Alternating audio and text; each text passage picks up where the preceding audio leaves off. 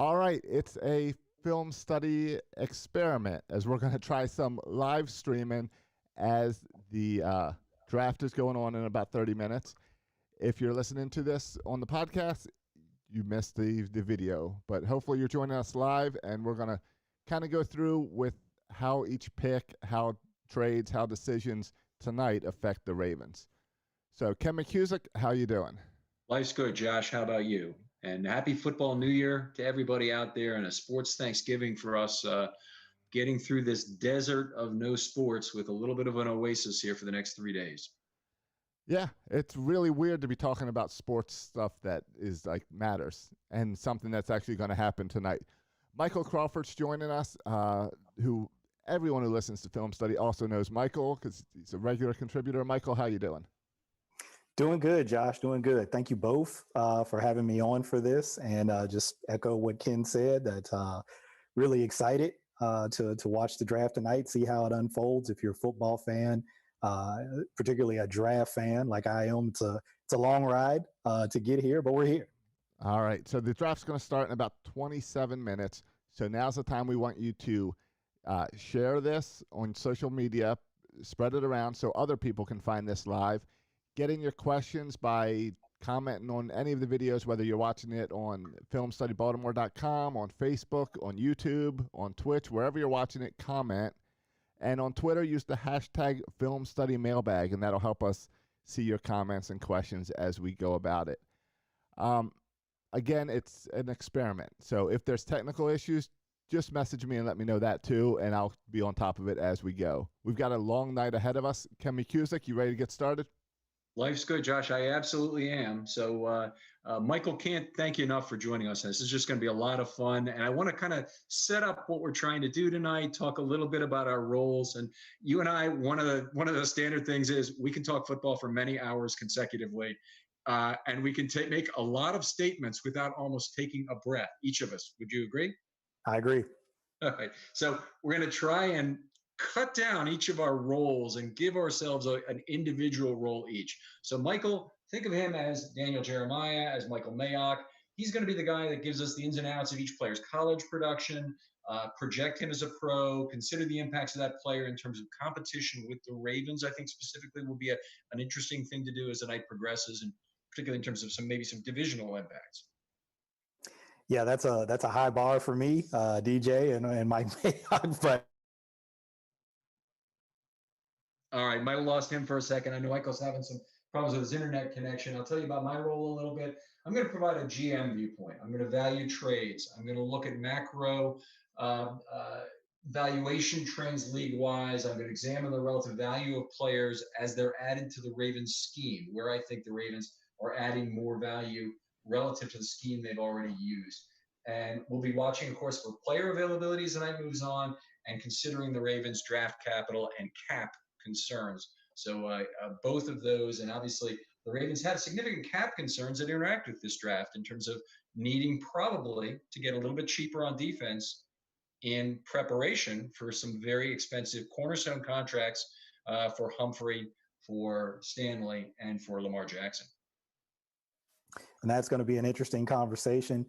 You will certainly lead the way on that, and I will defer to you because you are much more in tune with the cap and all those ramifications. People who follow me on Twitter probably know I stay in the on-field playing lane, but I have some thoughts on it. But yeah, that's going to be interesting stuff. All right, very cool. Josh will be here. He'll be manning the boards. So if you have questions, first of all, let's do this right. Hashtag Film Study Mailbag on Twitter.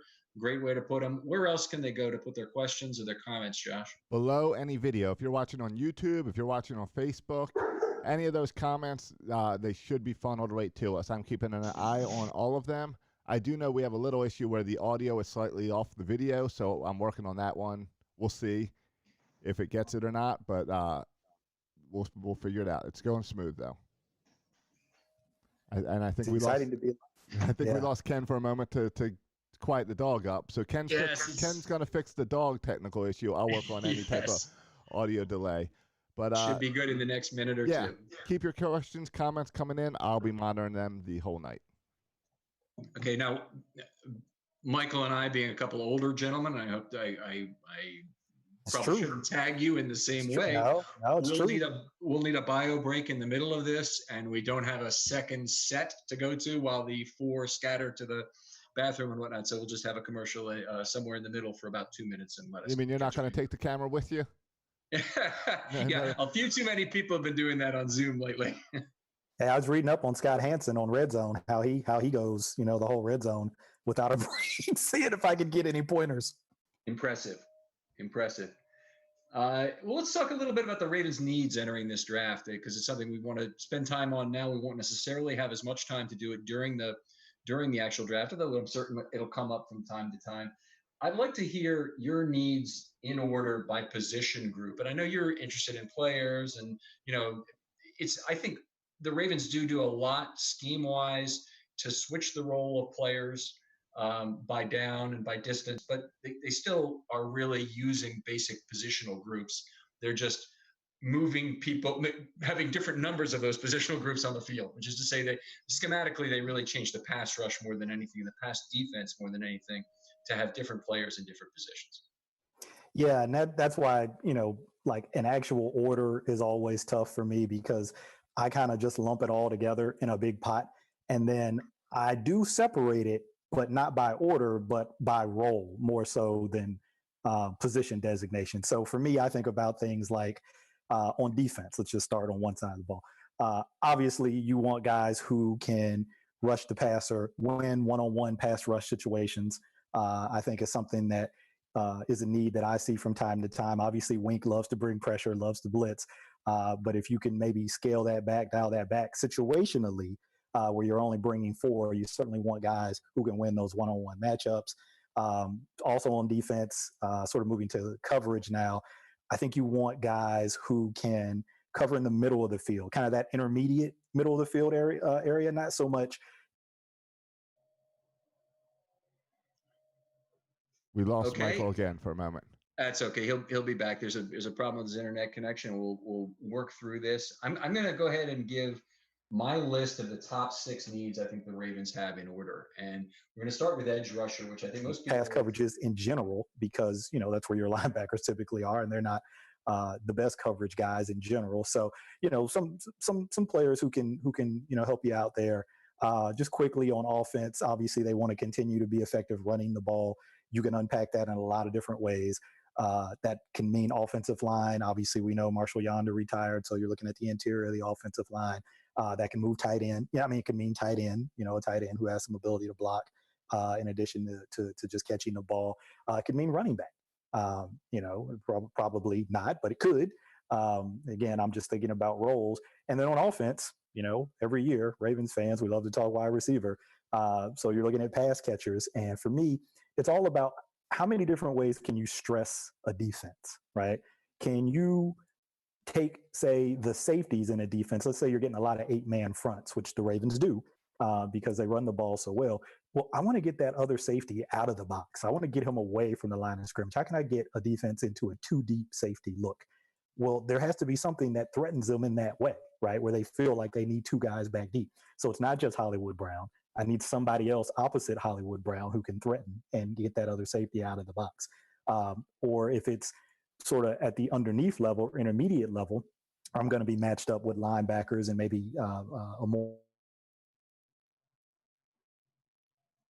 All right, we lost Michael again for a second here. Going to just comment on something Michael was saying here. The part of that is on the Ravens, the 8-man box, because they run a lot of 12 and 21 personnel, and of course that gives the opponent the opportunity to play single high safety, 1 cornerback on each of 2 receivers, and the Ravens consciously make that decision that they'd rather have the 7th blocker and the heavier box to face than do what most of the rest of the NFL does, which is run out of 11 personnel against a 6-man box, and try to spread that field and try and do more to get additional wide receivers that force that second safety and additional corner on the field. Yeah, they did. I mean, if you just measure it statistically, is the best job of anybody running the ball last year. And particularly when that extra safety was down in the box, they always, in terms of their play design within the run game, they always had somebody designated to block the.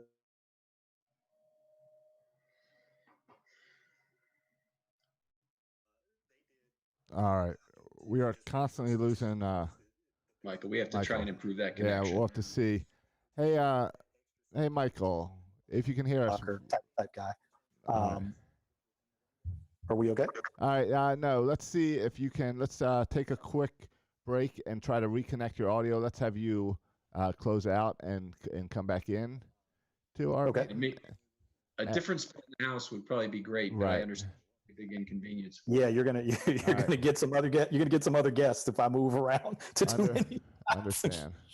Well, let me try. Let's reconnect you real quick and let's see if that helps. And while Michael's working on his, I'm going to go ahead and go through my Yep. positions in order, or positional groups in order.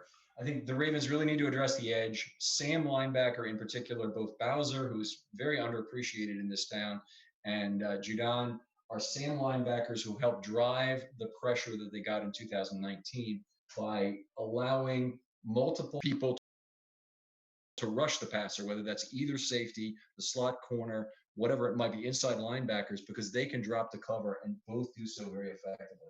Anyway, Sam linebacker, Zach Bond is the obvious one from this class and would be one of the higher ones that the Ravens might take at number 28. Defensive line, I think, is a huge need for the Ravens. They're very old at the position. There are four guys there are 30, 30, 31, and 34. When I talk about Wolf, Ellis, Williams, and Campbell, the team needs to get younger. They have only 8 snaps returning. Those are Daylon Mack from a player in 2019. So that's not going to work. They're going to need to get younger. And I would say, since all of those players are only signed through 2021, they're really probably going to need to spend 3 quality picks, 1 to 3, let's say 1 to 4 at the lowest, on the defensive line in these next 2 drafts. So that's something we'll want to see and make sure that they do.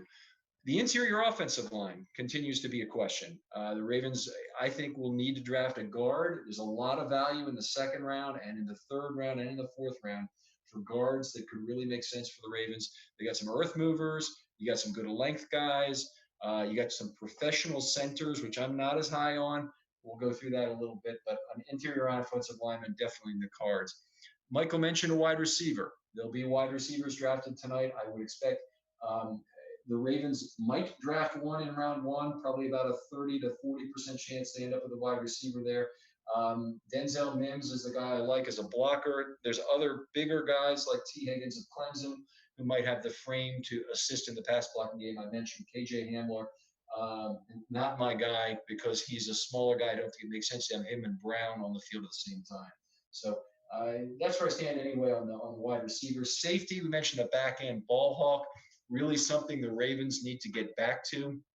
They've been out in that spot for a while now, and Thomas honestly does not have the speed to be the back end ball hawk that Ed Reed was, or that Thomas himself was early in his career, and that's why Martindale used it as a blitzer much more this last year. The Ravens need to get somebody who plays the back end exceptionally well. A couple guys I really love in the 1st round, Xavier McKinney of Alabama and Grant Delpit of LSU would be fantastic there. Inside linebacker, definitely a need. I just don't want to pay a premium price for a 1st round guy. So I know, Michael, we're going to talk about this at some point about is it really worthwhile? Is it really worth the premium price you pay to get a 3-down inside linebacker in the 1st round when your alternative is platooning at that position as effectively as the Ravens had the last 2 seasons? So that's certainly a question. Josh, do we do something technically here? No, we're all good. We are running. You want to get? I've got some questions. Actually, I've got a few questions coming in. If you want to take some questions before the draft starts. Sure. Let's do that. All right. Let's start out with. I've been sending a couple of them to you in the chat that you can pull up as well. But first one up is Josh Hunter, who was wondering, do you guys have any pound the table guys who you love the fit for? Yeah, my 4 in order in the 1st round, if they're available 28, are Kinlaw, McKinney, Delpit, and Epinesa. And those are guys that, Kinlaw they'd have to trade up for. I think we'd agree on that, Michael. But the others is possibility they might be there at 28. Yeah, I'm with you on Kinlaw. Totally agree with you on that. And that would most likely require a move up. I'll throw in Ruiz. He's the Ruiz from Michigan, a guy who I really like. Um, this is a bit of a hedge for me because I'm still not 100% sure. So I'm cheating a little bit here, where I say Epinesa and Yatir Gross-Matos, sort of like a hyphen in between those two names. I like both guys for different reasons, but those are guys that I like. All right, Michael. What about? Let's see. Do you have any interest in Gabe Jackson? Because according to Dan Reeves, who sent in the question, he says that he hears he might be available. I would have a lot of interest in Gabe Jackson. For those who maybe aren't familiar with the name, Gabe Jackson, the guard for the soon-to-be LA Raiders, Las Vegas. I'm really showing my age. Soon-to-be Las Vegas Raiders. Very good guard, still very good guard in the league. He's a vet. He's been around for a number of years now, but very, very good guard. So yeah, if there'd be a possibility to add him to the team. Of course, it all comes down to terms and compensation. But just the player, yeah, I'd definitely be very interested in that. All right. Okay, he'll be 29 years old when this season starts, but certainly has been a very effective pass blocker. PFF does not grade him very highly against the run over the last few years. So an interesting kind of a combination. But one of the things about the interior offensive line, we all want a guy who's good with double teams. Okay. And a guy who can take the back end, a guy who can also climb to level 2 and be an earth mover. Anything you can do to get one defensive lineman off his pins with 2 guys initially and then get a climber to level 2. Good thing. But I think the Ravens are also going to need to have one guy in the middle with the lateral mobility and the recognition skills to really pick up blitzes as well. Jackson can make a lot out of opportunities to move around out of the pocket on scrambles, but I think he also needs at least one good pass blocker in the middle of that line. All right. Insane over on YouTube is watching, and he's wondering, I guess the question that everyone who's going to be up late tonight is wondering is, how possible is it, do you think, that the Ravens want to trade back? I'd say it's always a possibility, and I think since the sweet spot in this draft I really see is between 35 and 60, I think if the Ravens were to trade back at equivalent JJ value, I wouldn't have a problem at all and trade out of the first round. Now, if they don't have a player with a commiserate grade, on their board there at 28, and they have an interested partner that wants to move back, yeah, I definitely think that's something they want to do. All right. How do you guys think as you're setting up this draft, we haven't really talked about the fact that it's an experiment for the entire NFL, that every team is sitting on a camera just like we are tonight. How much do you think that's going to affect trades specifically? I don't really have a sense of that, Michael. I got to tell you, I don't know how they're connected and whatnot. I mean, it seemed like what Eric DeCosta was talking about was fairly low tech in terms of having phones and a couple phones available and whatnot. It didn't really sound like much, but there probably ought to be some linked chatting or other things that would allow them to get to each other quickly, saying, "Hey, I need a phone call right away. Can you up to trading 28 kind of thing." But they shouldn't be in worse shape, but who knows? They might be. Yeah, that's the piece of it for me. If you're talking about phones, and obviously when they're all there in their war room at the facility, there's multiple phones. And so, you've got people in their room making calls, receiving calls. I don't think that part of it changes. I think what changes is you're all together.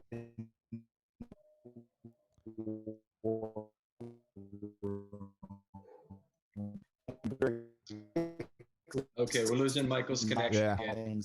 Now, can you hear me now?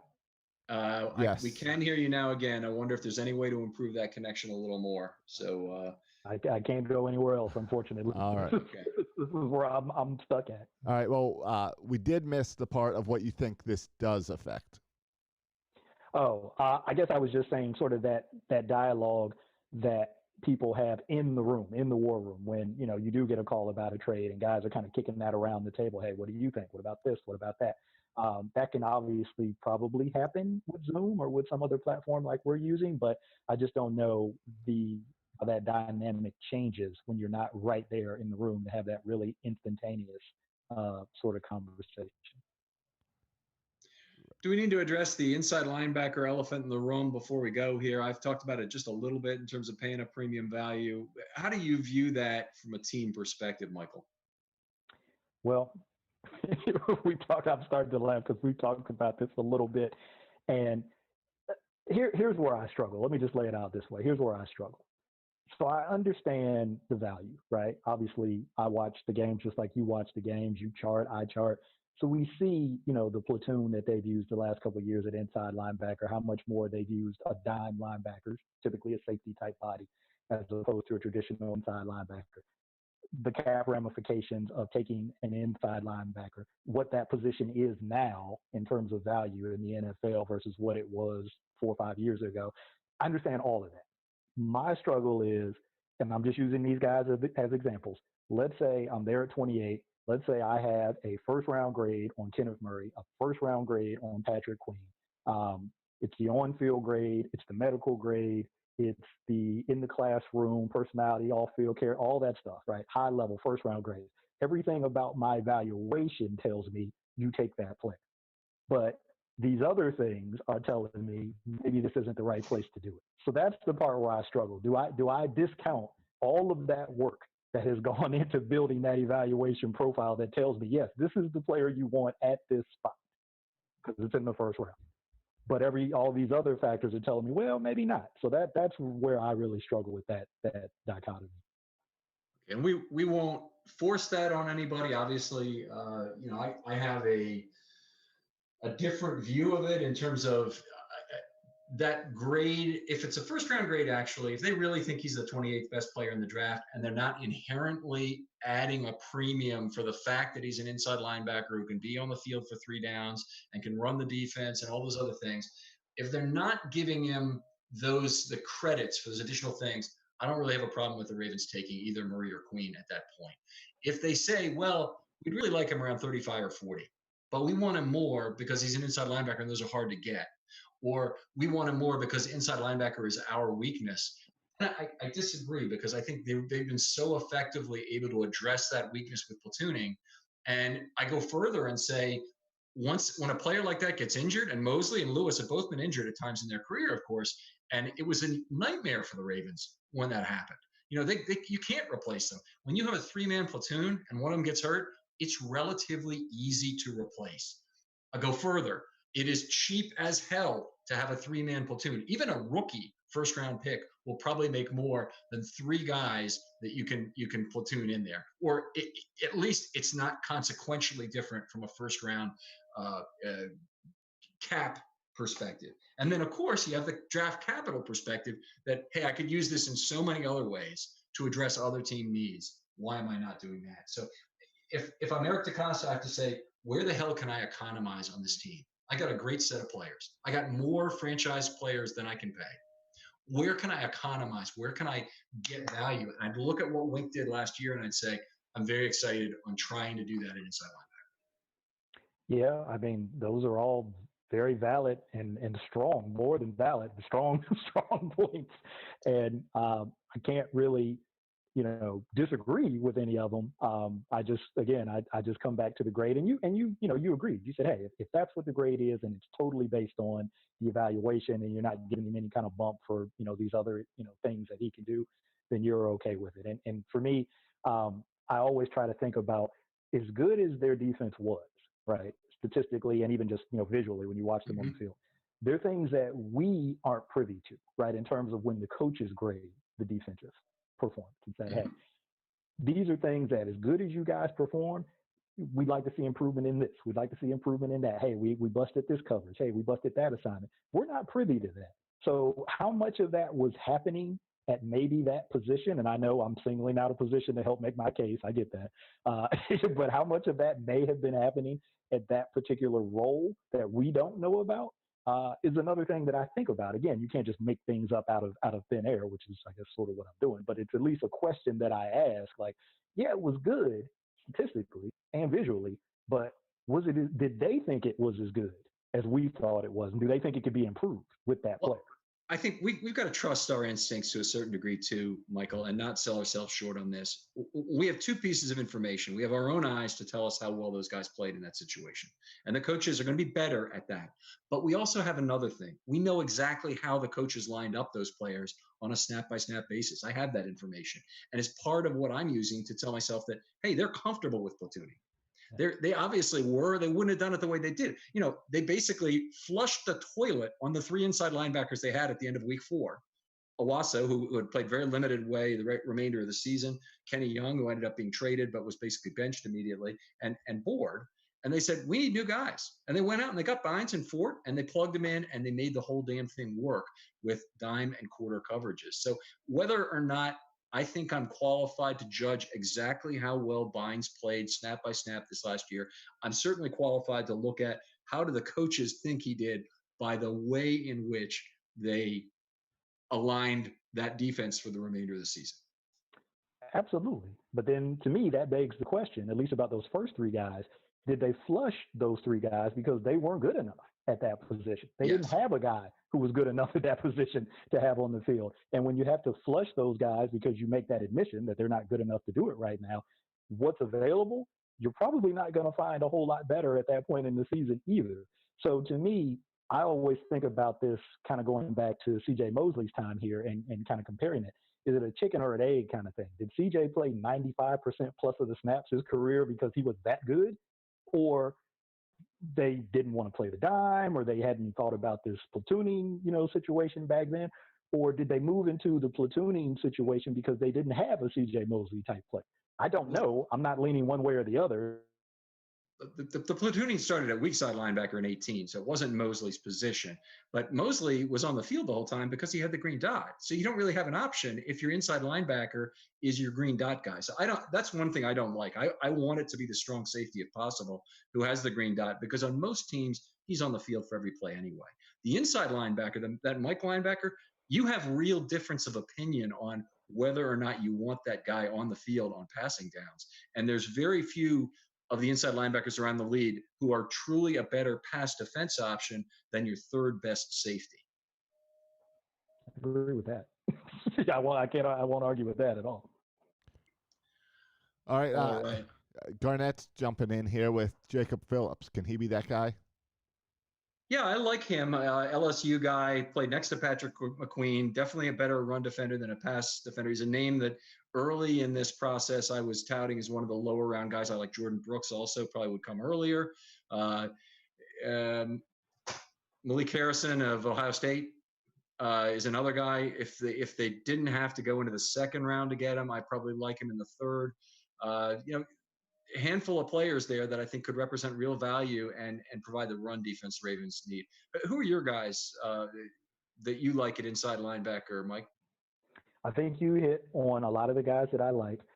If Garnett jumped in with that question, I can't believe he didn't ask about Willie Gay Jr. That is a total shock that didn't happen. So I'll throw that in there on Garnett's behalf. Logan Wilson out of Wyoming, another guy that I like in the inside linebacker position. And then, if you're talking about later on throughout the draft, Justin Starnod, I may be mispronouncing his name. He's an inside linebacker at Wake Forest.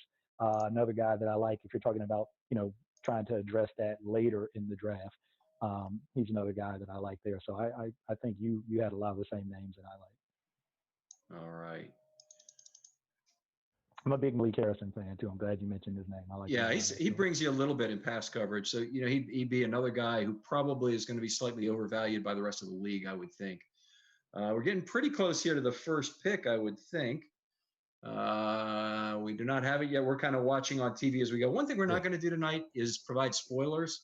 So we're going to provide it at the same time frame you see in TV, even if we hear from somebody's tweet who's got 4 minutes in advance at some point that they know about some draft pick that's happening. That often happens when the draft picks start to get stacked up, which doesn't happen as often as the first round as it happens in the later rounds. So anyway, we've got that to look forward to. Ken, what's your normal setup for when you're watching the draft? Are you a Twitter guy? Do you follow NFL Network and ESPN? How are you monitoring the draft? Right. Well, we have a TV room downstairs, which we use for watching regular season football, where we can watch 7 games at once. but we just watch a couple of things usually. Usually it's an Oriole game because it's on a draft day in April. We won't have that, and then we have ESPN and NFL Network on separately to watch the draft itself. And Maureen is a little upset because she and I spend this entire time together, just lounging around and watching the draft as we go. And I'll tweet on my laptop as well. How about you, Michael? How do you typically watch the draft? Pretty similar to what you just described. Pretty much just have the draft on TV. I probably lean towards NFL Network because I'm a Jeremiah guy. And, we'll have my phone or laptop nearby and kind of just being active on Twitter. And usually, a bottle of Maker's Mark is also somewhere nearby. So it's pretty much how I do it. All right. Free plug. All right, Josh, is this the full first round you'll have watched ever? Probably from start to finish. Okay. And I mean, I've got so many. I'll send you guys a picture later of my monitor. I had to move out of my closet so that I could hook up a bigger screen in order to keep all of this video going and everything. So yeah, I'm watching the whole thing, but we'll see how carefully I can pay attention to that and you guys and the comments coming in. So normally I just follow on Twitter and then I'll tune in when it gets close to the Ravens picks. That's my normal way. Okay. So you're a bigger fan of the baseball draft? Excuse my ignorance. Is the baseball draft televised? The baseball draft, no, the baseball draft is nothing like the NFL draft. It is televised on MLB, but it's a really small time thing. All those players are 2 to 4 years away from making the major leagues, even the early round. It's all different thing. Yeah, and the same set is basically a bunch of card tables with like 2 representatives from each team sitting at the table. It's none of the glitz and glamour that the NFL draft is, even when they send the NFL draft from people's homes. That's got to be such a more difficult evaluation process. You're trying to evaluate somebody who's not going to play for 3 or 4 years. Yes. We're talking about guys who can do something this season, assuming we have a season, which I think we will. But you're talking about this year. That's got to be really difficult in baseball. Yeah, way more failures in baseball. Yeah, and a much bigger pool of total talent you're drawing from because it's international, and you end up with you end up with guys you don't know, and your years of team control are much longer and in the future. So it might be 2 years before they get to the majors, and you have them for 6. So it's not like it's what they do in the next 4 years. Something we don't talk about too often, but I really look at the cap value you spend on somebody as being a return you have to get on that in those first 4 years. 5 at the first round, I'll go along with that, but it's really in the first 4 years where you're getting an advantage relative to the salary cap. Yeah, that seems to align. It's different, I know, and I'm probably getting out over my skis here, but that seems to really align with the whole surplus value. Cade Massey and the Loser's Curse paper that he did a couple of years ago. That's definitely a way I think you have to look at it, and it's something I need to get better at. I'm looking at, well, what will their role be on the field in year 1, 2, 3, but I don't often think about the cap implications. All right. I see Goodell is doing some sort of a COVID thing right now, and we want to make sure people know that we're thankful for what's going on. Thankful for our own families for taking care of us during this time, and for putting up with us during this time in more cramped quarters. And Michael, I know that's a bigger deal for you because you have kids. Yeah, I've got 2 kids, 13 and 8. My mother-in-law lives with us. So there's 5 of us here. But you said it. Very thankful that everybody's been healthy, that we've had an opportunity to spend more time together. And people probably see me tweet about the kids and trying to help them with schoolwork. It's all been fun though. It's all been a great experience, and I'm trying to keep that perspective. Right? Don't look at this as this is what's happening to me. This is what's happening for me. Right. So this is a good thing. Well, I'm sure we're all going to have our stories of getting through this in terms of how life was different, and we're going to remember them. We're going to remember that we worked on a big puzzle together, or we played some game. We had the Jenga championship you were telling me about at your house, which I lost, by the way. 4 consecutive losses. Okay.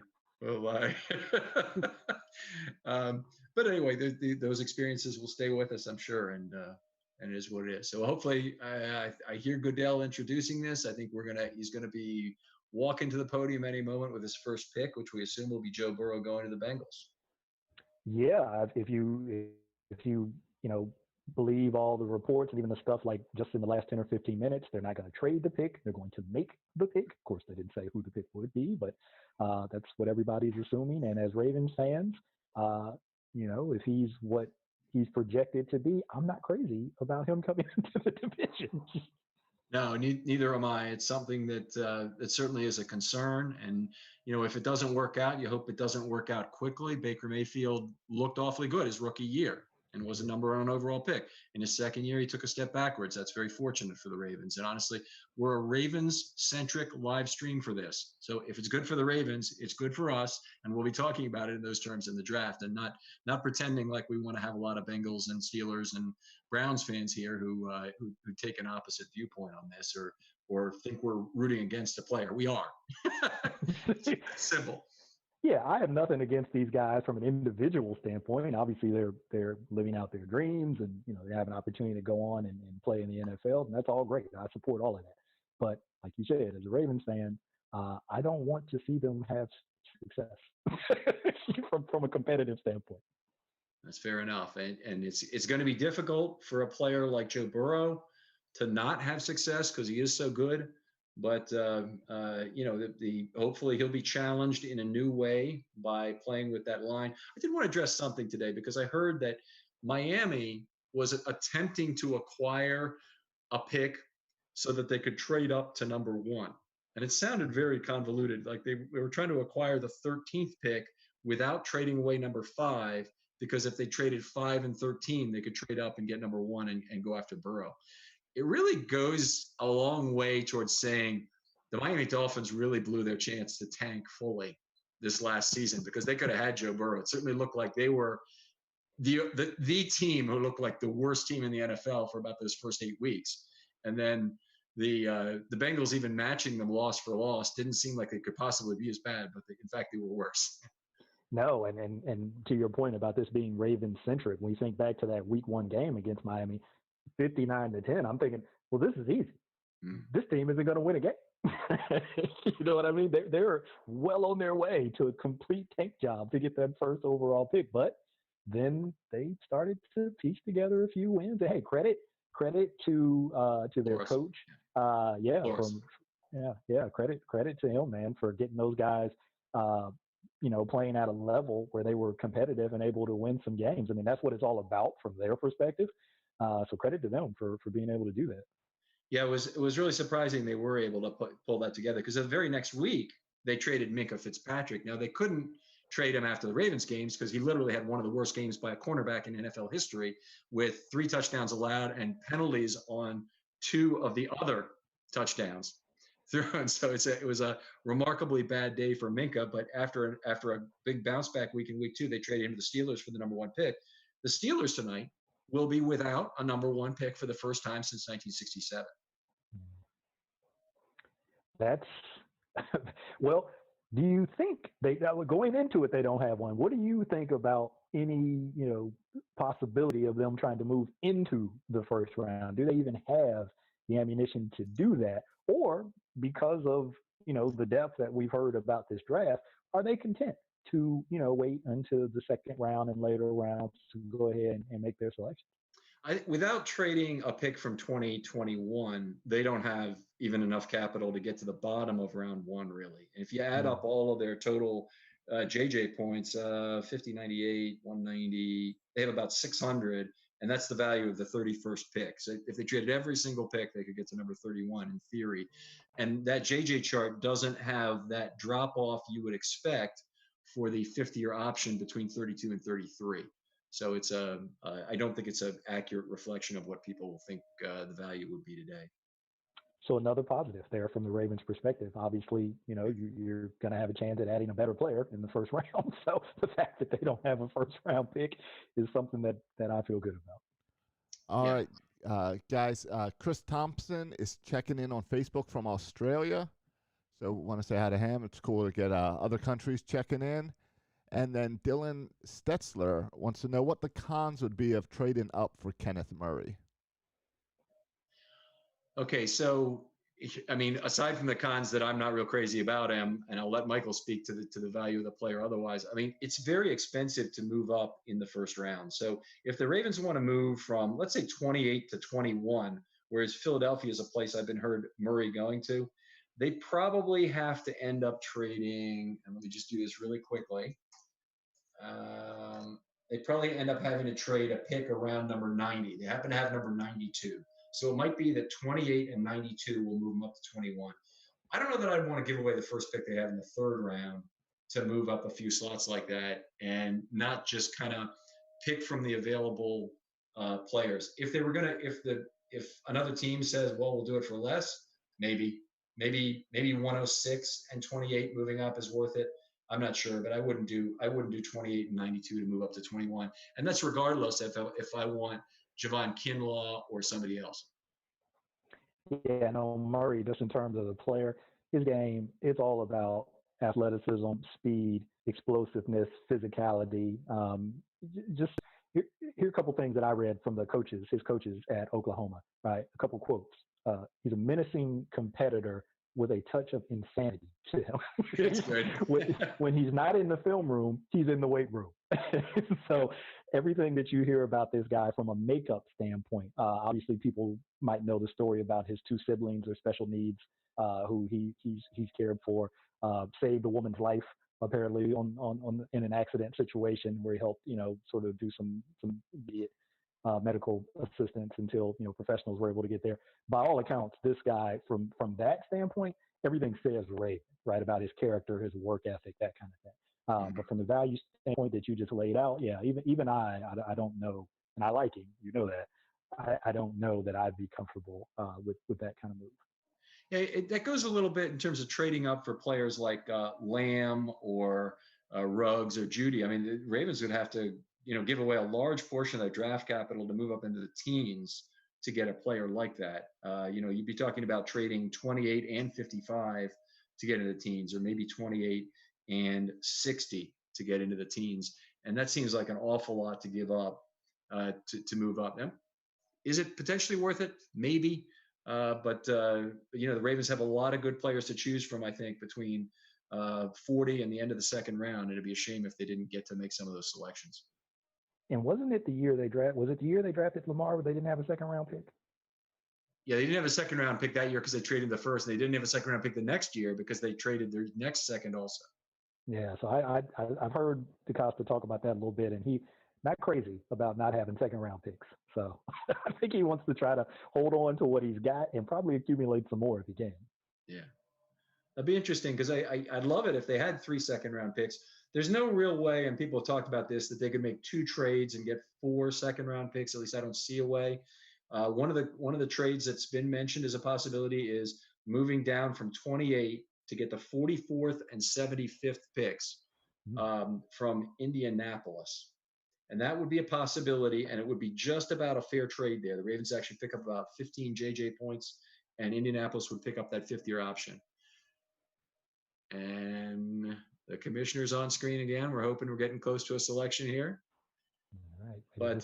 But anyway, the Colts, if they wanted to make that kind of a move, I think the Ravens would be receptive to that sort of a trade. Yeah, and particularly if there's a quarterback there, because obviously there's been those reports. They have Phillip Rivers, but how much longer is Phillip Rivers going to play? So if there's a quarterback there, that might be enticing for the Colts.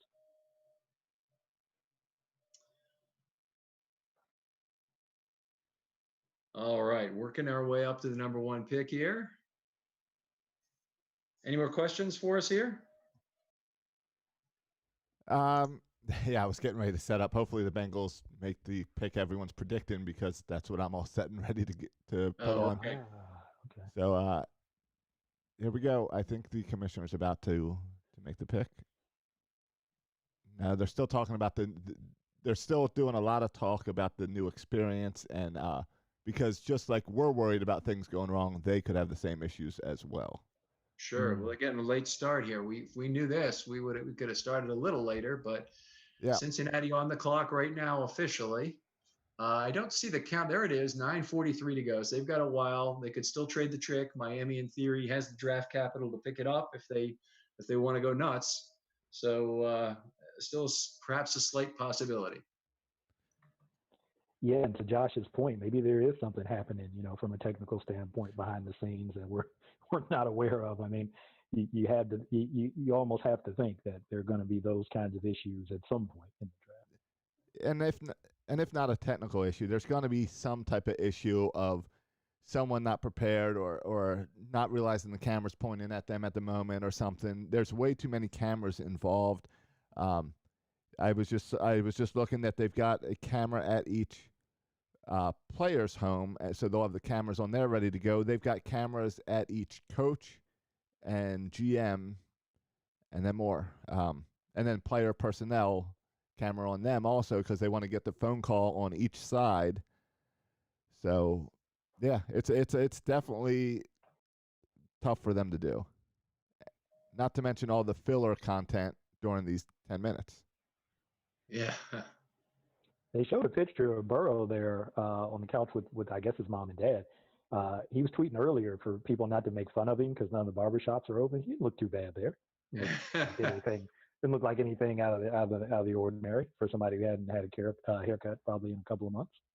I don't think anybody's in a position to judge him. Certainly not me. It's a pretty easy process for me because I just have my head shaved bald when I go to the barber. But it's been a while now.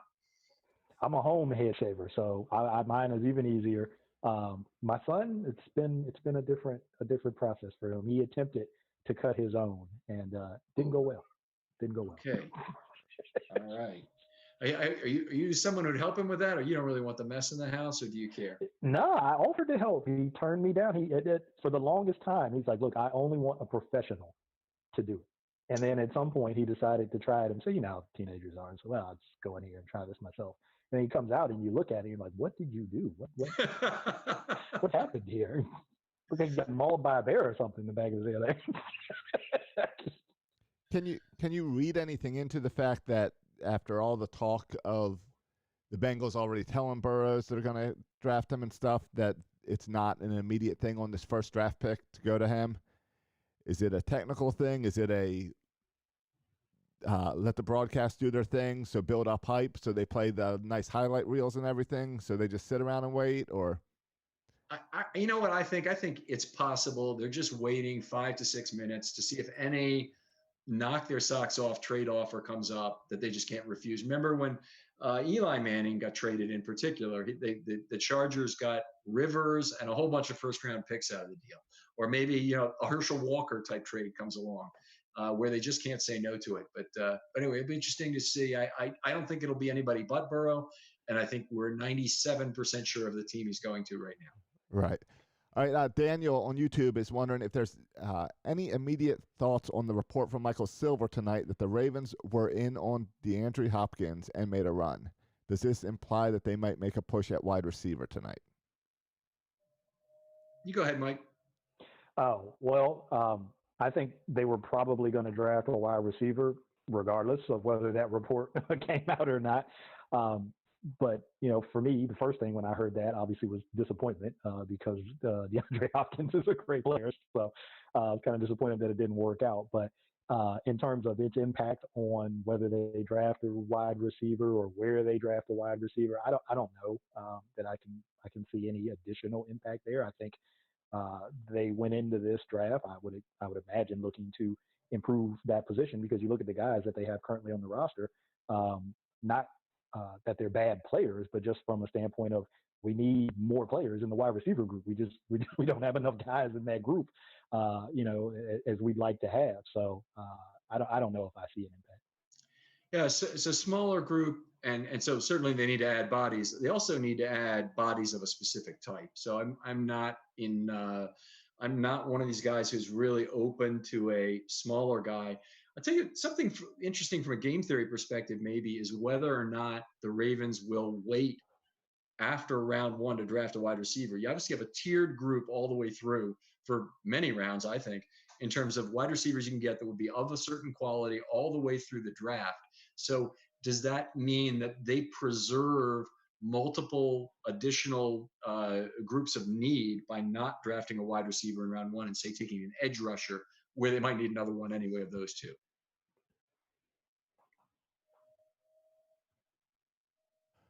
It's a nice setup Duke Tobin's got there in his house there. All right. Any chance that Cincinnati just lets the clock run out, as they're known to do? No, no, absolutely zero chance of not making a trade. They were talking about the 2003 Vikings then, if they let the number 7 pick drain. No, their decision makers that they showed there, the GM and their head coach all look pretty calm. I gotta wonder if maybe this is pretty much already a done deal, like you said, from their perspective, Ken, and they're just still leaving the door open for somebody to come in and offer them a king's ransom. I do like how they keep giving us shots inside these people's homes. It's very interesting. And for the players, they need to be very smart about whatever's in the background, whoever else is in the shot. They need to be careful about all that. But I like seeing, they were just showing, I think it was the GM for the Bengals, and like his kids were out on the porch watching the TV broadcast while he's sitting at the desk still trying to make the moves. Yeah, hey, look, I can relate, right? You're trying to find a quiet spot to do this thing in the house. Obviously, I'm not picking any players, but yeah. I can relate to having kids and trying to find a quiet spot to meet with other people. It's happening during the day for work too, so I get it. Well, I'm sure the busiest people at each football team this week was the IT person driving from home to home, making sure there was going to be no hiccup, that the Patriots wouldn't be hacking in. Yes, that's always a possibility. The pick is in, folks. And that doesn't mean anyone's rushing to the. I was going to say, you got to announce it, but the pick is in. All right. Sounds right. I mean, waited 7 minutes to put it in, but I don't think there's any doubt. The Bengals made the pick according to this. So I don't think there's any doubt about who it is. Sure, making us wait for that first pick. Yeah, number 2 is going to be interesting in terms of who that might be. It's definitely an area of a lot of projected activity, Michael. Potential. It is. Yeah, no question. I mean, I think if you follow the whole mock draft scene, Chase Young had kind of been the guy projected number 2 to Washington there for most of sort of the mock draft season, but. I think in the last week or two, you started to see and hear more reports about Washington maybe potentially moving back, to acquire another pick or picks, and still feel like they can get a good player. It won't be Chase Young, conceivably, or maybe it would be. Maybe somebody wants to come up to number 2 and get a quarterback or an offensive tackle, and maybe they feel like they still could. I don't see that happening that way, but there's been some reports and conversation about it. Yeah, I think Tua goes number 2 if it's not Washington making the pick, because I don't think anybody else is going to be able to match the offer to move up for number 2 that a team like Miami or the Chargers could make, say, Carolina, maybe another team could make to move up to that point. So we'll see. But my guess is it's either Young or it's Tua going to be at number 2 here. And here we go.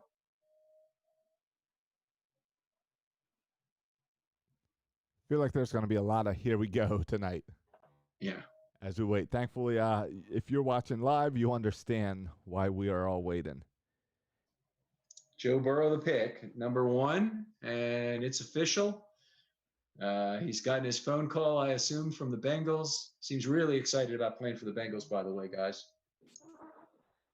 Yeah, after what was it? I mean, it's been months ago now, but those initial reports that maybe he didn't want to play there or wouldn't be happy about playing there, and then obviously that all went with the complete opposite way. So there it is. Joe Burrow's a Bengal, and he now will be in the AFC North. All right, obviously a bummer to have another good quarterback. I think you'd probably be very close to making the point now the Steelers have the weakest quarterback in the division, with a Ben Roethlisberger, 38 years old, coming back from injury, as opposed to Burrow, Mayfield, or Jackson, all young guns in this division. Yeah, think about how that division has changed at the quarterback position, right? Just over the last two years, right? Really. Yeah. And yeah, you're right. You got all these young guys coming in. You got Burrow coming into a Bengals offense. Zach Taylor, kind of that Sean McVay, off of that Sean McVay tree.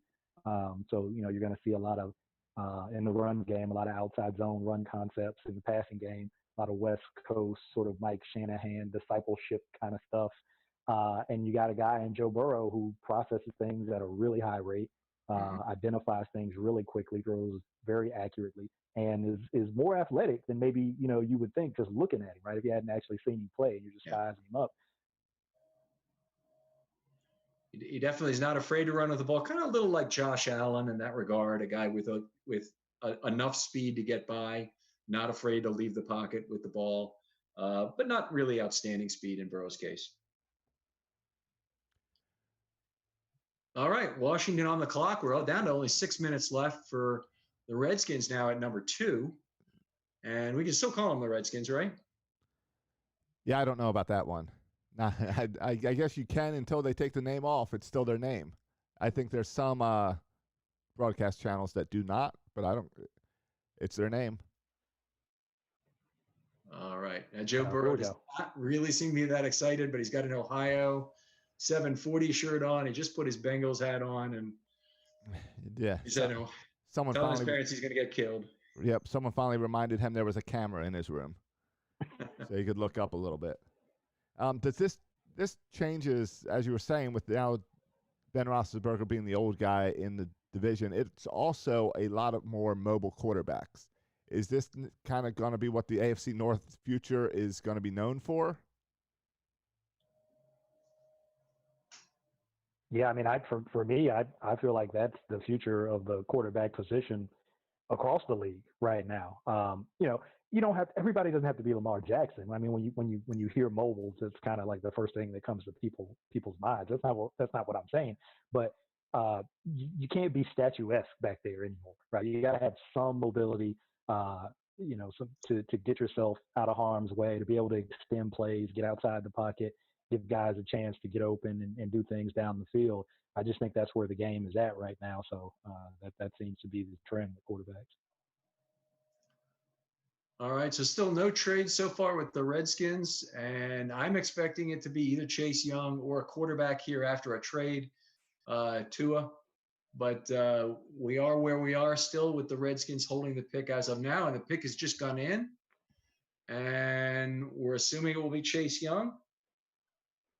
What probability do you give it being not Chase Young, given the Redskins have made it? Any possibility for Okudah here? Or Isaiah?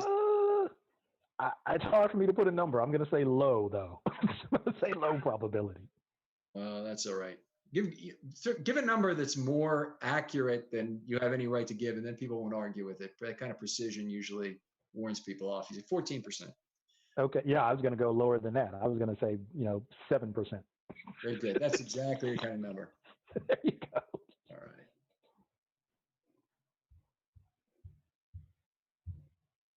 There you go. You're getting some shots of Jared Goff kind of running that similar system. So see where that mobility, and there's a prime example. Nobody's going to confuse Jared Goff for Lamar Jackson, but he's mobile enough, right, to be able to run those bootlegs and those stretch concepts. That's what I'm talking about. You don't have to come out here and run all around the field and be crazy, but right. But you're Lamar Jackson and not any other quarterbacks ever in the history of the game can run the read option, even Michael Vick, and drive the rest of the offense to such heights. Yeah. So, it's unrealistic for anybody to think there's another Lamar Jackson coming who's going to play that position the same way and as well.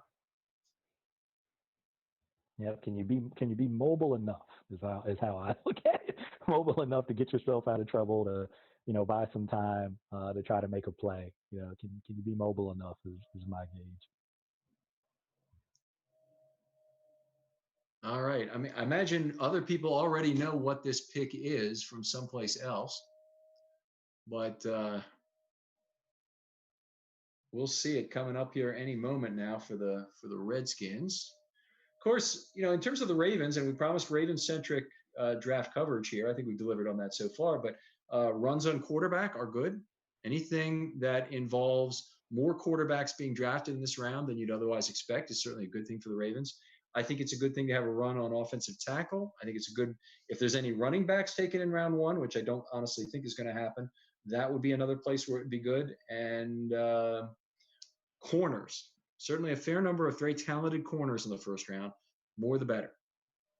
Yeah, certainly. You hit all of those positions where the Ravens have established starters and even some depth at some of those positions in terms of corner. So yeah, the more of those guys that can come off the board and push players at those other positions that you didn't name down the board to where the Ravens are, the better. There you are. Which looks like Chase Young has gotten the call here for the Redskins. They haven't announced it yet, but him being on the phone, looks like he's probably talking to the coach, but we don't know for sure. If he's talking to his agent, that could be a bad thing, saying, "Oh, why you're not drafted at this point." But more than likely, he's gotten the call right now and is about to go crazy with everybody in his family there. Yeah, it's a very patient look that he has there on the phone. Not Well, not again, anything it's with, also an awkward event where they're also trying to balance the celebration with the somber mode and attitude true. of the country at the time. Right. And that's They've what, got a picture of somebody up front there, Josh, who I'm guessing might be a COVID victim. right. Maybe they were Roger Goodell was very much trying to set the tone of, we know football isn't the most important thing in the world, but it's part of our business and something that can bring people together, Look at these even when apart. casual guys on their couch doing the draft here. Yeah, I don't know. But judging by the reaction there, I'm not sure what to make of that. Yes. Normally, you'd see more excitement, right? If you've just been selected. It looks like confusion to me. That's what I'm thinking. Chase Young it is, Ohio State. Okay. All right. Okay, now number 3 is a place where it starts to get interesting. There's been rumors the Lions might trade this pick, certainly to move down to allow a quarterback to be drafted in that number 3 spot. They're on the clock. I don't have a remaining time left, but they're well under 10 minutes. 4:45 to go. So we're getting close to another pick. Only in the first round, where they have these 10-minute intervals, do they really avoid stacking up picks for the most part. But we might have some of that tonight, given how slow the process is from moving site to site to get people on stage and whatnot. Yeah. So to your point, you could maybe see Miami interested in a possible move up here. Mm-hmm. Maybe the Chargers in a possible move up here. Yeah, definitely possibilities. I'm sure Detroit will be entertaining all offers, because I got to feel like there's a group of players. I'm not saying they're not sold on Okudah. I know that's who's been projected to them in a lot of places, but I got to feel like there's a group of players that they'd probably be happy with, right? If they move back just a couple of picks, who they feel like they could still get one of the players in that group. I have to think about who they have at tackle right now, in terms of would it make sense for them to go after a tackle? Because there's several of those thought to be high round guys. Could Derek Brown make sense for them if they moved him? Could Isaiah Simmons make sense to the Lions? Yeah. I mean, you're going to have your choice of the offensive tackles. Derek Brown is there. Ken Law is there. You've got your choice of a lot of good players. I think the Okudah pick, it's just a logical conclusion, right? They lose Darius Slay. He goes to the Eagles. You've got an immediate vacancy there at cornerback. You've got Okudah, who, by a lot of accounts is projected to be the top corner in the draft. So it's kind of a logical line that people are drawing there. But, when you have an opportunity to maybe slide back and acquire some more picks, you just never know. Right. You have Derek Brown ahead of Kinlaw in terms of your top defensive lineman? It's a tough one. I think yes. Let me just answer it. I think yes. I think Derek Brown has more of that sort of polished refinement ready to hit the field and produce at a high level right now today. I'm not saying Kinlaw can't do that. I think he can, but I think there's probably a little bit more of a curve in terms of refining other parts of his game. But just in terms of upside, I think Kinlaw's got the higher upside in terms of what he could ultimately become. Right. But I think Derek Brown, like right now, today, this year, you get him on the field and you're gonna get some high level production out of him. Kinlaw, a very unpolished player, and his length he should be able to use even better than he does. He's heavy-handed, but he could be heavy-handed. He could dictate first contact better. He could cross the face better. He probably can get a quicker get off. There's a lot of things about him that playing with a player like Campbell or even a player like Wolf, but two long guys who really know how to use length well at the NFL level, he could learn a lot in Baltimore. Now, probably, unfortunately, not going to happen, but this would be a great landing spot for him. And Yeah. how do these? Sorry, go ahead, Josh. I was just wondering how we are a Ravens focused podcast. How does these guys coming off the board really affect the Ravens or the AFC North? Clearly, we it was obvious with Joe Burrow to deal right with the Bengals, but a guy like Chase Young going to the Skins, does that have any impact on the Ravens? In my opinion, no, because he was going to be gone in the first couple of picks anyway. So it wasn't really a matter of is his spot going to go to a quarterback. I guess you could start the run on quarterbacks a little earlier, but they're going to have time to make that up right now. The Lions have their pick in. It appears they've made it themselves. So good chance it's Okudah.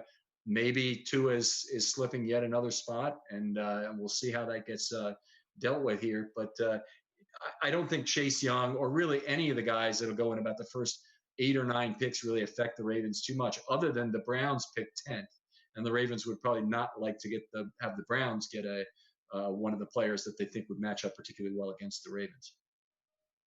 Yeah, I agree. I think these early picks, what was going to happen was going to happen. I mean, however, whatever the order of those guys, we didn't know that, but we knew the group of guys that were probably going to come off the board there. So it wasn't going to impact. And you have all the other picks later to kind of make up for that. So I think you're right. I think when you get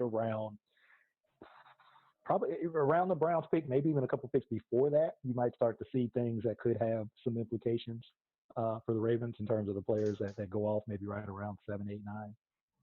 So Jeffrey Okudah is the guy, a cornerback from Ohio State, second straight Ohio State defensive player selected in this round. Tell us a little bit about him in terms of what he brings the Lions.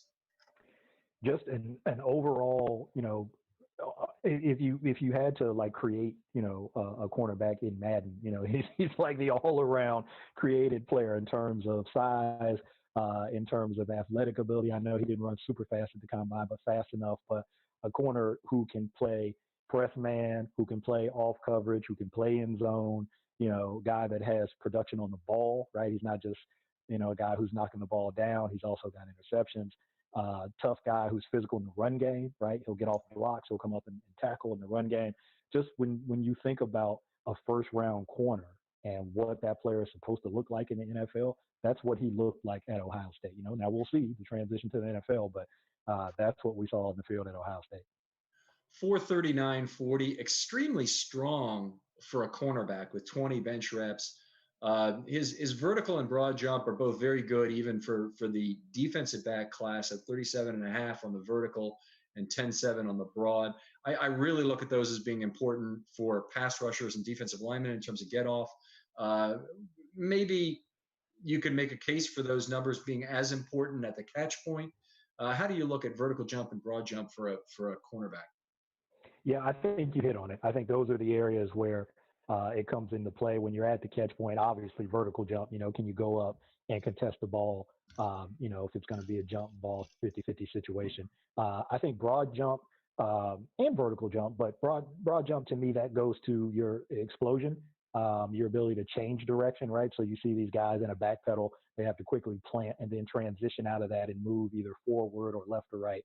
So I think you see some of that ability to really sink your way and explode out of that opposite direction and then move quickly into a new direction.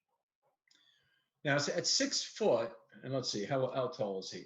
I hope I wasn't looking at the wrong guy here. I might have been looking at C.J. Henderson in terms of his stats there. Yeah, I don't think Okudah ran a 4.39, but maybe he did. 4.48 for Okudah. Okay. Sorry about that. Only 11 reps on the bench, but his vertical's off the charts at 41 inches, broad at 11.3. Sorry for getting those stats wrong. 6'1", 205, just a little bit north of the median height now for a corner, which has gone up consistently to right around 6 feet, and that includes slot corners. So the Ravens, I certainly think of them as having a group of aircraft carrier cornerbacks on the outside, but the rest of the NFL is getting that way too in terms of having bigger guys playing on that outside.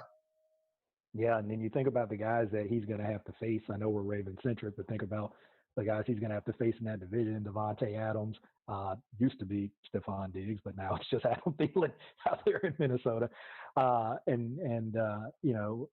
You want a guy who can be physical, who can run, who can contest at the catch point, but who can also, be a playmaker in terms of a ball hawk, taking the ball away. So I think he offers a little bit of everything in terms of those attributes. Where does Okudah fit in terms of ball skills? I don't know the numbers. You can probably double check me on this. I don't feel like he had a super high interception count, but I think that he's always in a position where he's making plays on the ball. So if he's not in a position to intercept it, he's typically knocking it down, or he's tipping it in a way where a teammate gets an opportunity to intercept it. So I don't know that his individual interception numbers were that high, at least not what I remember from watching it. Right. 3 interceptions and only 2 touchdowns allowed in his college career. According to PFF, last year, a passer rating of 45.3 against him. By the way, highly recommend the PFF draft guide to folks. A lot of information that's of a different type. And don't just go by their draft scouting report. Look at other scouting reports and look at film, damn it. But the PFF guide really provides a lot of baseline information for people. And I like it from bringing together pieces of information like that. Yeah, there's so many good things out there now. PFF, their guide is really good. Sports Information Solutions, they do a rookie handbook, which is really good. There's guys that I think are more film based, like Dane Brugler, who puts out a draft guide I get every year. Matt Waldman, if you're kind of in the fantasy football community, but Matt kind of straddles the line between fantasy and real football because he evaluates it through the lens of fantasy, but he evaluates real football traits and real football situations. So there's a lot of good information out there for people who want to, maybe get up to speed a little bit on these prospects. Even now, like, don't think it's too late, because the draft is happening. Now that you know where these guys are going, you can read up on them and for your team, really learn more about these players and what they should be able to bring to your team. How much do you look at RAS, RAS, and yeah, Roth? Kent Lee Platt. Yeah, I'm a big fan of Kent's work. So he puts together the relative athletic score. He's been doing it for a number of years now.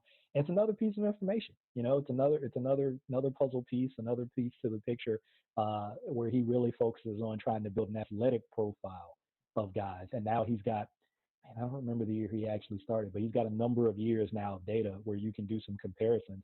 And I remember interacting with Kent one time when I first came across it on Twitter, and I was complaining about the Ravens, like, oh, they need to get more athletic. The Ravens never take athletic players. He's like, what are you talking about? I can show you the RAS scores for their last couple of years. They always take athletic guys. I was like, oh, Miles Boykin, off the charts with Miles Boykin last year.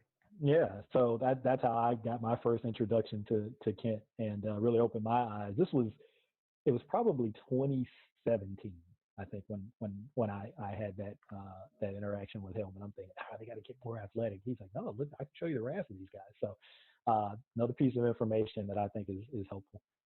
Something might be happening here. The Giants down to 1:40. The trade has not been made. The pick is not in. So nothing has been said about this. So could be some phone calls going on there to try and figure out what they'll do with that 4th pick. I'm sure they're listening to all comers at this point in terms of what they can get for it, particularly from Miami at number 5. That's a team you can have a lot of discussion about that because it's only a 1 pick difference. You'll probably get your guy if it's not a quarterback you want.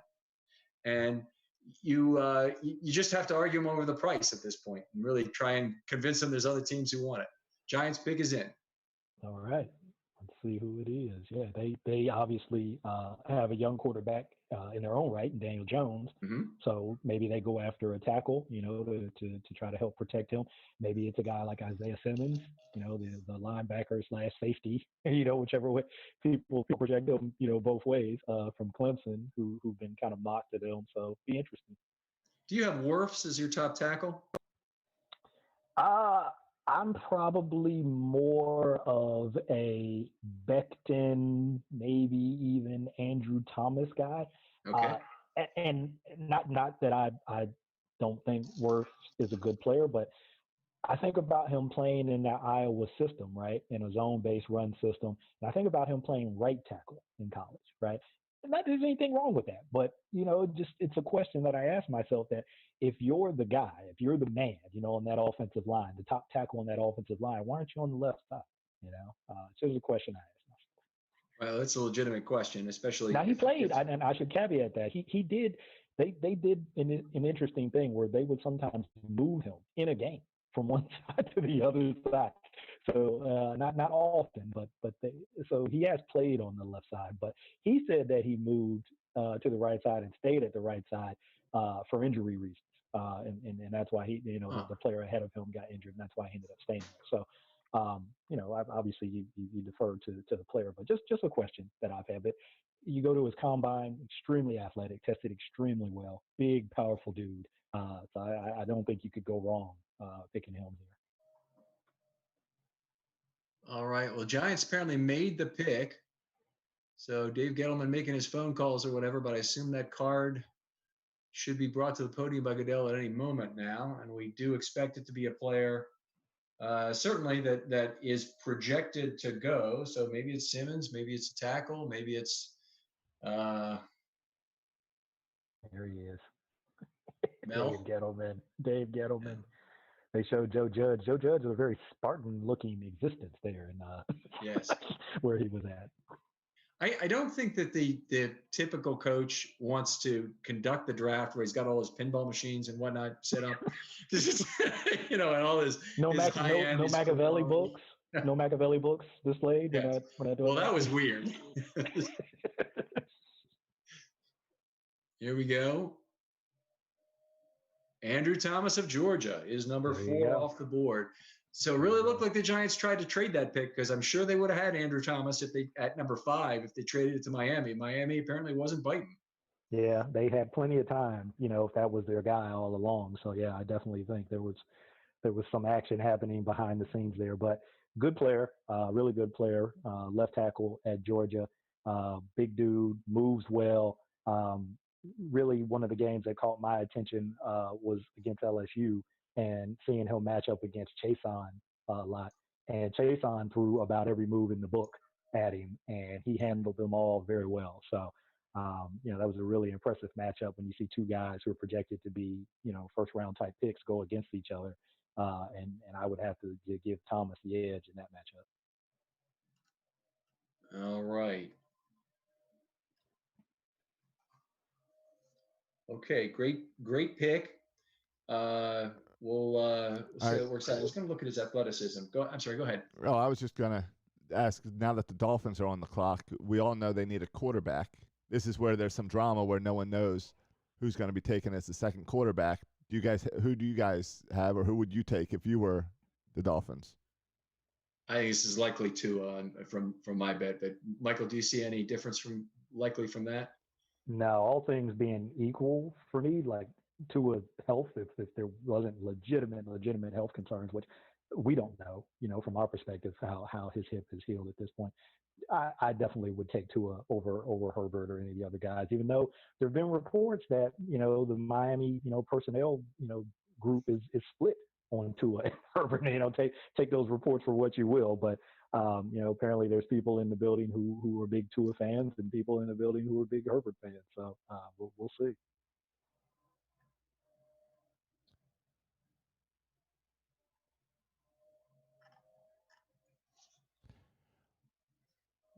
Andrew Thomas, very well-rounded athletic profile here. The only thing he's a little light on is bench reps at 21 here. What was his arm length? Arm length is 36 1/8.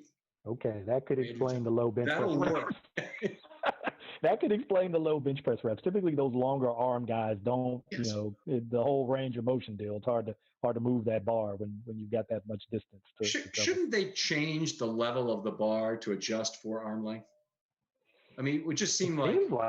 Seems like it, yeah. And I've noticed the same thing, particularly in the offensive line that keeps showing up in the 34-inch plus guys. But just how astoundingly rare that is. I think there's 2 interior offensive linemen with arms over 34 inches in the entire draft. So you're really talking about, this is Jared Gaither length arms. I mean, these are astoundingly long for a man who's only 6'5". This really belongs to a basketball player who might be 6'9" or whatnot. But that arm length will serve him well once he learns how to use it and punch effectively, because he's going to dictate first contact even against the longest edge rushers. That's what really gave Chason trouble in that matchup, that length. He was just able to get his hands on Chason and really shut some of those moves down really before Chason could get them started. You know what I mean? It's just you hear rushers talking about, all right, on my third step, I'm going to try to work that move. Time he got to his third step, or almost simultaneously as his foot hitting the ground, he had two hands on it. And so you're trying to start that move, and you already got these hands on you, and you have to counter, very quickly in that situation, or have a plan for that happening. And it's hard to have a plan for that. It's like, wait, this guy's not supposed to be able to touch me at this point where he's touching me. How is this happening? So it can be frustrating. 3 minutes to go on Miami's pick here, but if they do want Tua, if he's their guy there at number 5, you got to really credit them for not taking the bait and moving up at some point in these first 3 picks, because every pick here just astoundingly valuable in terms of what potentially they could have been traded for. So to move from number 5 to number 2, for example, might cost them a mid-first round pick to do so. And it's exceptional that Miami was able to hold off and just say, we don't think anybody else is taking him. And if we didn't get him, maybe we like Herbert just as much. Yeah, I mean, they really held their water, held their cards here on this one. And I know we'll probably hear about it as the night goes on, or maybe even the next coming days of teams who maybe made calls and tried to make moves up. Maybe ahead of Miami, or maybe even what Miami may have tried to do. But regardless of whether they tried to do it or not, they didn't do it. And it looks like, the player that they want is going to be right there for them at their original pick. How do you judge the Chargers in this game? Did they also be exceptional in terms of holding their water? Because, pretty good chance I think the Chargers will end up maybe taking Herbert, or maybe they end up with somebody else. I don't think they just have one need. But how do you grade the Chargers at waiting through the 5th pick? Yeah, I'd say probably a similarly, good job if maybe they were a little close. And if we're talking about quarterbacks, if they were maybe a little bit closer on guys like Tua or Herbert, if you were, hands down on Tua, maybe I'd critique it a little bit and say, it's probably worth trying to make that move up to get him if he was really your guy. But if they were closer on those two and say, hey, we're really comfortable going either way, we just sit there and let whichever guy who's there come to us, then kudos to them for being able to do that.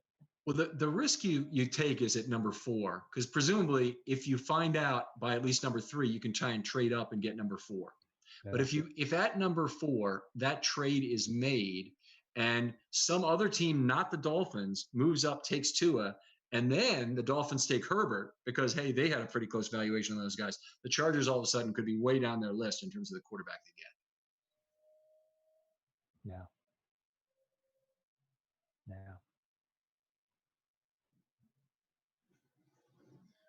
So let's hear from some from listeners out there in terms of what's going on here. If you got more questions, tell us a little bit. Does the format look okay, Josh? I haven't taken a look to see how the thing looks on in terms of the video.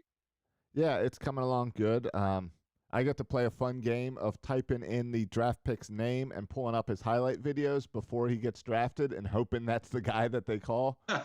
So far I've been good and been able to get him up as soon as you announce it. But now's, I think, when it starts to get tricky. So we'll see how that goes. Again, people are still focused on the AFC North and Burrows and wonders, is that really an upgrade for the Bengals versus when they had Andy Dalton or Ryan Finley? Does this one move make them suddenly a more competitive team? That's for you, Michael. Yeah, I think it does. Because I probably, I'll throw this caveat out there. I probably thought a little more highly of Andy Dalton as a quarterback than a lot of people probably do, particularly as Ravens fans who, I mean, you can look at the whole history and talk about the struggles in getting to the playoffs and not winning playoff games. But I always thought that Andy Dalton was a guy who was capable. He was going to keep you in the game, was going to be competitive, was going to make some plays. Now he also had the potential to play that double agent role and help the other team out too. But I thought he was a solid guy. I think Burrow is a level above that. I think he's a level above solid. I think he's a guy who can put a game on his shoulders and go out and win a game for you, just in terms of being able to process what defenses are throwing at him, get the ball out of his hands quick, do it with some accuracy, do it with some anticipation, give guys an opportunity to make plays after the catch, right, and not make them have to catch a bunch of junk balls. Not to say that Dalton did that, but that's one of the differences that I see between those two guys. All right. I would agree. I definitely, while Dalton was surprisingly productive for a lot of his career, he never really had a lot of those high end traits. Maybe mentally, he was a little bit ahead of Yeah. some other quarterbacks in terms of being able to process things. Maybe that was it. But he obviously hasn't done too well, and some of that's a limited mobility question in the last couple of years with not a particularly good offensive line in No. Cincinnati. All right. Well, we've got the pick in for the Dolphins, and as you said, it's Tua. Tagovailoa Yeah. and exciting Tagovailoa. Sorry, Tagovailoa. I always mispronounce that. That's why I only went with one name. Good choice. It was suggested to me that I should do that last night by a very smart man. I can't remember who did that, but thank you, Michael, and I'm sorry I didn't take your advice. Another interesting interesting in that this has gone pretty chalky, I would say, so far in terms of how the players have come off the board. But to Tua specifically, again, setting aside the hip because we just don't know. But if it's healthy, and even if it's not fully healthy right now, obviously they've got Ryan Fitzpatrick. Lost your audio, Michael.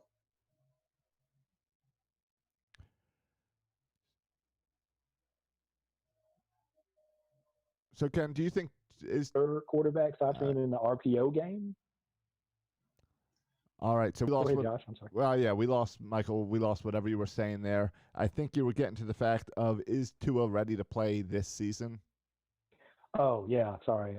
Yeah, so that's an unknown, right now. But the point that I made on that was that the Dolphins have Ryan Fitzpatrick, so if Tua isn't physically ready to play, you have a guy who can take snaps from under the center and keep you competitive and win some games.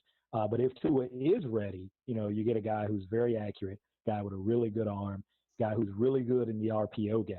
I mean, extremely good in the RPO, in the run pass option game in terms of making those decisions, right? Because that's accuracy is one part of it, but then making the decision to hand the ball off or throw it is probably the first fundamental part of that. And he's really good at that. So I think the Dolphins,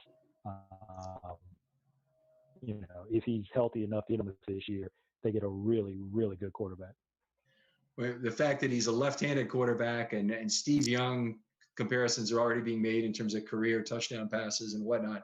But we're seeing that highlight, or one of the highlights of Steve Young running on the dirt at Candlestick Park, that infield dirt that's still left in there for the baseball season. And I can't get over how Steve Young was one of the most mobile quarterbacks of his day, and he handles like a freaking shopping cart on that dirt. And I know it's difficult to run on, but the difference between him and Jackson in terms of what there is as a running quarterback is remarkable. Yeah, it's a different time in terms of mobility. Like you said, back at that time, this guy was very elusive. Steve Young, very elusive, very good runner. But you compare him to what you see now, and it's like, I mean, as well as anybody, as Ravens fans, we just haven't seen anything like Lamar. People talked about Michael Vick, and that's probably the closest thing, but he's even in a different category from Vic. We just haven't seen somebody like this before. Right. Vic probably more raw speed. Yeah. But Jackson just at another level almost than any player in NFL history in terms of reading leverage. He's up there with Barry Sanders and Gale Sayers, are two that were suggested by Coach Evans, and they're the exact two I was thinking of when it was happening. So I didn't have two new ones. But you don't have many, and Jackson starts with the advantage of having the ball in his hand. He doesn't have to be a running back who gets to do that. He gets the extra read to decide if he wants to beat the guy. Yeah, and we were just talking about the young guns at QB in the AFC North. Think about the AFC East now. You've got Josh Allen in Buffalo. You got Sam Darnold with the Jets. You got some young guns in that AFC East right now. And maybe the most important thing is you don't have Tom Brady anymore. Yeah, don't have Tom Brady. The Patriots maybe wanting to get Jordan Love tonight. Who knows? He's someone who's been linked to them. Eason, is he a possibility going to the Patriots at some point?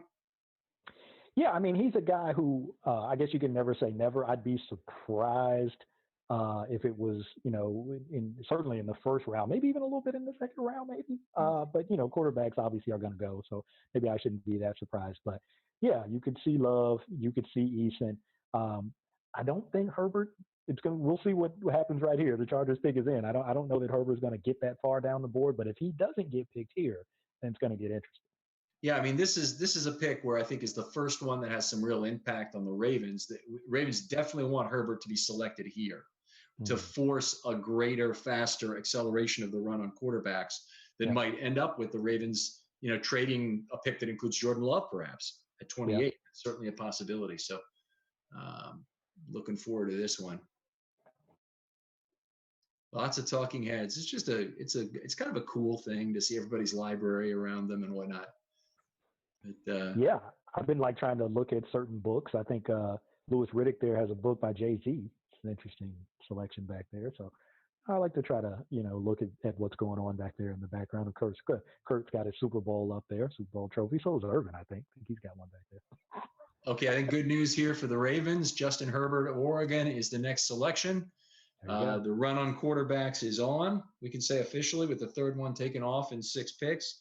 And that has got to be a good thing for the Ravens, who are holding Lamar Jackson. So that's one more very eligible player who drops to number 28.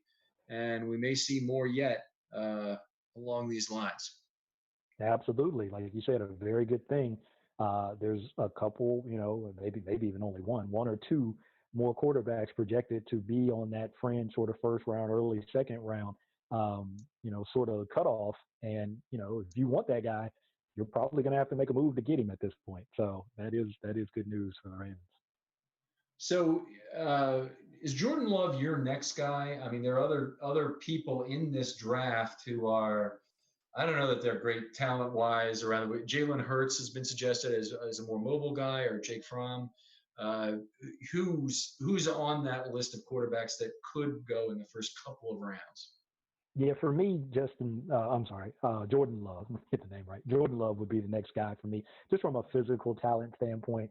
Obviously, you're going to hear about the year that he had in 2019 versus 2018, more turnovers in 2019 than 2018.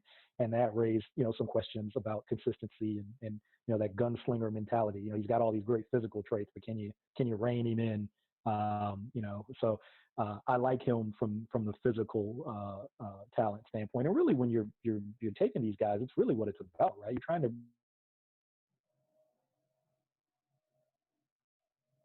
All right, lost your audio again, Michael. We're going to have to limit Michael to short comments. Okay, it does seem to happen in the middle of his comment, and then he can't finish it. But yeah, it's a good one. What I want to say here, I'd forgotten the comment I want to make about this. Michael, do we have you back? I'm back. I'm sorry about the internet connection here. I might be able to try a relocation here now as people are starting to go to bed in my house. I might be able to to another place. Why don't we do that on our bio break? See if we can improve the situation. Okay. We talked about the AFC East and the AFC North as having young quarterbacks, but the entire AFC now is so young at the quarterback position, with Mahomes and Herbert now in the West. I don't know what the Raiders are doing tonight, but they're a team who has been linked to new quarterbacks. So it could get very interesting. But the entire AFC, you got Watson. Who else is in the South? If you believe Gardner Minshew is the long-term answer. I hesitated to throw his name out there. I'm like, yeah, he's young. It's true, he's young, but yeah, I mean, you hit the nail on the head. I mean, in the AFC, I mean, it is a youth movement at the quarterback position, and the guys that we knew, all the names that we knew for all those years, are older. You talked about Big Ben now, and or in some other cases are in other places, with Brady. So. Yeah, he's really the only one. I mean, you have Carr still around, but Roethlisberger at 38 is really in a class of its own. I remember Joe Flacco a couple of years ago being up the podium and saying, I think this is a time where I think I can play to 45. Yeah. And Brady, it seems to be happening. And others, I think they're going to find a fairly quick drop off here with the changes that are going on. But Roethlisberger would be very interesting for the Ravens to see, because it's a major effort for the Steelers again to get a first round pick, to get a quarterback to go. I don't think either of the guys they have right now are potential long-term solutions. Rudolph, the montage moment for him was having the face mask taken off of him and him wobbling off the field. Yeah. I don't think he'll be back in any meaningful way. No, I think, Doug Hodges probably surprised some people with, some of the things he was able to do, but I don't see him as the long-term answer there. So you're right. It is going to be interesting to see what they do because, there are no guarantees that Ben is going to come back and be the same guy that he was. No, there aren't any guarantees, and they're going to pay him a ton of money to do it because he's at what, $35 million a year, roughly, in terms. So, I mean, the Ravens will pay more for Jackson, but they'll also get more. In the case of Roethlisberger, that's two top quality starters on defense or other places at important positions that you can't have because you've got Ben Roethlisberger's contract. Yep. Yeah. I mean, hey, we're Raven centric, so. Get no shed no tears for those guys. Crocodile tears only, yes. Yep. All right, the Panthers have made the pick at number 7. Who are we expecting here? Is this maybe Isaiah Simmons or a tackle, or what do you think? Yeah, I'm gonna say Isaiah Simmons. I didn't necessarily. I really thought he might have gone 4 to the Giants, but I certainly no gripe with the Giants taking a tackle with, like I said, with a young quarterback there. But with Simmons still on the board, I think this could be it for him. I want to see what we have in terms of. It sure would be nice if these TV broadcasts would go to commercial break before the pick comes in, and not as soon as they tell us the pick is in, then go to a nice long commercial break. Yeah, they're not giving them a lot of time, I don't think, to do this. So, I'll come out on behalf of the networks and say it's a difficult thing to do that. Oh well, yeah. Sure, the whole thing's difficult, but it is an hour, and we've had 6 picks. So it is setting up for a long night. I hope the pace will pick up. Yeah, I was going to say, if the pace doesn't pick up, you're right. And we haven't had any trades yet. So, maybe there's probably been some conversation, but, no actual trades. And so, that could affect the pacing, as well, if that starts to happen. Simmons, an absurd athlete at 6'4", 238 to run a 4.39 40. Just ridiculous in terms of the entire size, speed, explosiveness combo. Vertical jump of 39 inches, which is not quite what Len Bias would do, but is extraordinary. And a broad jump of 11 feet, also outstanding. Boy, certainly is a player, and he's the linebacker that I would have loved for the Ravens to get in the first round, even if it meant giving away the green dot, because he's certainly going to be a player that'll be on there for every down they can possibly have him on. Yeah, and with all of that athleticism, there's a legitimate conversation to be had about him playing safety. And I know it seems ridiculous, but a guy who I really respect, Matt Bowen, played safety in the league for a number of years. Now does the NFL, edge matchup show with Greg Cosell. He has him ranked as his top safety. So, there's at least some people who've certainly got more experience than me, who think there's a legitimate possibility he could play safety in the NFL. Would he help you more, someone with his traits, would he help you more with his speed and ability to diagnose on the back end? Or is he going to be somebody who can understand what's going on behind him already, such that he can get in the lane and with his height create more problems for the quarterback? Yeah, he's so even for those people who think he can be a safety, to me, he's a guy who, you see it in some of these college defenses, right? They call him a rover, where it's kind of like he's like a hybrid safety linebacker. They can play back, they can play up, they can do, they can play outside and rush. They can do all these different things. I think that's how I'd want to see him used. Okay, mild surprise here. Derek Brown of Auburn is the pick. Certainly a great player, somebody who's going to be picked in the top 10. I guess he won't end up in Cleveland. Now I'm concerned Isaiah Simmons might. And, we're down to the 8th pick. Arizona's on the clock here. Cleveland picks 2 from now. And you got to wonder if they might be on the phone right now trying to move up and get Isaiah Simmons. They've had a lot of problems at inside linebacker the last few years. Joe Schobert has been okay. They've had, let's see, they got a really kind of lousy performance over his period there from the guy they got from New England, and I'm forgetting his name right now. Linebacker for the Browns, played originally in New England. Jamie Collins. Jamie Collins. Yep. Yeah, you've talked before about how the teams in the division, at least from the defensive standpoint, will probably have their picks pretty heavily influenced by how to defend the Ravens and Lamar Jackson specifically. And you talk about trying to match up with a guy like Lamar. Simmons, probably gives you one of the better chances to do that. Yeah, it certainly has got to be considered a risk at this point. The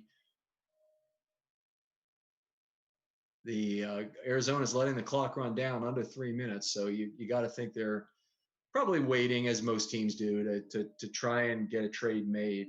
We really expected lots of trades tonight. There certainly was lots of rumored trade activity, but Miami holding their water, the Chargers holding their water, not making a trade has cut this down.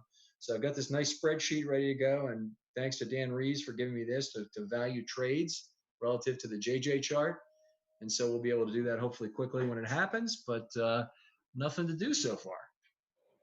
Yeah, it's been relatively chalky, relatively quiet, and I thought about that. I kept thinking about the analysts all pointing to the depth of this draft, and second and third round is really the meat of it, even into the fourth. And I started thinking, well, why would you make a lot of trades to move up if there's this great depth? Why wouldn't you just sit back, and kind of just let it unfold? Maybe you miss out on your top guy, but if there's so much depth, maybe you get another guy right after him who you're almost as comfortable with. Okay, the Cardinals pick is in now, so at least they didn't trade it to the Browns here. That's good news for Ravens fans. And we'll see who it'll be. What's your wager here in terms of who the Cardinals might need or want at this 8th selection? Well, what I want for them, because I'm a Kyler Murray fan, is a tackle. So I'd be good with any of the tackles that are still on the board there to protect Kyler Murray, because I think he's got an opportunity to be even better. I mean, I think he had a good rookie season. Obviously they add DeAndre Hopkins to their wide receiving core. If you can give him some protection in there, they have Kenyon Drake, who they traded for from Miami last year, and so now he's back there in the backfield. They've got some players on offense, and it's all going to come down to protection, for Kyler Murray. So that's the direction I'd want to see them going. All right. So I guess could be CeeDee Lamb, there. maybe. Yeah, maybe they. There's certainly been reports about CeeDee Lamb. You think about that wide receiving core. Larry Fitzgerald's still there. DeAndre Hopkins. You bring in a guy like CeeDee Lamb or Jerry Jeudy.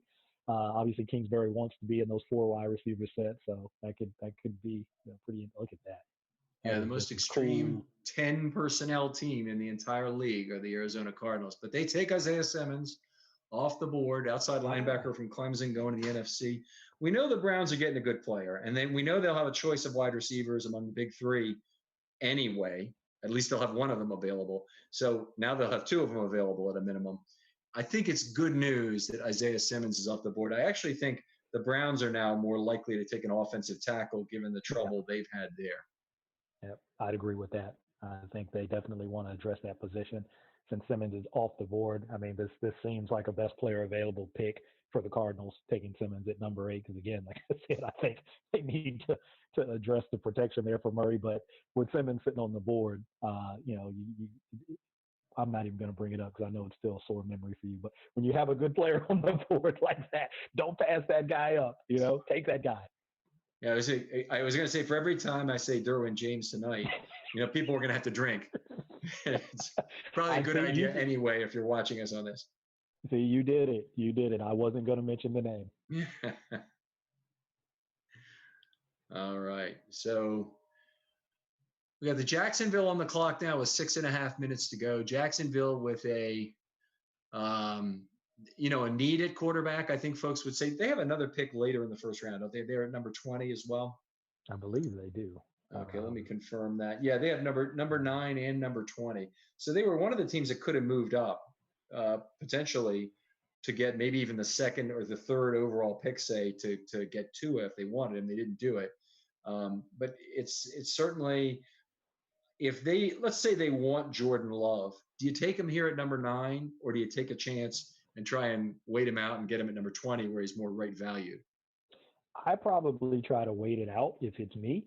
I don't have the list up in front of me right now of the teams after that, so I can't rattle it off the top of my head. But I'll probably look at that and try to think about, okay, well, who's likely or would be in need of a quarterback? We got a moment here, so let me just rattle through those teams. You also seem to have lost your audio again. So the Jets at we have Cleveland at number 10, the Jets at number 11, Las Vegas at number 12 with Derek Carr still at quarterback, San Francisco at number 13, we're probably taking a wide receiver, at least by many accounts. Tampa Bay at number 14 doesn't look to be looking for a quarterback. What about Denver at number 15, trying to find another quarterback? Possibility maybe. Atlanta at number 16 has an older guy, Matt Ryan, still around. Dallas at number 17 is set. Miami now is set at number 18, although they could trade the pick. Las Vegas again at number 19. So you have to get back by the Raiders twice if you want to get Love in your Jacksonville and hope they don't take him. But there are definitely a few teams in there who would do it, and I think there's other teams who would trade the pick in a heartbeat to get more value. Yeah. That's after this pick here, it's going to be interesting to see if somebody tries to make that move and come up, which, like you said, if they do, that could bode well for the Ravens. You'd like to see it happen a little bit later, if that's what's going to happen. But I'd kind of like to see it happen right now, because then I think there's even the possibility you get another quarterback into the first round somehow. Teams start to get desperate. It's possible that they end up with another quarterback in that first round. This first round, I guess. What about a guy like C.J. Henderson? He's a corner. For the Jags, for some depth. After didn't they make some trades and get rid of some guys? They did. They traded Jalen Ramsey. Exactly. I've paid attention a little bit about down here. I've heard a little talk about what guys, what the Jags fans are excited about. So C.J. Henderson, I actually read off his combine measurables earlier, but I'll do it again because they're exceptional. I think it was a 4.39.40. So it was. Let's go back to it for a moment here. Yeah, 4.39.40, 37.5-inch vertical, 10.7 on the broad, and 20 reps, which is really outstanding for a corner. So he's 6 feet, which is right in the mean height for a corner. So if he's being discussed in Jacksonville as the pick to make it number 9, I don't think that's an unreasonable one at all. Looks like Jacksonville did make the pick. They did not trade it yet again. Michael, you back with us? Michael is not back with us. He appears to still be frozen. I don't really listen to sports talk down here, but I have heard a few fans talking about the possibilities of C.J. Henderson joining the team. So, all right, why don't we say this? After the 10th pick is made, and I'd like people to make this within this. If you're listening to the podcast, send by Twitter and with the hashtag Film Study mailbag who you think the Ravens will get at 28. So you've seen a lot of things happening. You've seen a lot of this trending occurring. Who do you think will be the Ravens guy at number 28 based on the first 10 picks? And we'll do it again after number 20. All right. I feel like there's going to be some big changes between there. Yeah, certainly could be. And some players who might have been the 24th or 25th best player, well, maybe they're available to the Ravens now at 28. Right. We'll see how that works out. And of course, it's the pick after this that all Raven fans are watching for. Very much so, with the Browns up at 10. Michael, we back here? I'm back. I don't know what's happening over here, but I got kicked completely out on my end. Okay. Well, fortunately, it works to just rejoin the call and whatnot, and hopefully we get you to a better spot a little later in the night before the Ravens pick. I'm sure DeCosta's having the same problem tonight. Long as he doesn't have it when it's time to pick. Sure. As long as he doesn't have it with his phone too. Yeah. Okay, Jacksonville's made the pick. So still no trades through 9 selections. And the fewest trades in recent years has been 2 trades, but they've been between 2 and 8 for the last decade of trades in the first round. And so to have none so far is a little bit of an upset. And certainly, given the players available, the quarterbacks we thought might see some action, very surprising that there have not been any trades yet. Yeah, you get sucked into this thing where you look at these mock drafts. I do it and did it again this year, and you see people projecting all these trades. And even if you just look at past drafts,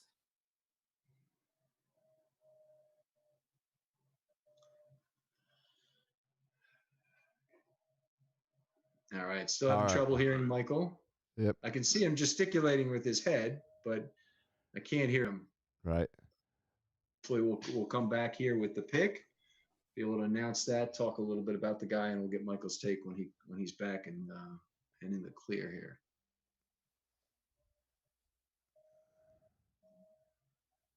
Now, I've been noticing how the host on NFL Network looks a lot like John Slattery. Now you're using a reference I don't know.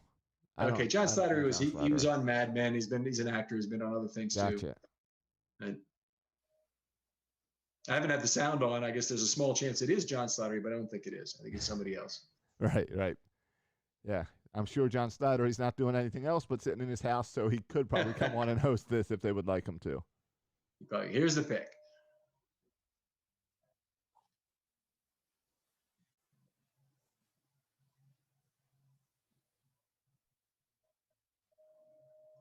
C.J. Henderson goes to Jacksonville. So Josh, right on top of it.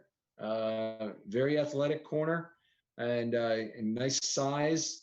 Average arm length at 31 5/8 for a corner. Michael, what do you think? I think we've got a Jacksonville Jaguars insider there in Josh, number one. And then that'll be the only thing I get right tonight. But then with the player with C.J. Henderson, there was some group of analysts. Lots of trouble with Michael tonight. You're cutting out again, Michael. Yeah. So we'll just continue on. I'm sorry about this, but we have to get you at a better spot in your house. We have the Browns pick is now in, so they presumably will announce it fairly quickly here. The Jets are now on the clock. The Browns are all right. So the Browns to be announced. The Browns are not even giving me time to get these graphics ready. All right, do the best you can. No, I'm all good. Are we, Michael? Would it be a fair? And we'll want a short answer on this. Your audio doesn't cut out on us. Would it be fair to assume the Browns are a fairly good chance to take an offensive tackle here? Or do you think they might go for one of the big wide receivers? Offensive tackle. All right, I'm in agreement. And that surprisingly, all the 3 wide receivers made it out of the top 10. I don't see any of them lasting to number 20, but the Twitterites who are out there and want the Ravens to draft a wide receiver basically with every pick will be all wanting the Ravens to trade up and draft one of those 3 guys, no doubt. Yeah, that was something I saw discussed a lot. Like if the top 3 wide receivers fell to a certain point, what's the point in the draft to try to move up and get one of those guys? All right. Well, C.J. Henderson's dad, I assume, looks a lot happier than C.J. even. And not having to go far, right? So that seemed like a good thing, like a positive, right, in terms of geographic location. Yeah, absolutely.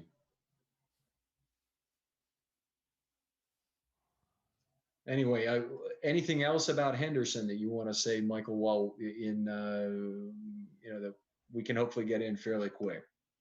Very twitched up, athletic corner, little inconsistent in terms of his technique, but in terms of just raw athleticism that you want to see at the cornerback position, probably even higher marks than Okudah for him, just in terms of athletic ability at corner.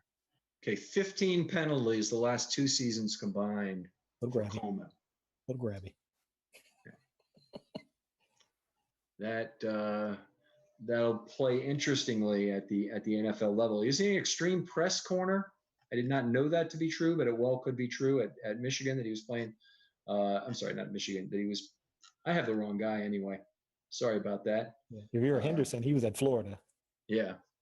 Yeah, and yeah, he played a fair amount of press, but he played a fair amount of off too. You don't see a ton of press in general in college. You might be more of it in the SEC than you see in other places, but you still see a fair amount of off. So, yeah, I think the things with him were just the highs were really high, but then there were more lows than you would expect for a guy with his athletic profile. And that's what you're really wondering is can you get him with a coach that can put it all together consistently. All right. The Browns pick is in. They've taken Jedrick Wills, the offensive tackle from Alabama. Tell us what the Ravens pass rushers are now facing, Michael. Very good tackle, athletic guy, played right tackle this last season at Alabama. Going into the season, the left tackle, I think his name is Alex Leatherwood, was a guy who was getting a lot of hype. But once the season started, Wills clearly emerged as the better guy in terms of the tackle. So good feet, good move. I'm going to try and lip read here and see if I can hear what Michael is saying. But Wills is a guy with 34.25-inch arms. Definitely has some very positive explosiveness characteristics for an offensive tackle. 10-inch hands are huge. That always helps for an offensive lineman in particular to grab onto both armpits of that opposing player and you torque him in the way you would like rather than him trying to dictate first contact onto your shoulder or onto your side to try and get you a scoop. What do you have to say about that, Michael? Yeah, totally agree. Grip strength, big thing for offensive linemen. I mean, we talked about length when we talked about Andrew Thomas's arms earlier, but grip strength in terms of being able to get hold of a guy and not let him go. Once you're able to make contact with him is very important. And like you said, to your point, be able to control him and steer him where you want him to go.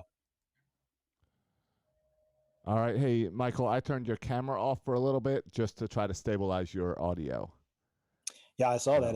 Let me know if that's working out any better. Yeah, as long as I just want to, audio is more important and then us trying to read your lips. I'd rather hear what you have to say. Michael's probably the best looking of the three of us, so we've definitely taken a step down here. So we apologize for that, Michael. No, you don't. You definitely don't need to see me and barely need to hear me. But let's take the audio of the two. All right. So New York Jets on the clock with 4.5 to go. If the draft is going to commercial here, Josh, I'd kind of like to take a quick bio break personally. See if we can. Yeah, we just got 5 minutes. We can take a break right here.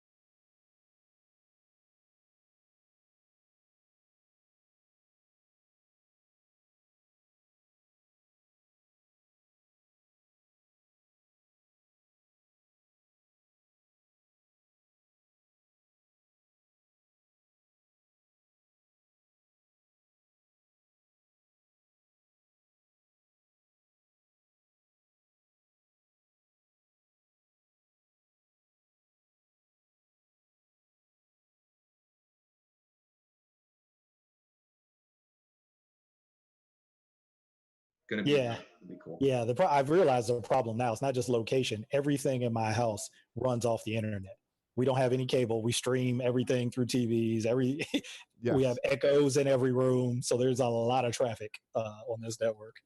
I understand that. All right, so we are back now. Quick break. That's definitely shorter than anything that the NFL Network and ESPN is doing tonight as a break, it appears, because the Jets are still on the clock. They're really running this down. You think that's a good chance of a trade in this position? Looks like they just made the pick, but I would have said yes. They were really looking for it. So could be a wide receiver, certainly. Could be an offensive tackle. Could even be Javon Kinlaw at this spot being taken. Yeah, Kinlaw still sitting there. It'd be pretty appealing to me. Again, we talked about having a young quarterback in Sam Darnold. You want to protect him. So, an offensive tackle obviously makes a lot of sense as well. But, you think about the talent that Kinlaw has. And I'm a defensive fan, so it'd be hard for me to pass up on a guy like that. There you go.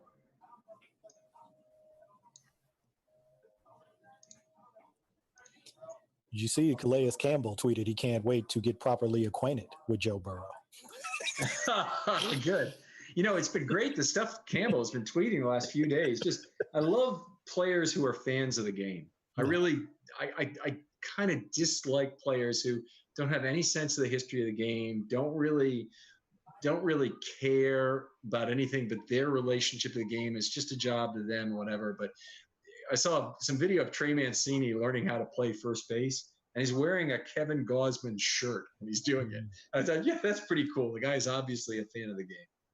Yeah, I mean, because it just humanizes them even more. You obviously physically we don't have any resemblance to these guys or athletically, but the fact that they're fans of the game just like we're fans of the game, it's just pretty cool.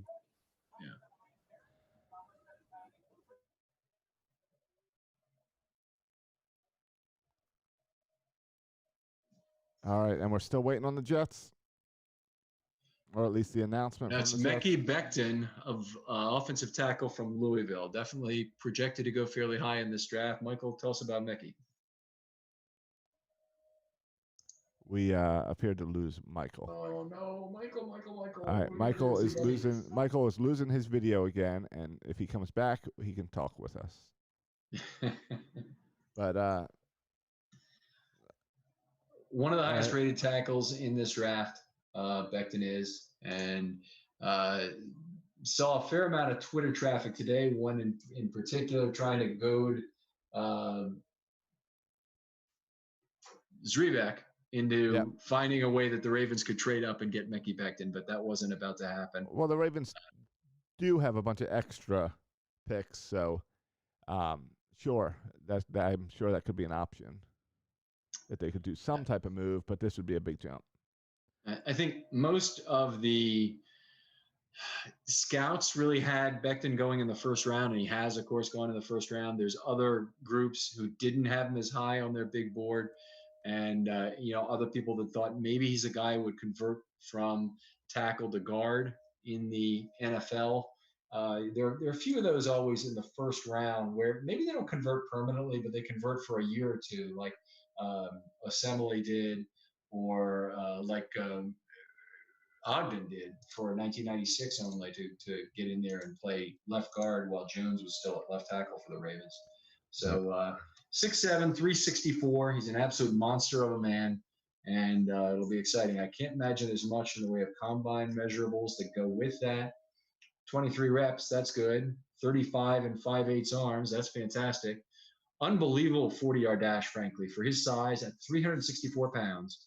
Ran a 5.1 40. That's absolutely outstanding. So he'll be an interesting guy. Got huge hands, almost 11 inches. That lock-on ability, lock out and lock on with those big arms. So it's all right. Player that'll be good for the Jets. That's great for them. All right, so now the Raiders are on the clock. Is this when we continue to look at Ravens? There's a lot of Raven fans that want wide receivers. Clearly, the Raiders will also want a wide receiver tonight, right?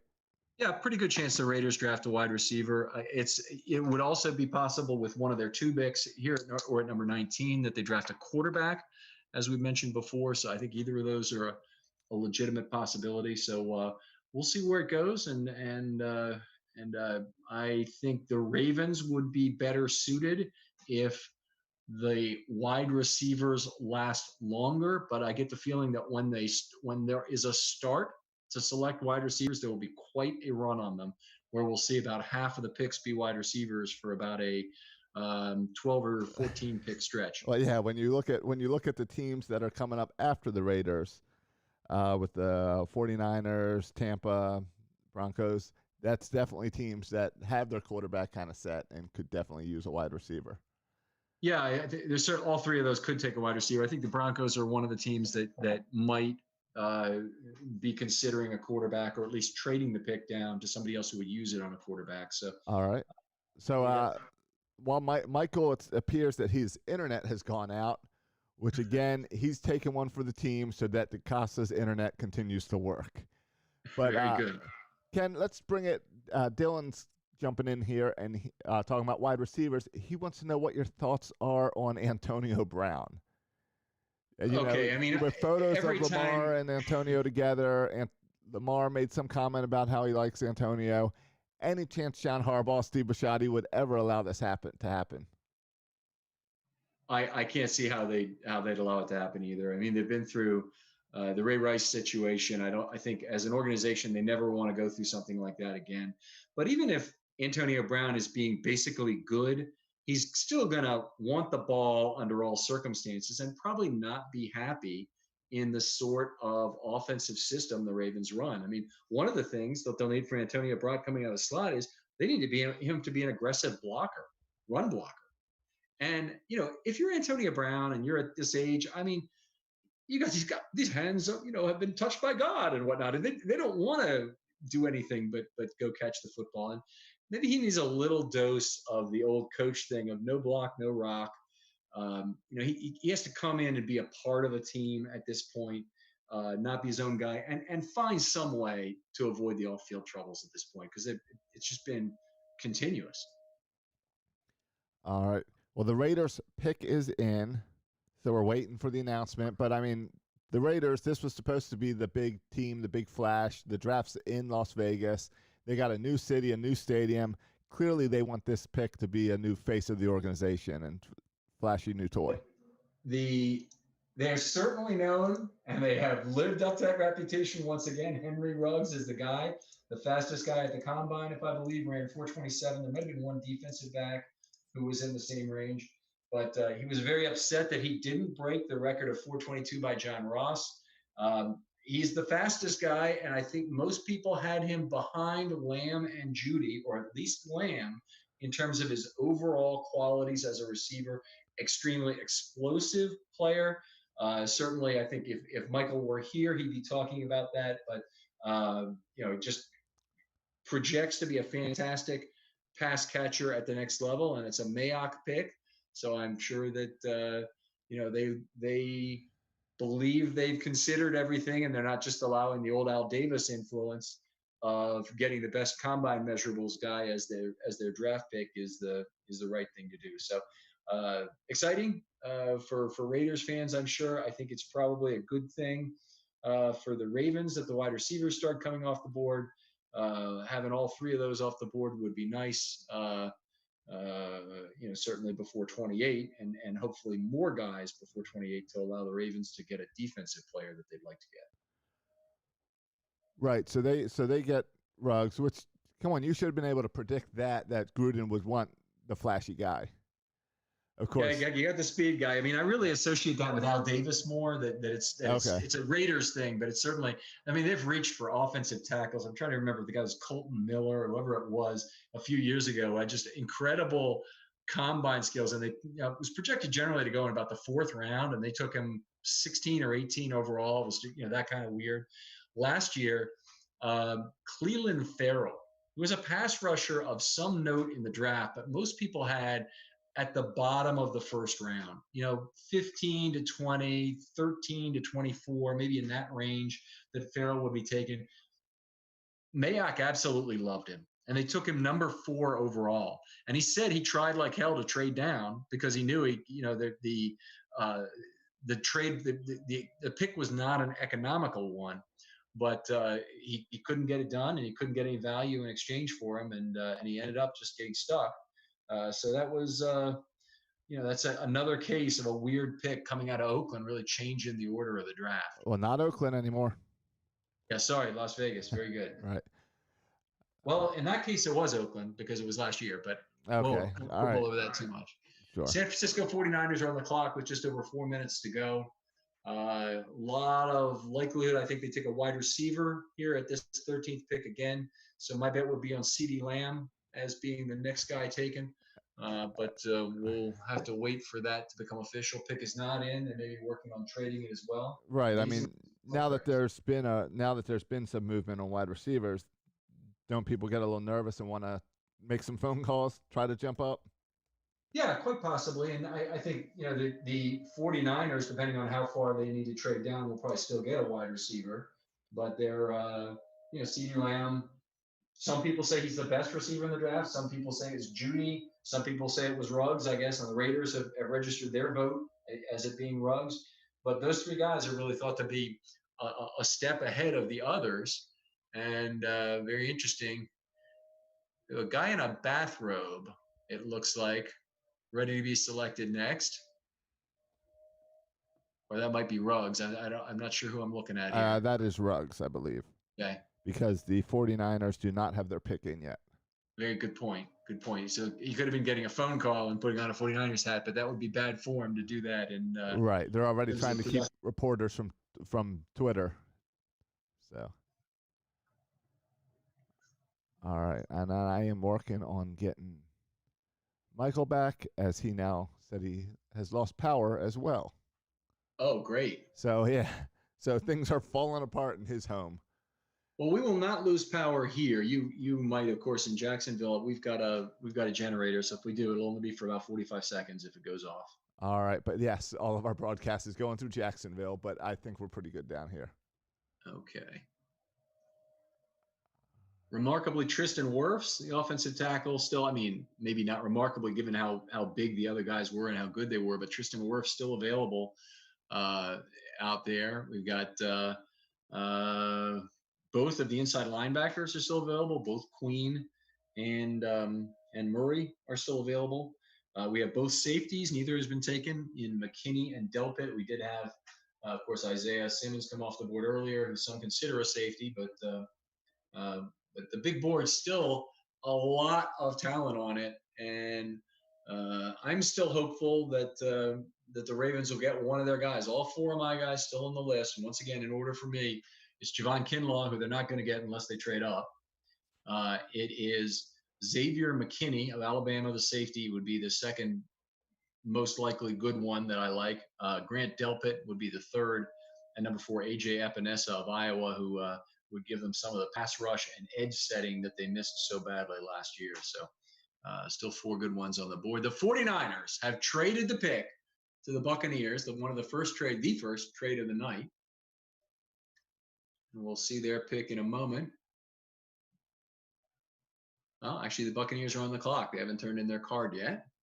And so now Tampa Bay, presumably they traded the 14th pick, but as it stands currently, they have the 13th and 14th pick. But almost certainly they traded the 14th pick and maybe a 4th round pick or something in addition to a 3rd or 4th. Yeah, it'd be very impressive if they could jump up and take back-to-back wide receivers in 13 and 14 and really lock it up. Yeah, I mean, they'd be trading away their future to do it because they have to trade something. Right. O.J. Howard would probably be in that group along with draft picks. But, it's interesting at this exact point, and it was 13 and 12 in 2006, the Ravens traded with the Browns and moved up to take Haloti Ngata 1 spot. And all they had to give was a 6th round pick.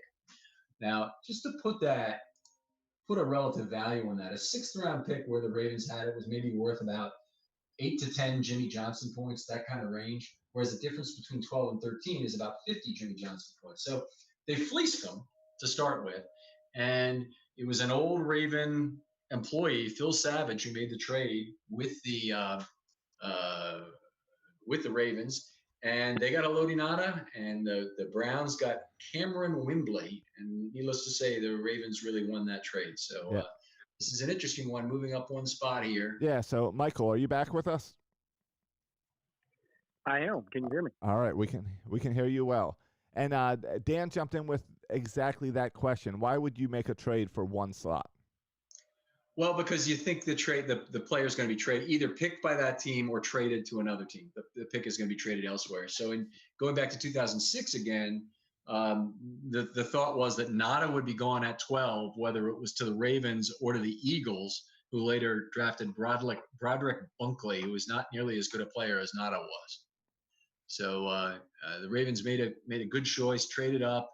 The Eagles refused to because they didn't think that the Browns were going to take a defensive tackle, and they were picking 2 picks later.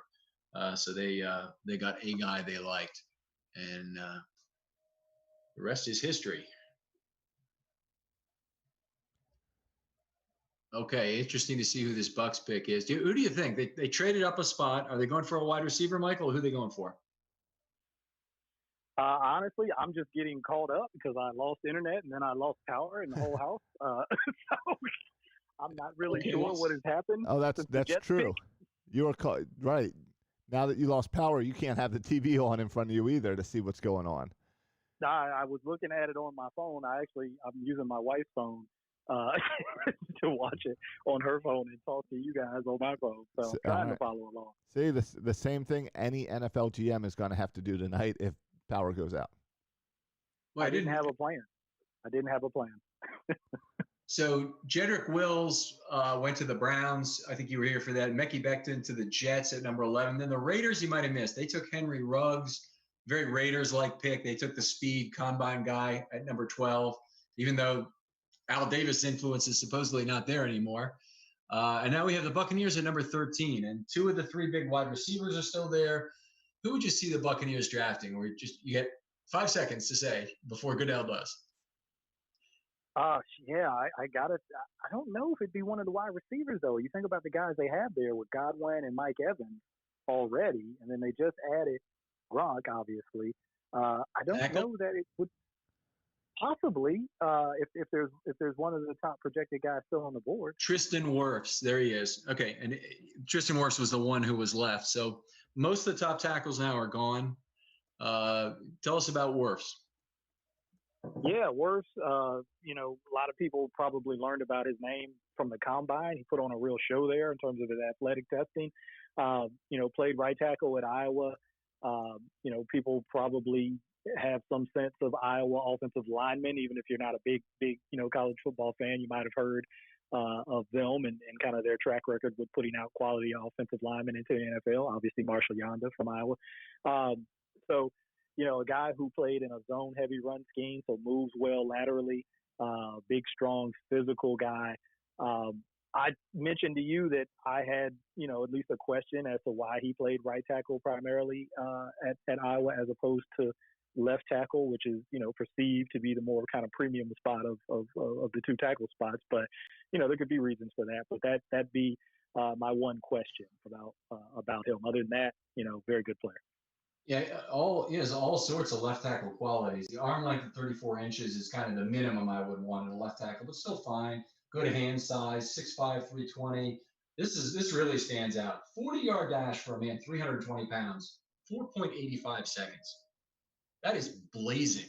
I mean, there are only a couple of defensive linemen who are in that same range of between about 78 and 485.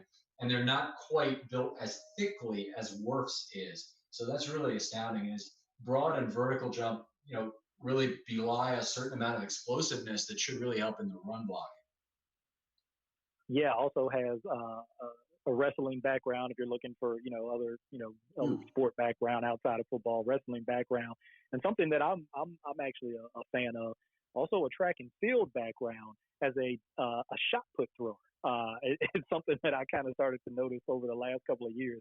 If you go back and look at a lot of the really good offensive linemen, even in the NFL, and trace them back to their college and high school careers and things they've done other than football, you'll see a lot of shot put and even some discus throwers in there. So it's something I heard Joe Thomas, former Cleveland Browns, all pro Hall of Fame tackle, talk about how a lot of that movement in the shot put translates to offensive line.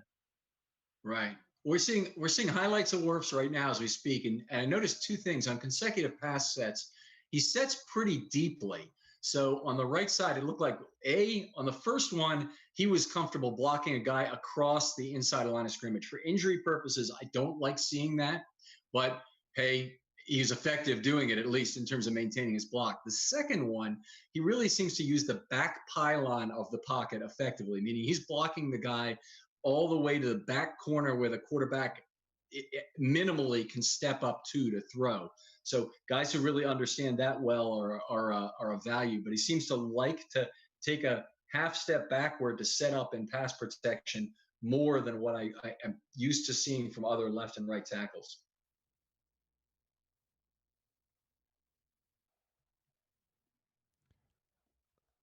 All right. I don't know if we lost Michael during the phone call as well. Oh no, I'm still here. Okay, you're there. All right, no problem. No, I was. You're just focused on trying to see what's going on. Yeah, because I think I might have a little lag on my end, but I don't know if they showed any clips of him playing left tackle. That's why I said primarily right tackle, because he did play some left tackle at Iowa. So I didn't want to, make it seem like he never played on the left side, because he did. Yeah, let me see what we've got here in terms of his split. It looks like he was about 80% right tackle this last year, or a little bit more, but he did have, according to PFF, almost 200 snaps at left tackle. Yeah, so I don't want to shortchange him and make it sound like, oh, this guy, can't play on the left side. He did, but it's at least a question to me. Why I'd like to know why he played more on the right than the left.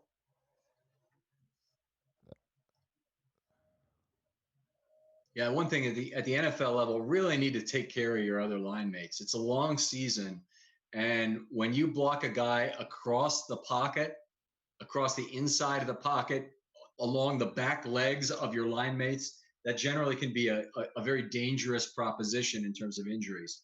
So especially, you don't want to finish that off with a pancake block into your own guy. So hopefully he ends up being well coached on that at the NFL level. Yeah, that's definitely not something you want to see, because you're right. There's a very, very high injury risk when you do that. I mean, those guys, they can't see, right, when you're blocking that guy across and then driving him into the back of their legs. They don't know what's going on back there. So really dangerous situation. So, yeah, hopefully that's something that gets cleaned up and is not something we see anymore. All right, so now that the 49ers are on the clock again, it's ticking along. What do you guys think this means? They go back to the whole they're going back to a wide receiver, or still trying to trade back? I'm guessing wide receiver. What do you think, Michael? Yeah, I'm thinking the same thing. I'm thinking they made that deal because they had some certainty that Tampa Bay wasn't going to take a wide receiver, and so they figured, hey, move back one spot. I don't know what else they picked up in terms of compensation, but I have to think this is for a wide receiver. But even if they did feel like they wanted a wide receiver and they weren't sure Tampa Bay wouldn't take one, they still would. Judy and Lamb are both still on the board, so if they're more or less ambivalent towards the two of them, they may as well get some additional draft capital out of it.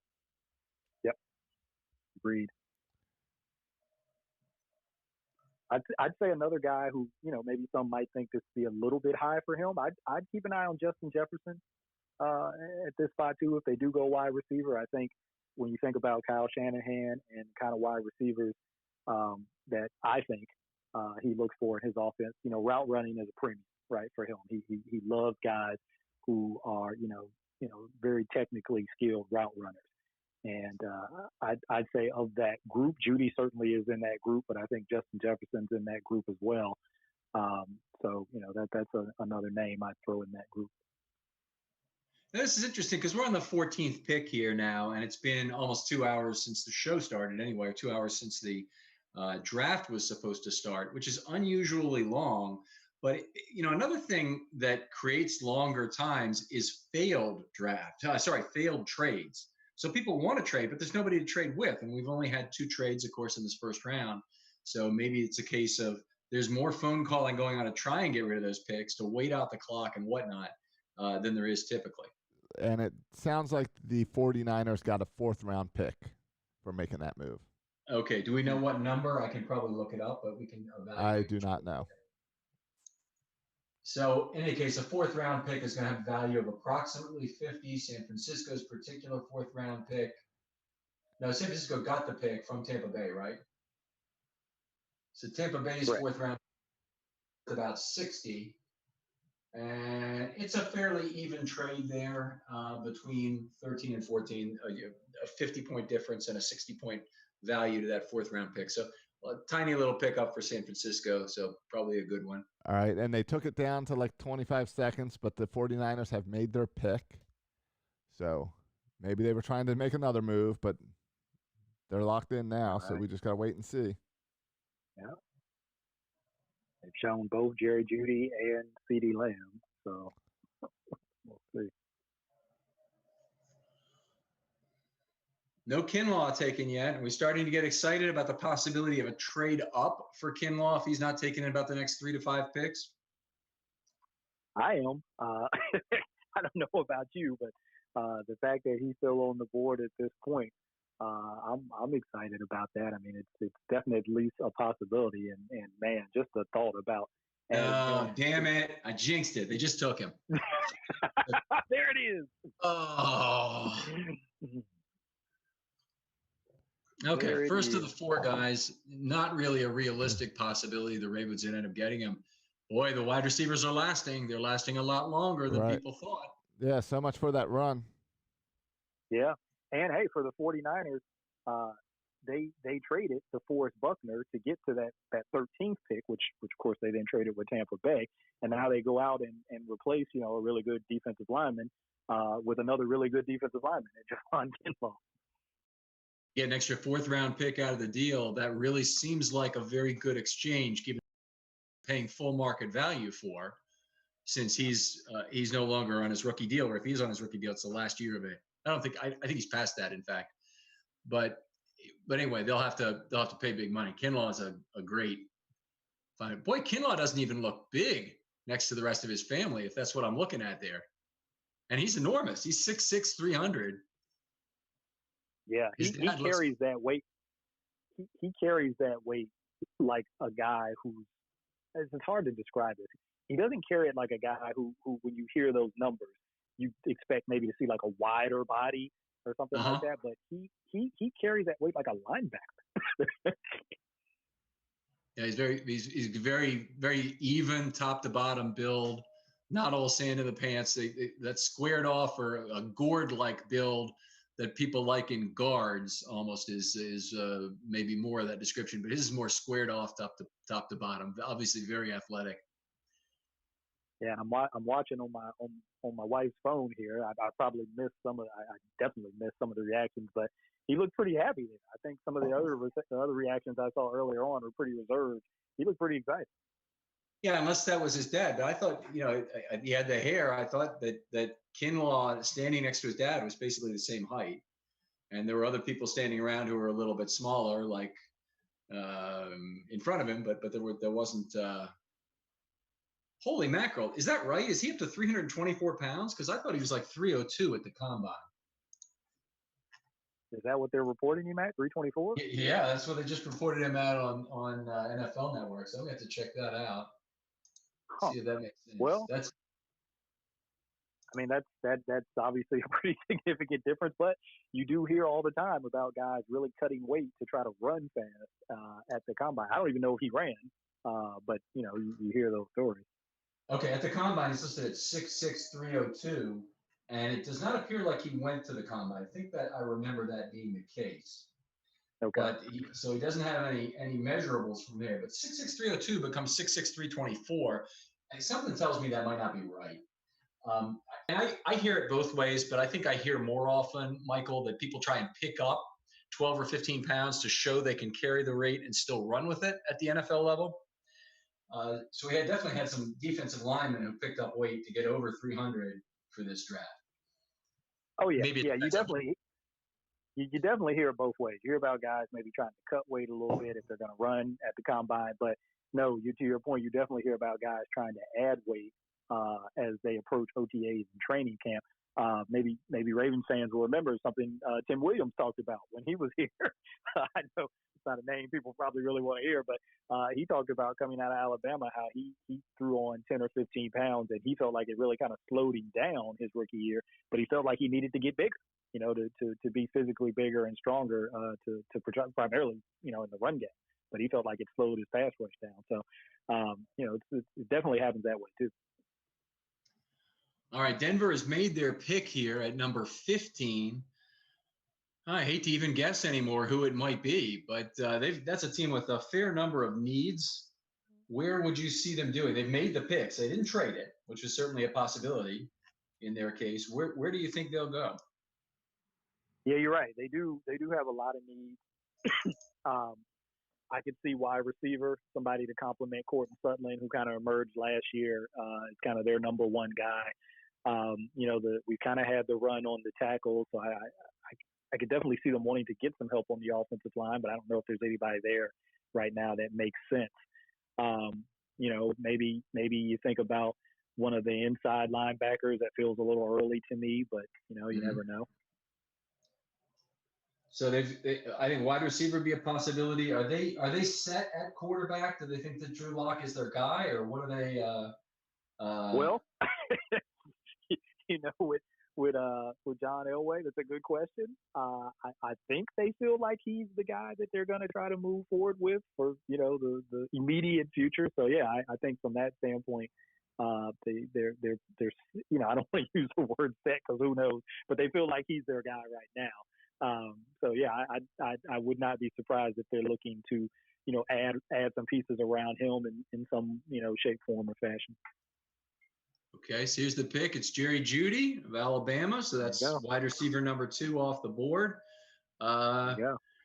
Certainly a player. And this is a place where it would have been possible for one of the inside linebackers to go. So if you really want the Ravens to draft one of those 2 inside linebackers at 28, I'm still hopeful they won't trade up to get one, but it's certainly possible one could fall to that range at this point because there are other spots, but the Broncos were one of the teams that might have been drafting one.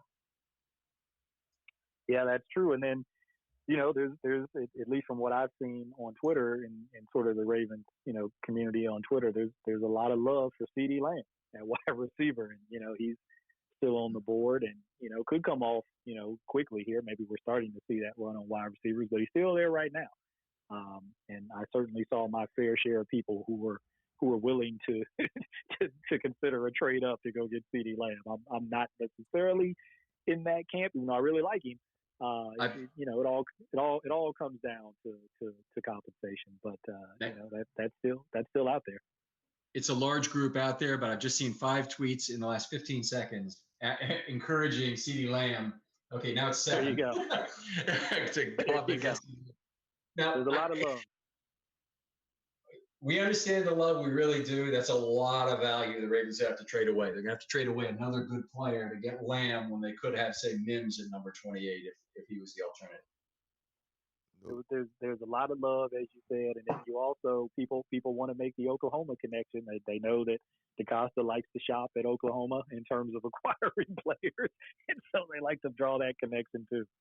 But you also got to wonder why this guy who was projected to be the first wide receiver off the board is still there. Little slow. Yeah. Your receivers at the combine was my recollection. He was up there in the 440s. Nothing. It wasn't super special. Might have even been 4.5. Yeah, I think he ran in the 4.5. So, there's maybe some concerns about the long speed there. But, when you watch him play and you watch how he plays, he certainly has enough speed, in my opinion. He's a guy who, attacks the ball. The yards after catch ability is probably the strength of his game. So, great once he gets the balls in his hands and after the catch.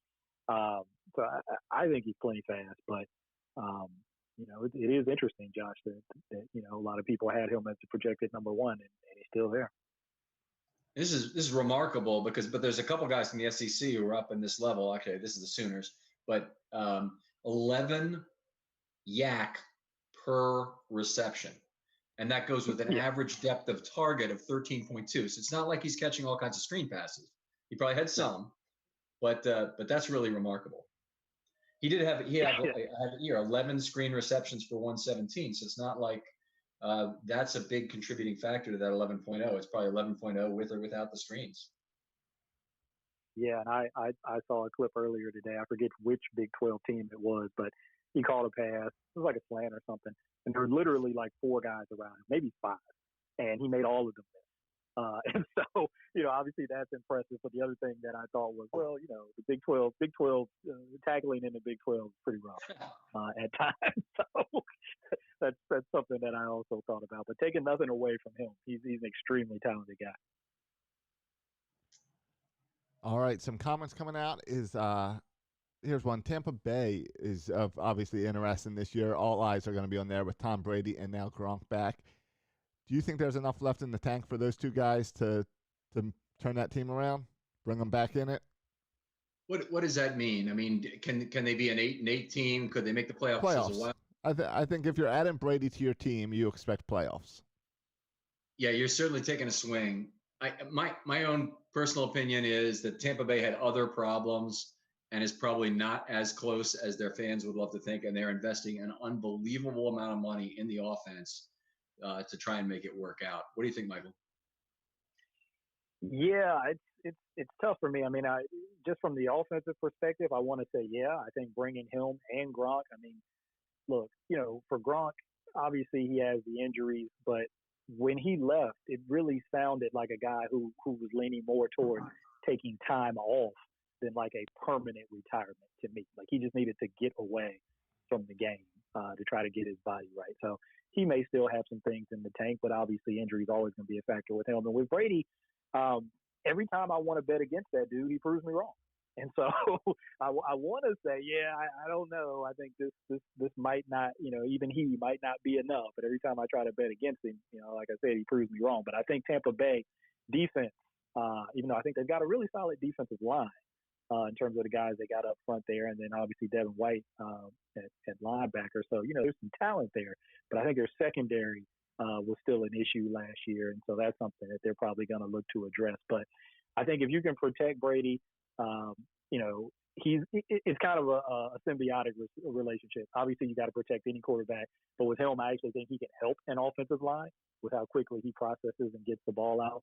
So I don't know if you have to be, elite at offensive line when you've got a guy who can help you out in that way. So I think he gives them a shot at the playoffs. That's a very long-winded way of saying it, but I think he gives them a shot. Do you think Gronk can put the weight back on? He looks like a small guy now when you see him on TV. He does. He looks like a basketball player now more than a football player because obviously he's still tall, but he's much leaner now. So I don't know. That's gonna be an interesting question. And then if he can't, I mean, obviously I think he'll put someone, but if he can't get back to where he was, is he a different player? Because of that. So that one I'm less certain about. I'm probably fairly. I'd say 68% that I think Brady gives them a shot at getting to the playoffs. I'm less certain about Gronk being able to physically get back to where he was. All right, thinking back to the Ravens here again, and the Falcons still now have made their pick at number 16, so we'll see that come up in a minute. But K'Lavon Chaisson of LSU, is he a guy that could drop far enough the Ravens consider trading up for him? He's not a guy that was on my radar as being any possibility of the Ravens getting with the kind of the weak edge class this year. I thought there'd be more demand for him. I thought, frankly, he'd be gone by now. But is he a guy who now could be at 28 or could be at 23, say, and the Ravens reach up to get him? It's possible, but I'm going to go out on a limb here and say you just did the double jinx. I think Atlanta's going to pick him in this spot. We'll see. But when I think about Atlanta and Thomas Dimitroff, he always talks about wanting urgent athletes. guys who are just like freak athletes, explosion, speed, athleticism. Chason has all of those traits. I think the thing with him is, you want to see a little bit more refinement and a little bit more polish and consistency to his game. But I think all the raw athletic traits and physical traits are there. So he certainly could, but I got a feeling he's going to go probably pretty soon here. Okay, unusual pick just came up. A.J. Terrell, the cornerback from Clemson, picked by the Falcons at number 6. A little bit unexpected, I think we'd agree. Unexpected, maybe because of the name, but not the position. I think there were a lot of reports out there that they were looking for a cornerback. I heard that C.J. Henderson linked to them a lot, and like maybe making a possible move up because they felt like he wasn't going to get to them. Maybe they tried and it didn't happen, but not surprised by the position. I guess maybe a little bit by the name, but Terrell was projected to go in the first round, so not totally surprised.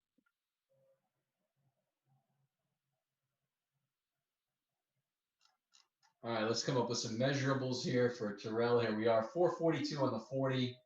34.5 vertical jump is not that great for a corner. 15 reps on the bench is perfectly acceptable at a corner. His height is slightly above average at 6'1" for a corner today. That's probably about the 75th percentile, maybe 50th is 6 feet. I know that extends down to about the 43rd percentile or something now. So I guess 6'1" is about 75. I'm not saying he's not a talented player. I'm not saying he doesn't have a good athletic profile. But it's still kind of surprising to me that he would go here as opposed to the end of the first round or early in round 2. I think some of the knock on him, or maybe people being a little bit down, from fan base standpoint, was because of the recency bias kind of thing, right? The last thing you remember about him was the game against LSU, and Jamar Chase lit him up pretty good. But I think if you go back and you watch him over the course of his season, you saw a guy who played at a higher level, and even in that game, obviously he got hit for a couple of big plays, but I think even in that game, he still played pretty well outside of those big plays. So sometimes I think with that kind of thing, that's what leaves the taste in people's mouths. You see a couple long touchdowns in a big game that everybody's watching, and you're like, this guy's supposed to go in the first round. But you got to look at the whole body of work. And I think when you do that, you see a talented guy. All right, just had a nice little graphic up there about the Cowboys. Since their three-peat, they have, what's a 3 out of 4, right? They've been one of only 8 teams that has not made it to a conference championship. You still have the Browns and the Bills. No, not the Bills. The Browns and the Lions, who've never made a Super Bowl. I guess Jacksonville is also in that class, right? Yeah, Jacksonville is right. So, and the Texans, of course, but it's got a pretty thin group of teams that have not been in a conference championship since 1996 when the Ravens first joined the league. Of course, the Ravens have played in 4. Yeah, they've got talent. You think about Zeke Elliott. The offense. You obviously think about Zeke. You think about Dak. They added Amari Cooper. Last season, going into last season. So they definitely have talent. I think the defensive side of the ball is probably where they're looking to add some players maybe early here. Here's another spot where Chason could go, in terms of, an additional pass rusher for them. So, they definitely had a drought there ever since, they were kind of, riding at the top of the league. And I think defense has been, part of the reason for some of that stagnation. All right, 2 minutes left on the Cowboys on the clock, so I imagine this pick is coming fairly soon, but the Cowboys may be trying to trade it. And Dr. Bulldozer is chiming in on YouTube saying slots 18 through 20 is the sweet spot for trading up. Yeah. He says it would take a number 60 to get there. Let me see if I agree with that statement, first of all. He thinks we'll have to trade 60? That's what he's saying. Trade 60 to get up to 18 to 20. Yeah, he's approximately correct. That would be 960 points the Ravens would give up. to get, really, they should get more than that for any one of those picks. It's more like, yeah, I mean, they should get something back in addition if they're trading. That's an overvaluation. They might get a third round pick or a fourth round pick back if they were trading up into one of those three spots. And if you went up, if you did, I'm not saying they should, but if you did, is there anybody left on the board who you would consider moving up for at this point? I mean, I like Chason. I like McKinney, but I think he might drop a little bit further. I'm more of a fan of taking the second of McKinney or Delpit, but I do honestly believe McKinney is the better long-term center fielder than Delpit. And Delpit's been up and down, but he looks like he could be a slot corner to start with if needed, and also play the back end of a two deep safety formation. But then it's not as clear to me that he would be the long-term heir to Earl Thomas. Hey, how do you feel about that? Yeah, I like McKinney between those two a little more myself. I think in addition to be able to play on that back end like you just laid out, he also showed, that he has some additional versatility, which, coaches always talk about the more you can do. He essentially had to play, a slot, a nickel cornerback role for Alabama this year. He even had to drop down and play a little bit of dime linebacker for them this year. And so he did a little bit of everything. So in addition to that back end, capability, he gives you that as well. But yeah, Delpit's interesting, man, because everything about him, tells you, he should be good, right? He should turn out and be a good safety and should be a good fit as a guy who can play back or up. But, you think about the performance from 2018 to 2019, and I know he mentioned some things about injuries and about being used differently in the defense and how that kind of impacted him from 18 to 19. So I don't know, but I lean towards McKinney. And then again, you mentioned that I like Chason. And then, of course, we know the fan base. They got to be going crazy. CeeDee Lamb's still sitting there right now. I think we just got some good news here. The Cowboys took CeeDee Lamb at this spot, which I think is good for the Ravens. There should be receivers available, but this certainly improves their standing in terms of a defensive player at number 28. So Xavier McKinney, Clavon Chason, they're still on the board at as of now. The Miami's back on the board. How many picks does Miami have in this first round anyway? I know it was 3 originally, but 7:20 left on the clock for Miami now at number 18. Yeah. Is it 3 picks? Do they have 3 in this round or just the 2? Let me go back to it because they might have only had 2. Didn't they have 13? No, they didn't have 13. So San Francisco had 13. So Miami had 5, 18, and 26. Okay. Interesting pick by Dallas there. They're going all in, I guess. All right. What do you like about CeeDee Lamb aside from the speed, which is not his greatest asset, and even 4.5 40? I think you talked about him just a little bit earlier, but since we're on the pick, why don't we say a little bit more?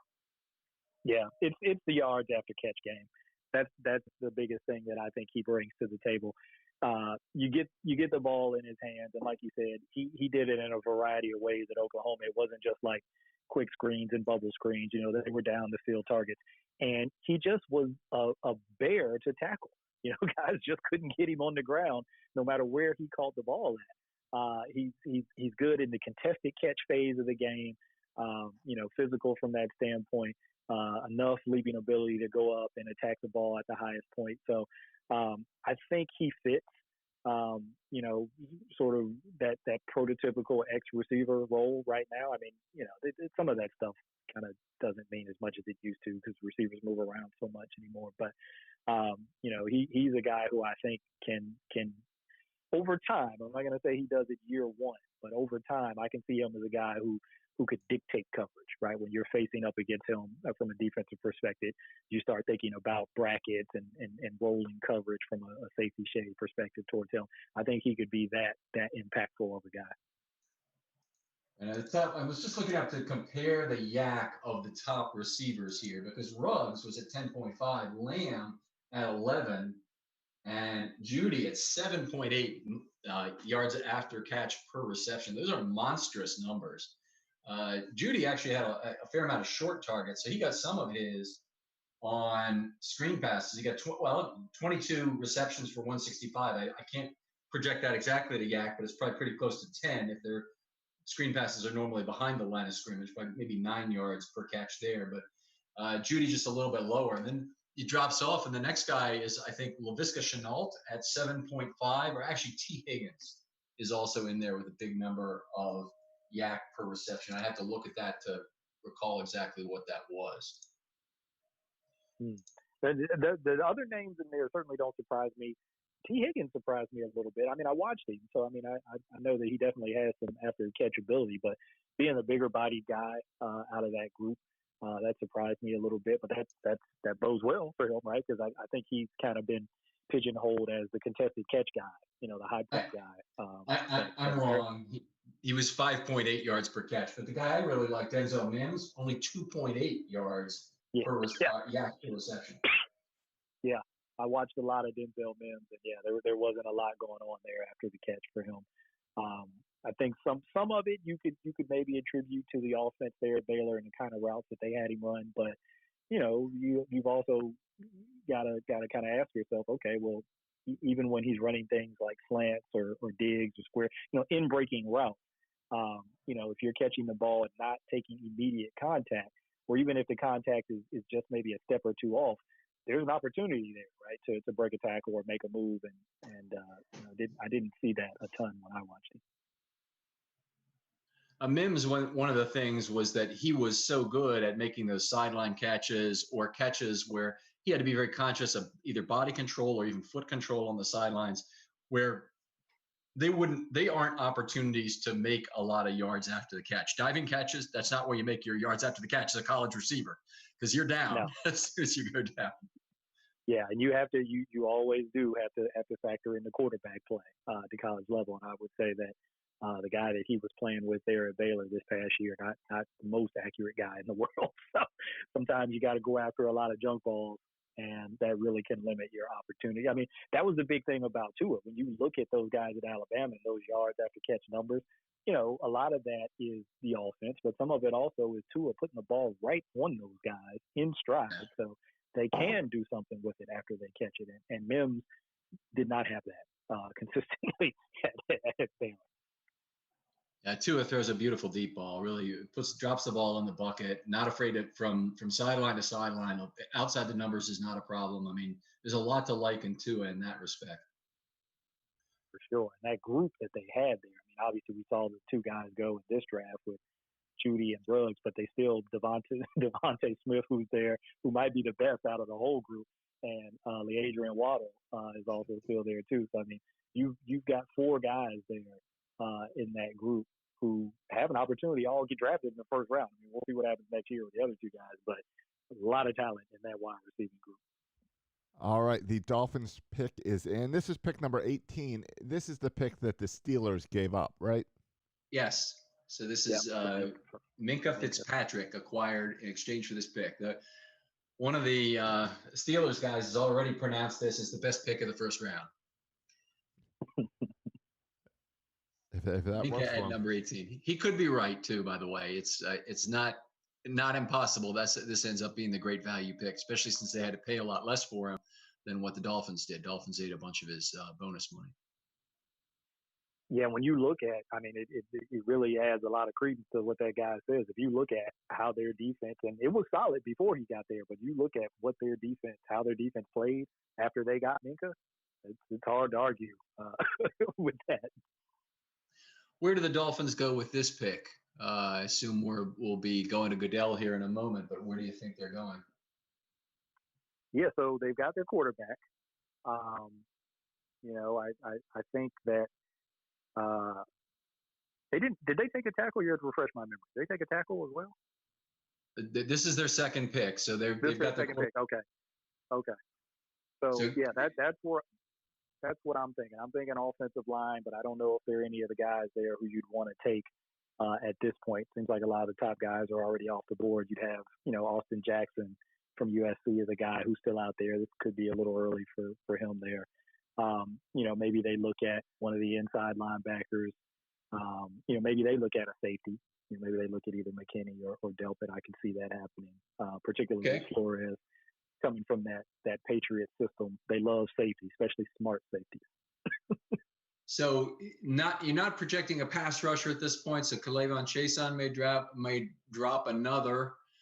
Okay, looks like Goodell's ready to announce it here. I guess we're done speculating. Yeah, you could be right. Could be a pass rusher. I shouldn't have omitted that.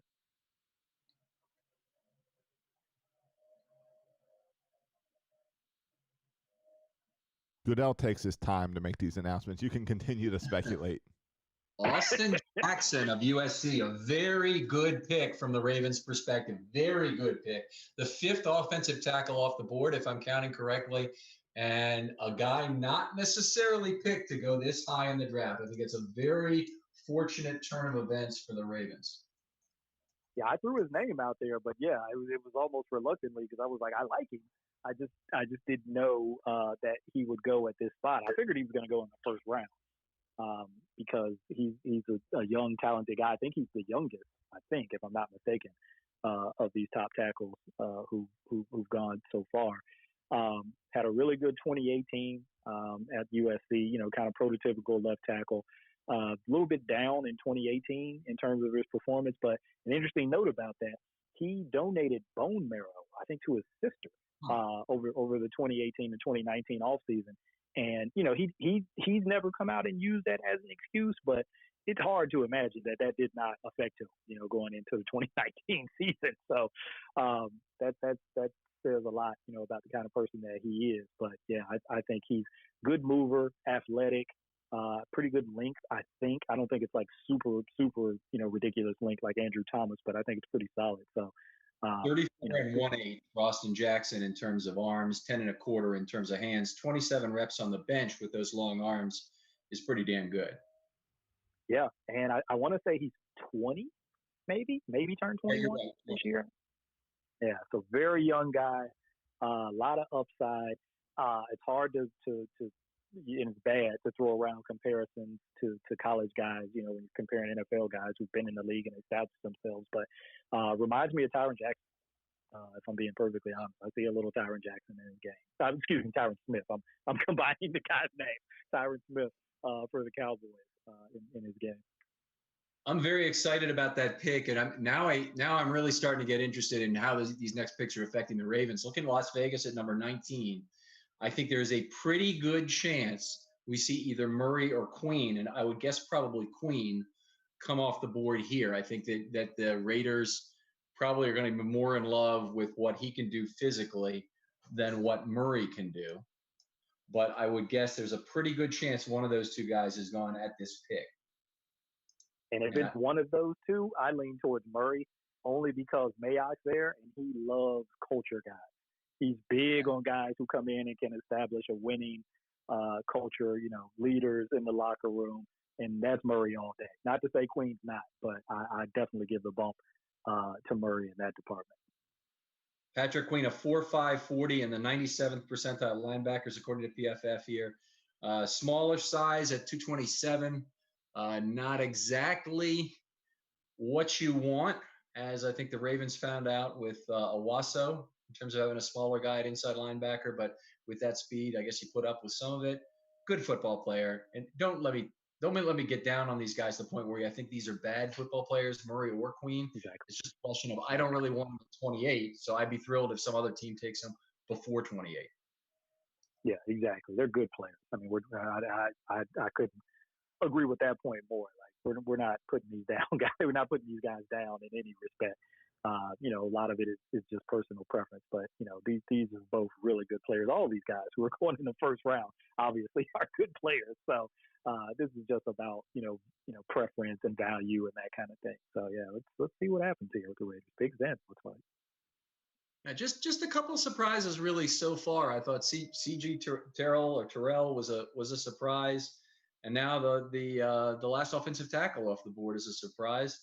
But it's been a pretty, as you use the word, chalky first round so far. Yeah, the positions who you expect to go early went early. Quarterbacks went early. Offensive tackle went early. The wide receivers squeezed in there. They were projected to go early in this draft. At least two of them. So yeah, it's kind of gone all true to form so far.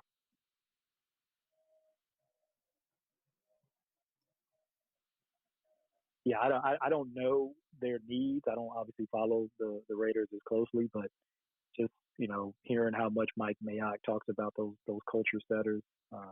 If he wants an inside linebacker, I gotta think it's Murray.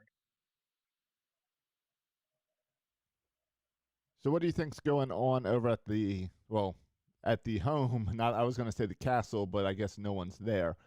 Do you think they are making calls trying to move up right now a few spots, or do you think they're pretty happy with how the board's falling apart? Okay, guys, something just happened here. Damon Arnette just got selected from Ohio State. Another, board buster here in terms of an oddball pick, and provided again by the Las Vegas Raiders. Thank you, Mike Mayock. Yeah, now that one, I know I said I wasn't that surprised by A.J. Terrell going to the Falcons, but Damon Arnette going here, I am surprised by this. So.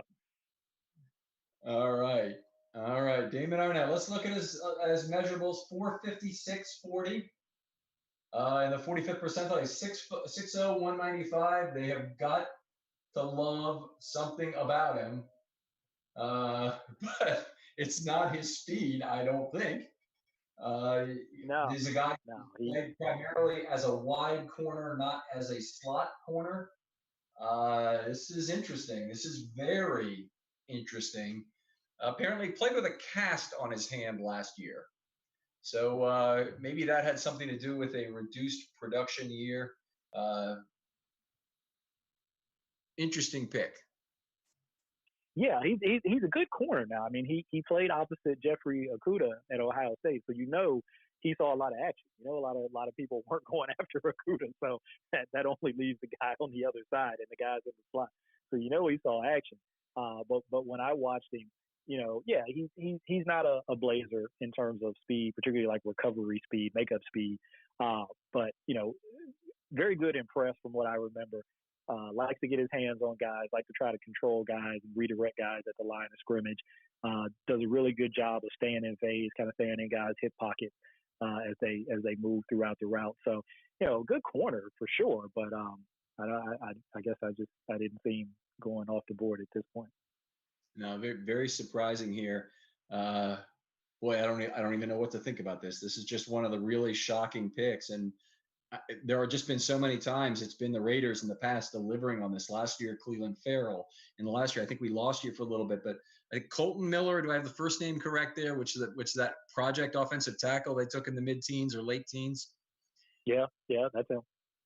They just, it's the Raiders. And is a surprising pick. Anyway, definitely positive. If you like Murray, if you like Queen, I think the chance just went way up that one of those two will be available at number 28, because the Raiders were certainly one of the teams. We still have the Saints and Eagles to draft yet. They're both likely landing spots for an inside linebacker, so maybe they both take them and don't look at other needs. But I think the chance of Murray or Queen dropping to 28 increased a lot if you like those guys. And I'm still loving the fact Chason is still on the board here. Yeah. I mean, that's a little bit surprising to me that he's gotten to this point. The Jags, we'll see what they do here, but I think you've got the Jags, the Eagles, and the Vikings coming up next. And like you said, you could see any mix in that grouping. You could see Chason. You could see one of the inside linebackers or both of the inside linebackers. You could see CeeDee Lamb. I mean, the Jags, maybe they want to add more pieces, around Gardner Minshew. Well, CeeDee Lamb was already taken. He was taken a couple. Right. So, but you could go with Justin. We won't see him. Justin Jefferson. Or there you go. Yeah. Justin Jefferson, the next wide receiver on your chart, Michael. Yeah. If those top three guys are gone, he'd be the next guy for me. And I should have known to defer to our Jags insider. If anybody's going to know who has the heartbeat, I'm trying. It's Josh. if I get two right for the Jags, then I've learned too much by not paying attention. you may have called it. I would not be surprised if it's Justin Jefferson. I think you're A going to wide go 2 for receiver 2 makes on Jags pick. a wide receiver makes a lot of sense for him, and that's the next guy up. So Okay, what about going back to quarterback here at number 20? It's a position we talked about Jacksonville possibly taking earlier in this draft, but is it now not too early to take Jordan Love now that they waited from 9 to 20? Yeah, no, I don't think it's too early. If you're not totally sold on Minshew, and you want to bring in another guy, I mean, certainly from a talent standpoint, from a physical talent standpoint, Jordan Love definitely has an advantage over Minshew. I mean, Minshew, look, he played well, he came in and did some nice things, but he doesn't have the kind of arm and can't make the kind of throws that Jordan Love can make. So, but the fans are all in love with Minshew down here. They do love Minshew. You got Minshew mania. So yeah, there's I see lots of Minshew mania T-shirts and stickers on cars and the tire covers on the back of Jeeps down here. It's all Minshew mania down here. So if they move away from him, people have some new gear they're gonna have to buy.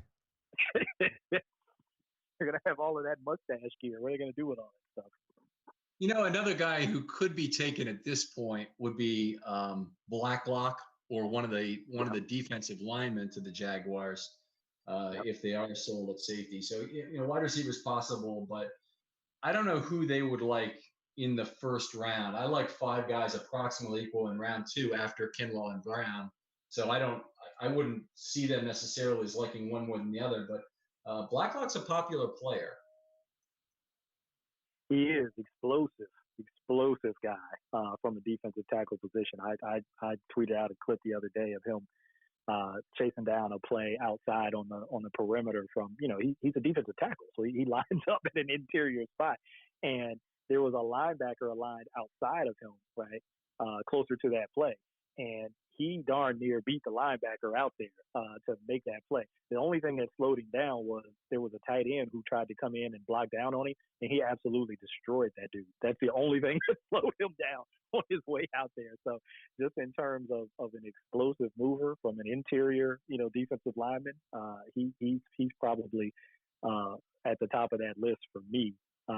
Justin Madubuike from Texas A&M, he's in that category too, but I probably give Blacklock the edge between those. Madubuike is my guy of the 5 that I like the best, I believe. And I just sent in my notes for this the other night. I want to make sure I'm reporting it as I did. Well, Jordan Elliott too has not been selected yet, so he'd be another guy in there. And I like Blackmore, Gallimore, and Davidson being my 5 round 2 guys that would be just fine. Yep, like all those guys too. All right. Calls on all those. Yeah, it's hard to know which way the Jags are going to go. We're counting on Josh.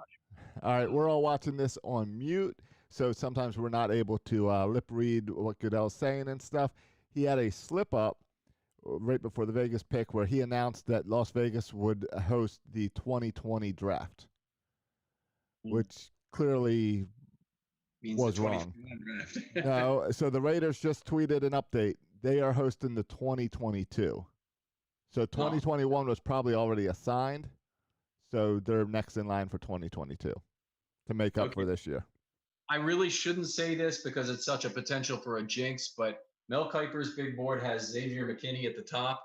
I would basically agree for the Ravens among the remaining teams, forgetting what other needs occur. Xavier McKinney would be a fantastic player to have. It's K'Lavon Chaisson off the board at last at outside linebacker. So Jax does not take one of the Ravens' safeties, which also would have been a possibility here. What can you tell us about Chaisson? So again, it's about the physical traits with him. He's got the size. I want to say he's right in that 250, 260 range. Maybe 6'2", 6'3". I don't have it right up in front of me, but just kind of what I remember. But explosive first step. You just see the traits. I'm almost having a lack of a better way to describe it, because you don't necessarily see a real polished and refined technique every time he's out there, particularly as a pass rush. But he throws a lot of moves at guys. You'll see him throw a long arm stand. You'll see him try to inside spin. You'll see him try a double hand swipe. He'll throw a lot of moves at guys. So when I say not refined or polished, it's not that he doesn't have moves. It's just the sequencing, the timing, kind of putting them together so that he has a coherent plan. That's kind of what I mean. But just from a physical standpoint, can rush the passer, dropped into coverage a fair amount at LSU, and can play the run too. I mean, he talked about that at the combine. He said he speaks 3 different languages. So, pass rush, coverage, and defending the run. So that's certainly something that you like to hear, right, about an outside linebacker thing. One thing, I'm just watching the highlights here, and it looks like he's very good playing with one arm on the tackle, and is doing a very good job of keeping an arm free. And that's a trait you really look for in guys who want to play the run well from the edge. They're able to keep one arm. Usually you can do it with either arm, so they can go left to right or right to left. But they understand the concept that they're longer with one arm than they are with two. And when they face that longer armed offensive tackle, they're able to hold them off still and dictate first contact by getting sideways.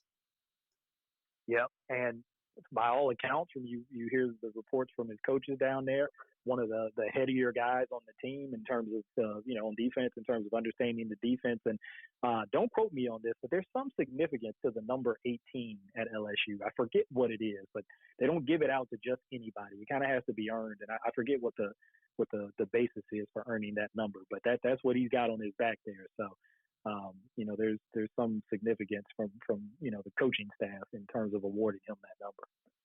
Okay. So the Eagles are up at number 21. They have made the pick. They've kept it. Got to be a pretty good chance they're going inside linebacker here, although there's certainly other players who have dropped a little bit further in this draft. What do you think the Eagles might be thinking at number 21? Well, I think they'd like to add some more speed at wide receiver. I mean, Deshaun Jackson is still there, but he's coming off of an injury sort of spotted last year. But outside of that, Alshon, J.J. Arcega-Whiteside, who they had last time, who they picked last year, the 2 tight ends that they had there, a lot of bigger body type guys, but not a ton of speed there.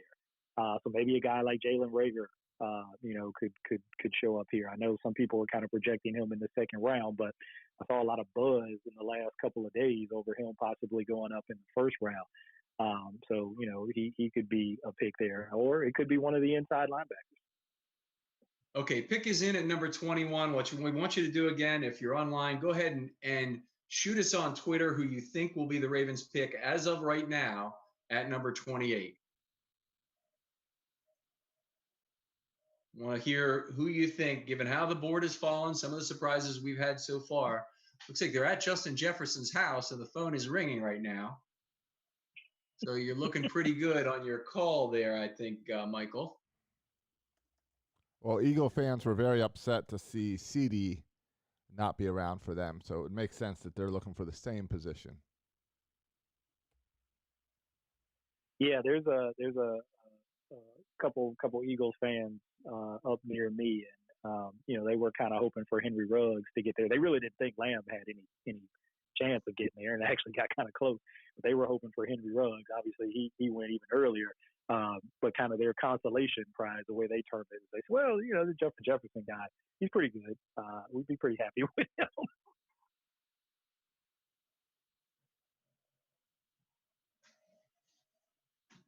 So let's see if that. Well, you guys probably know ahead of me. Like I said, I got some lag on my end. Still waiting. We'll see. Let's see. Dylan checks in that he hopes the Ravens get Queen.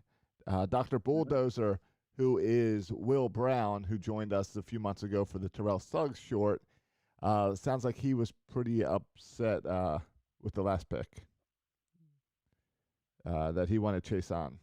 Okay. For the Ravens. Yeah, he's probably not alone in that. Yeah.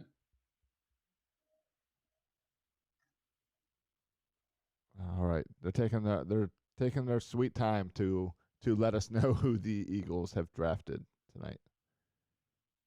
Not surprising, right? That's how it's been going. Pace has picked up a little bit, though, right? A little bit, yeah.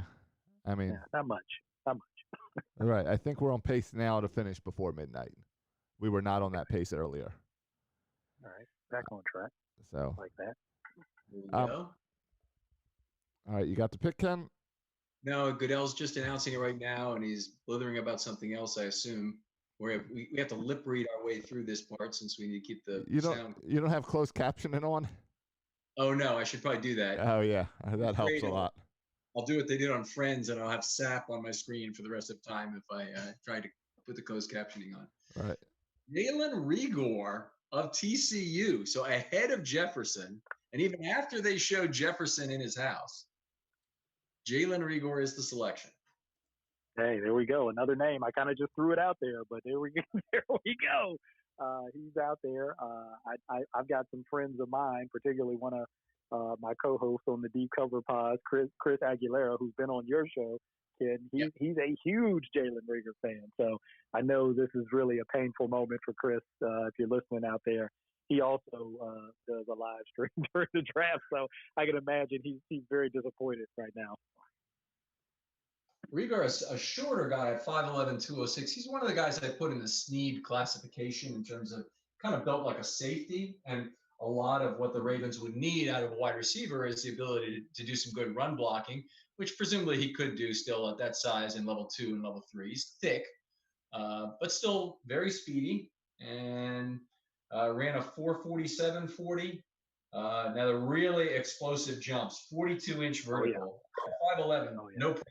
He would dunk a basketball with ease with a 42-inch vertical, and 11 on the broad as well. So it's a very explosive player. And that shows up on tape when you watch him. And you can see that that's the way that TCU wanted to use him. It was all about getting the ball in his hands quickly. So a lot of quick screens, bubble screens. Just get the ball in his hand, let him use that explosive ability, let him use that size, that strong, compact build to run through contact, break tackles. Really, really good in the return game in terms of a kick returner. Can make plays down the field for sure. Particularly with double moves. I mean, he's absolutely lethal with double moves. His game is all about speed and explosion, and I felt like that was something that the Eagles were lacking, and apparently they felt the same way. All right, we're getting fairly close to the Ravens pick here now. The Ravens are 7th now of the remainder, so Minnesota picking at 22 on the clock with 3:45 to go, and I think there's a pretty good chance one of those two safeties is going to be available. I think there is now a very good chance that AJ Epinesa is going to make it to 28 because there's some other, players that we haven't heard names for, including Murray and Queen, still on the board, potentially to be taken between 22 and 27. Kind of hard for me to exactly handicap this at this point, given some of the surprises the Raiders and the Eagles have thrown in to this so far. How do you see this breaking down? Who do you think Minnesota is going for? Let's take it one at a time. Picks in, by the way. Oh wow, okay, so better be quick there. I might have leaned towards wide receiver if Jefferson was still on the board. Obviously, they still have Adam Thielen there, but they lost Stephon Diggs. I think they're pretty well set at linebacker with Eric Kendricks, and I think Anthony Barr is still out there. So I don't know if they'll go in that direction. Maybe a defensive tackle. You talked about Blacklock and Matabuke, guys like that earlier, or maybe one of the safeties. But I could also see a corner for them because, I don't think Xavier Rhodes is there. I forget exactly where he went, but I don't think he's there anymore. And their other corner went to the Bengals. I know that. I can't remember his name, but he's with the Bengals now. So corner could be something they look at here too. I'm going with Jefferson since he's still on the board, surprisingly. That's probably a very good bet. There you go. See, I'm glad I haven't, man. I can't keep up trying to look at these two phones. Uh-huh. Well, looking at one phone and talking on the other. Well, my plan is to always pick the same guy until he's gone. And then eventually you'll be right. Broken clock is right? At least twice a day. You're going to get there. So I'm thinking about the corners who might still be available. I'm kind of thrown off now because there's some guys who went that I didn't necessarily think were gonna go where they went. So Terrell's gone. I didn't see Arnett going in there, but Jeff Gladney from TCU, really good corner, who could maybe go here if they're looking at Christian Fulton has not been taken. There you go. Yeah. Utah would be another one. There you go. Yeah. Those are two also very good players. So they decide to go in that direction.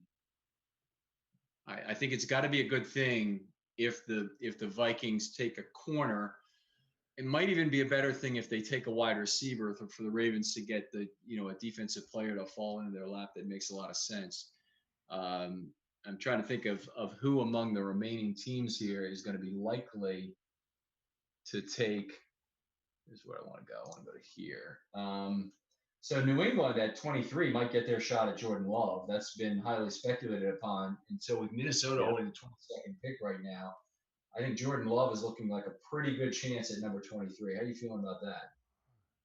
Yeah, I think that's somebody they could be very interested in at that pick, and could be some other teams interested in him. Right.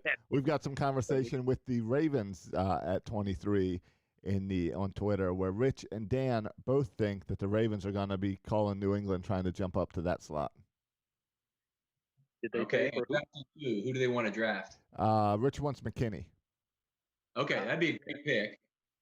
There's two guys. I mean, McKinney and Delpit are both available. So if the Ravens are fairly ambivalent to the two, there's a good chance they're going to get one of them. If they really want McKinney, who I think is the better of the two, and Michael, I think you said the same thing, they might have to go up and get him because there are probably a couple of teams here. Minnesota might be one who would take him, and Miami possibly be another who would take him. Miami's got lots of needs, so it's going to be hard to handicap exactly what they take. Deadspin is reporting that the Patriots just traded their pick to the Chargers. Ooh. Look at no information yet. So basically, you're giving away a spoiler there because the Vikings pick is in, so it hasn't been announced yet, so we haven't given any names up. Right. But we want to kind of avoid, whatever. That's a trade, not a pick. Fair enough. They weren't going to, I guess that would have been a real quick announcement after this. Do you have the pick? Do you have the trade selection announcement that goes with that, or just that they traded it? Let's see. Trading the pick to the Chargers, who gave up a second and third round pick to move up. Don't have any more information than that. That's from Adam Schefter. Okay, so the Chargers are drafting at 37 and then again at 71. The total value is 765, completely in line with the 760 New England traded. So a pretty classic move by New England to trade back into round 2 and 3 and give up their first round pick. I got to think the Chargers already got Justin Herbert. So actually, I don't know who they're taking at number 23. Yeah. Maybe they took their quarterback. Does New England feel they can get Love at number 37 now? I don't know. That seems like a little possibly risky business because is 37 in front of the Colts? Isn't the Colts at like 34 or something? Well, yeah, the Colts are at 34, but also the fifth-year options are all ahead of them, and teams That's true. So here's the selection for the Vikings.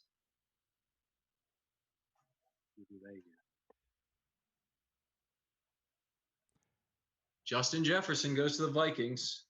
There it is. Good prediction, guys. Now the pick that was New England's has been traded. We don't have draft compensation. No, we did have draft compensation that made complete sense. A second and a third for a first really makes complete sense. Will be interesting. I bet you're going to say the same thing. No, go ahead. I think I got something different. Go ahead. Third in the punt, pass, and kick national championships at age 9 for Justin Jefferson. No, yeah, you got me. I wasn't going to say that. I was going to talk about Spielman. He wouldn't do it here in the first round. He's not where he's projected to go. But having an opportunity to draft his son, who's in this draft, that would be pretty interesting. He has an adopted son who played wide receiver at Wisconsin.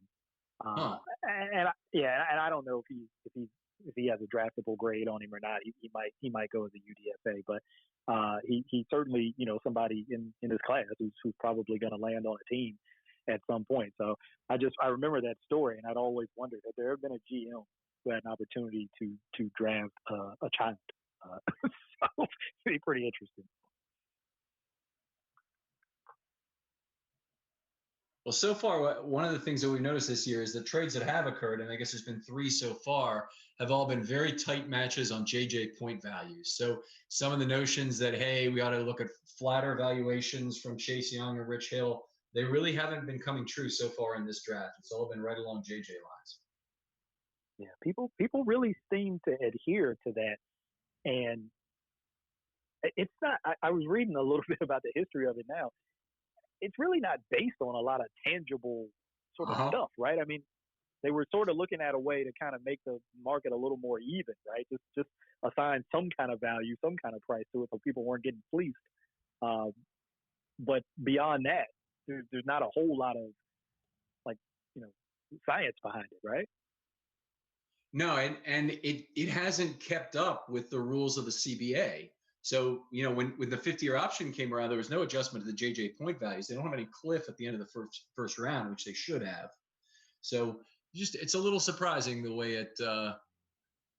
it's stayed the same all these years and is still a good yardstick that NFL teams seem to use. Yeah, it stood the test of time, but I guess in some ways that's probably not surprising for the NFL, right? I mean, they certainly like to hold on to things in a lot of ways.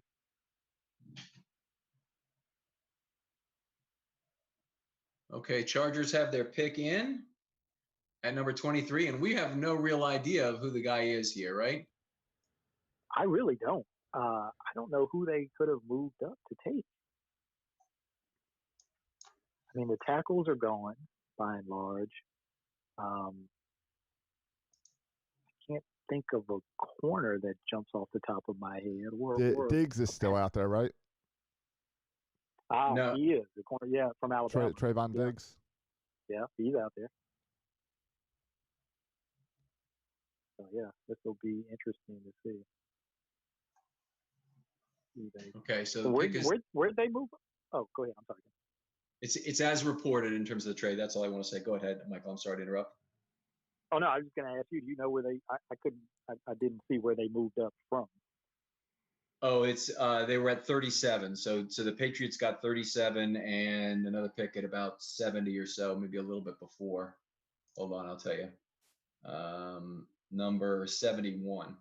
37 and 71 go to the Patriots in exchange for 23. Classic Patriots.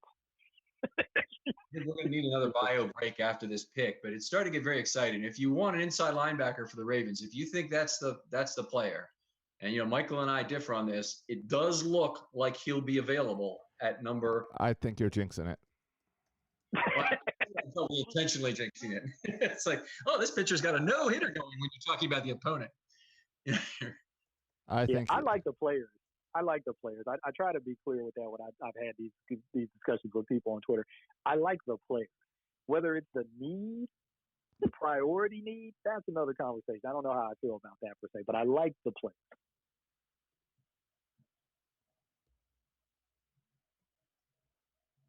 All right, so still waiting on this Chargers pick. Quick commercial break after this one. Yeah. Okay. That sounds good. That way we can. Jordan Love. Well, I think we're looking into his room. I don't think he's the pick necessarily. No, that is not the reports I'm seeing.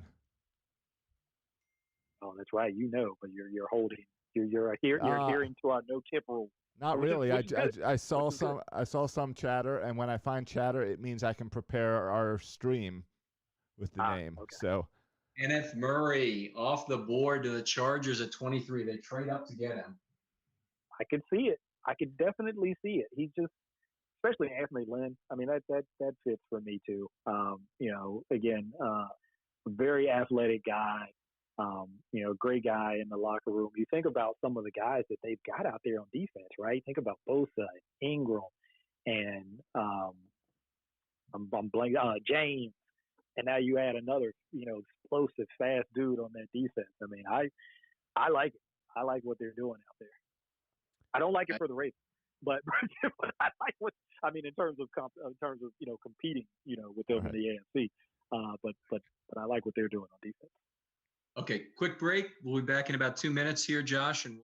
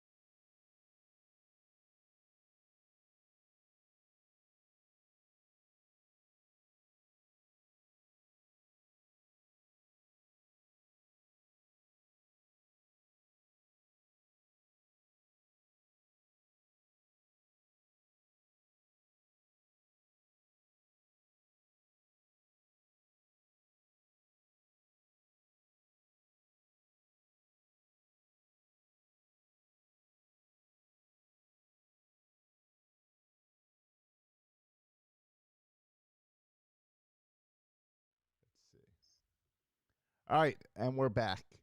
Just a little quick break there as the Saints are still on the clock. What are we looking at here? I'll start. We're waiting on the Saints here with a little under 3 to go, but Patrick Queen is on the board, an LSU guy. Would not be a long trip for him to move to the Saints, who already are projected with a needed inside linebacker. What do you think, Michael? Yeah, I agree. I think it all just aligns really nicely for them. They have the need at the position. Guy right there in Louisiana who they obviously got a chance to see a lot. I'd imagine those coaching staffs have some level of interaction. And so they probably got good information there in terms of background and such. And then obviously, what he does on the field speaks for itself. We talked about him a little bit earlier. Very athletic guy, sideline to sideline, gives you, a little in coverage as well. Just makes a lot of sense. We haven't seen anything here about a potential trade of this pick, right? No. Doesn't seem like it needs to be a logical trade partner. If they need an inside linebacker and the Ravens covet one, which we don't know, then it would seem unlikely that the Saints would be willing to trade down. They might be willing to trade down a few spots, but they hope to still get Queen. And there's still Ruiz in there too, so there's a couple guys in there that could be problemsome.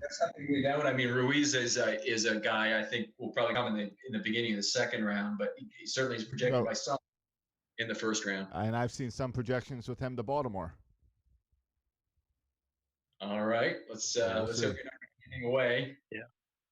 Yeah, he's a guy we picked on our pod. We did a mock draft, and he's the guy that we picked with our first round pick. I think in the 7th round mock we did, we actually traded back and we took him somewhere in the early mid 30s. But either way, he was the first guy we had going for the Ravens. So.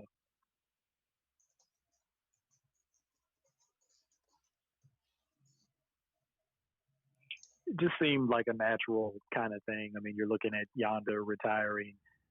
Yes, Ruiz played center this past season at Michigan, but he's played guard earlier in his career there, and I don't think it's a strained projection to see him being able to play some guard too. Okay, so my guys in order, I think, of the remaining guys on the board, I have to make sure that I'm not missing somebody for who's here, but I have McKinney number 1, Delpit number 2, Epinesa number 3, Mims number 4 of the remaining guys. How do you rank them for your remaining guys for the Ravens need at number 28? That's a tough one. So you have McKinney, Delpit. I might not have the order that you list them. McKinney, Delpit, Epinesa, and Mims are my top 4. I'd probably go McKinney, Epinesa, Delpit, Mims. Okay, so we got the same 4 guys. That's remarkable. Oh no, I thought you just wanted me to rank your 4. I'm sorry. I'm sorry. I didn't know I was supposed to pick new guys. Then it's perfect that he ended up with the same 4 guys. Yes.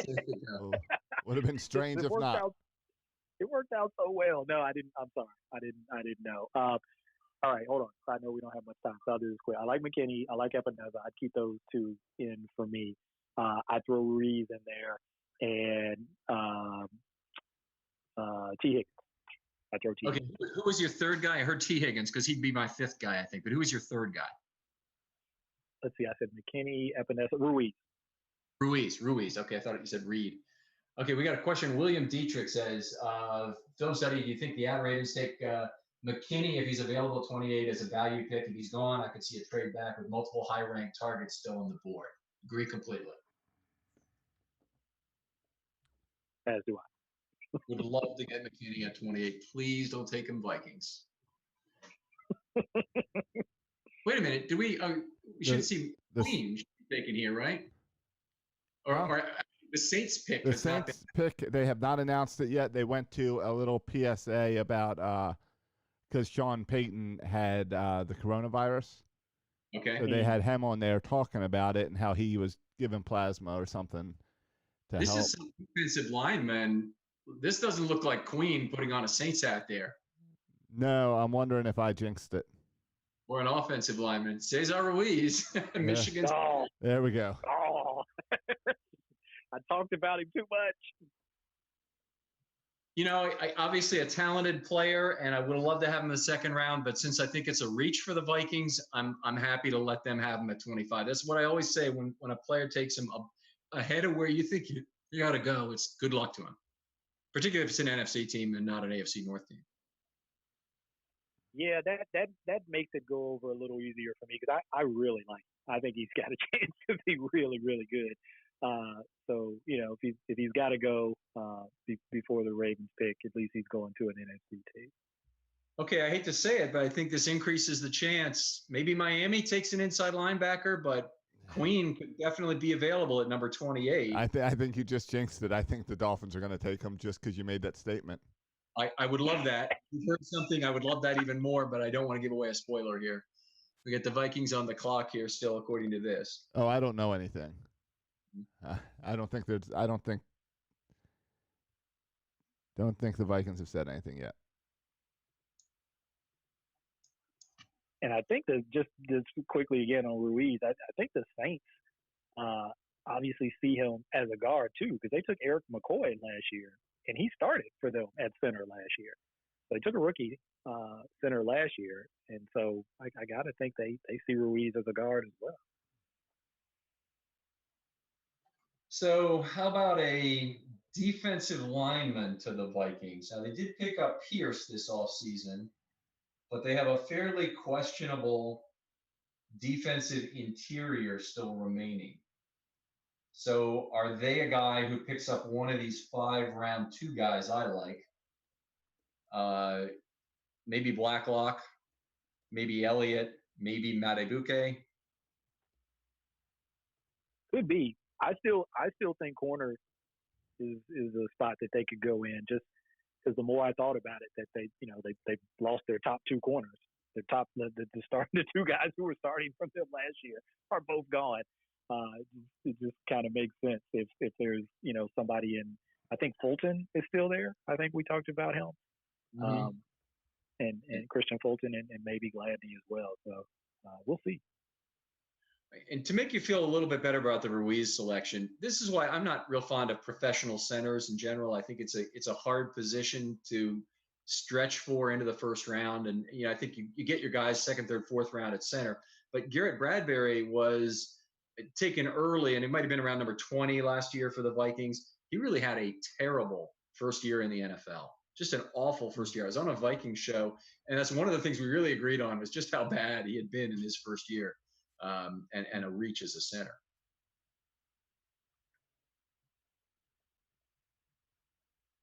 Oh, we got a trade. Minnesota traded the pick at 25 to the 49ers. Oh. All right. So what do the 49ers need? How does that change? Are they trying to jump ahead of the Ravens? Well, they have another pick at 31, so I assume they traded that one to get number 25. So right, which would be jump the Ravens. Miami and Baltimore could be safety. It could be either of those. Yeah, because they took Kinlaw earlier. Right. They've got defensive linemen. I think they're pretty set at linebacker. Fred Warner had a great year for them last year, and Dre Greenlaw is there too. They just signed Jimmy Ward, I think. I think they signed Jimmy Ward, their safety, to an extension. So, how about a corner? That would be Diggs. Yeah, Diggs is still there. Yeah, because Richard Sherman's not getting any younger.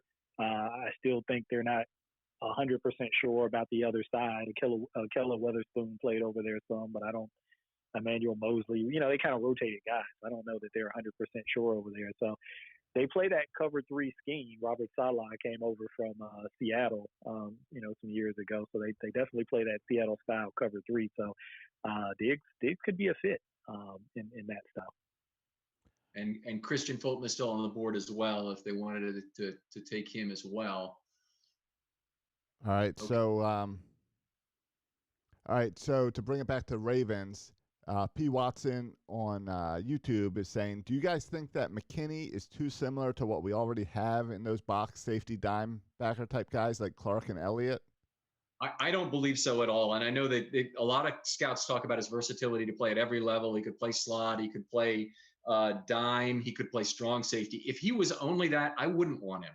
I want the Ravens to have a back end safety, and I think McKinney is the best one in this class. There's a few other players who maybe are there, but they all have competition, size, or athleticism questions. McKinney doesn't have any of those. Yeah, I think he reminds me a little bit like Minka when Minka was there at Alabama. Minka kind of got moved around like that, and they used him in a bunch of different positions. And even when he came to the league, Miami kind of tried to do that with him too. When Pittsburgh got him, they just put him in free safety primarily. I mean, he moved around a little bit, but he primarily played free safety for them. And he was so much more effective in that one role than he was as the guy who moved around to a bunch of different spots. So I think McKinney has a little bit of that effect too, where he can play in several different spots. But if you put him in one, particularly back there at free safety, he might really excel. Okay, so the 49ers pick is in. It's Brandon Ayuk, Arizona State receiver. Now, we talked about the 49ers getting a wide receiver earlier. It's not a real shock, and Brandon Ayuk being this high up, just kind of forgot him because I'm so concerned about the Ravens' biggest needs. And Ayuk was a guy I would have loved for the Ravens to get at 55 or 60. It wasn't going to happen, but he's a guy certainly who returns kicks as well as being a receiver, and speed guy, deep threat, does lots of things well, but certainly this seems kind of high for him to me, even though I have seen him mocked that way on other boards.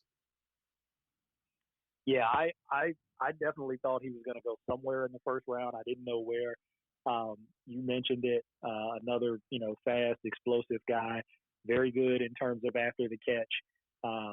Almost turns into a punt returner essentially when he's in the open field after the catch, because he was also a very good returner, as you mentioned, and plays bigger. It's one thing that kind of stood out to me.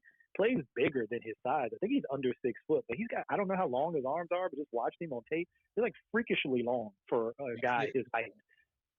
They're very thin. They're needles, but they're very long. They just posted that he had the longest wingspan of any player in the history of the combine who is 6 feet or shorter. Okay, yeah. See, I didn't know that. I didn't know the numbers, but just when you watch him, you're like, man, this guy has such a catch radius for a guy who's not tall. So that really kind of stood out to me. That obviously that's a quarterback friendly kind of thing to have. The bigger catch radius you have, the more quarterback friendly that can make you. So, exciting guy, and Miami has really. I'm sorry, we're not talking about Miami. No, almost. Almost. I'm jumping the gun there. San Francisco. Man, you think about him in that Kyle Shanahan offense, and it's a little scary. Okay, so we got 3 picks to the Ravens. Miami is going, and then there's I don't remember who has 27 here. Give me a second. I will get back to that. Seattle. And then the Ravens, and there are 3 players that I would be happy with at 28 who are still there, and McKinney, Delpit, and Epinesa. Anybody else you would toss in there? Obviously, I think you like Queen still to be that guy, right? I throw him in the mix. I throw him in the mix of those guys that you mentioned. Queen over McKinney, yes or no? Ooh, man, I think we even had that discussion in another context. I'm trying to think back to what I actually said. I think I actually took McKinney back when we had the discussion, but I'm going to stick with that. Yeah, I'll stick with that. I think I did that back then, and I'll stick with that. What about this guy out of Penn State, Gross Matos? Edge rusher. Yeah. There's a lot to like and a lot to not like about that guy, and it's just not a tremendously consistent performer is one of the things that comes up. But he's got a lot of moves. There's some polish there, but he's going to have to really prove every play what's going on there. I just see him as a second round guy, to be honest. First round guy. Yeah. It would be a trait based pick You're looking at upside. You're looking at being able to coach him into a more consistent level of play. But Ken said it. The flashes are there for sure. So if you think you can turn those flashes into something more consistent, then maybe he's worth rolling the dice. But if you're like, well, I think I can do that, but I don't think I want to do that with a first round pick, then maybe a hold on. If you want McKinney over Queen, then I think you're hoping that Miami drafts Queen instead of McKinney right at this spot, because that's the most likely to get you McKinney if he's still there. So this is an interesting point. I am going to go through the freaking roof if they get through there. Queen is gone, McKinney's available, and they trade the pick. This is going to be Derwin James all over. Oh no! I think that's why I stopped watching the draft, is because of one of these late picks for the Ravens, and then they trade it after you stay up all night to wait and see. And then they got Lamar Jackson. Right. Well, sure. That paid off. Hey, maybe Miami goes back to the Alabama safety well here, and they take McKinney. We'll see. They've done it recently with Minkah. Maybe they go back. We'll see. It just makes sense in that Brian Flores defense. Again, safeties are big. You think about the safeties that the Patriots had, the McCourty brothers back there, some of the other guys that they've had. They really value smart safeties. They're not, so hung up on, freak athletes back there, but you got to be smart. You got to be able to handle a lot of information and be able to process and make checks and adjustments. I heard a story from a guy who played up there. It was Chris Long, who went on to also play for the Eagles, the Patriots, and he has his own podcast now. He was telling a story about when he was with the Patriots and just how many adjustments and checks they make on their defense in the game. And he said the ball was snapped, and a linebacker or a safety was still yelling a check at him as the play had happened. He's like, no, check. So he's like, they make that many adjustments. You got to be really smart to play well in that defense. One of the things that plays in on this pick for Miami, and they may really be trying to trade the pick again because we're down under a minute and 20 here, but Miami picks again at number 39. If you're Miami, I would have to think you have several needs. You may get a player you really want. The guy I'm thinking about is an offensive tackle, Josh Jones. You might be able to get him at number 39 if you hold out. I know he's slipped a little bit on various draft boards. He might still be around at that point. But if they decide they don't need to take him here, they could certainly trade that pick, or they could use it on McKinney.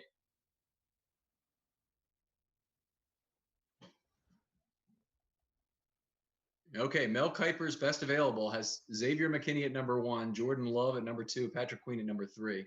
The Packers are on the clock, so the pick has been made. I don't think it's been announced yet. You haven't? Do not have it. I know they're not going to draft Love, so we can knock that off the list you just read. Okay. Because they took Tua earlier today. Okay. Correct. Not going to take him. Maybe DeAndre Swift.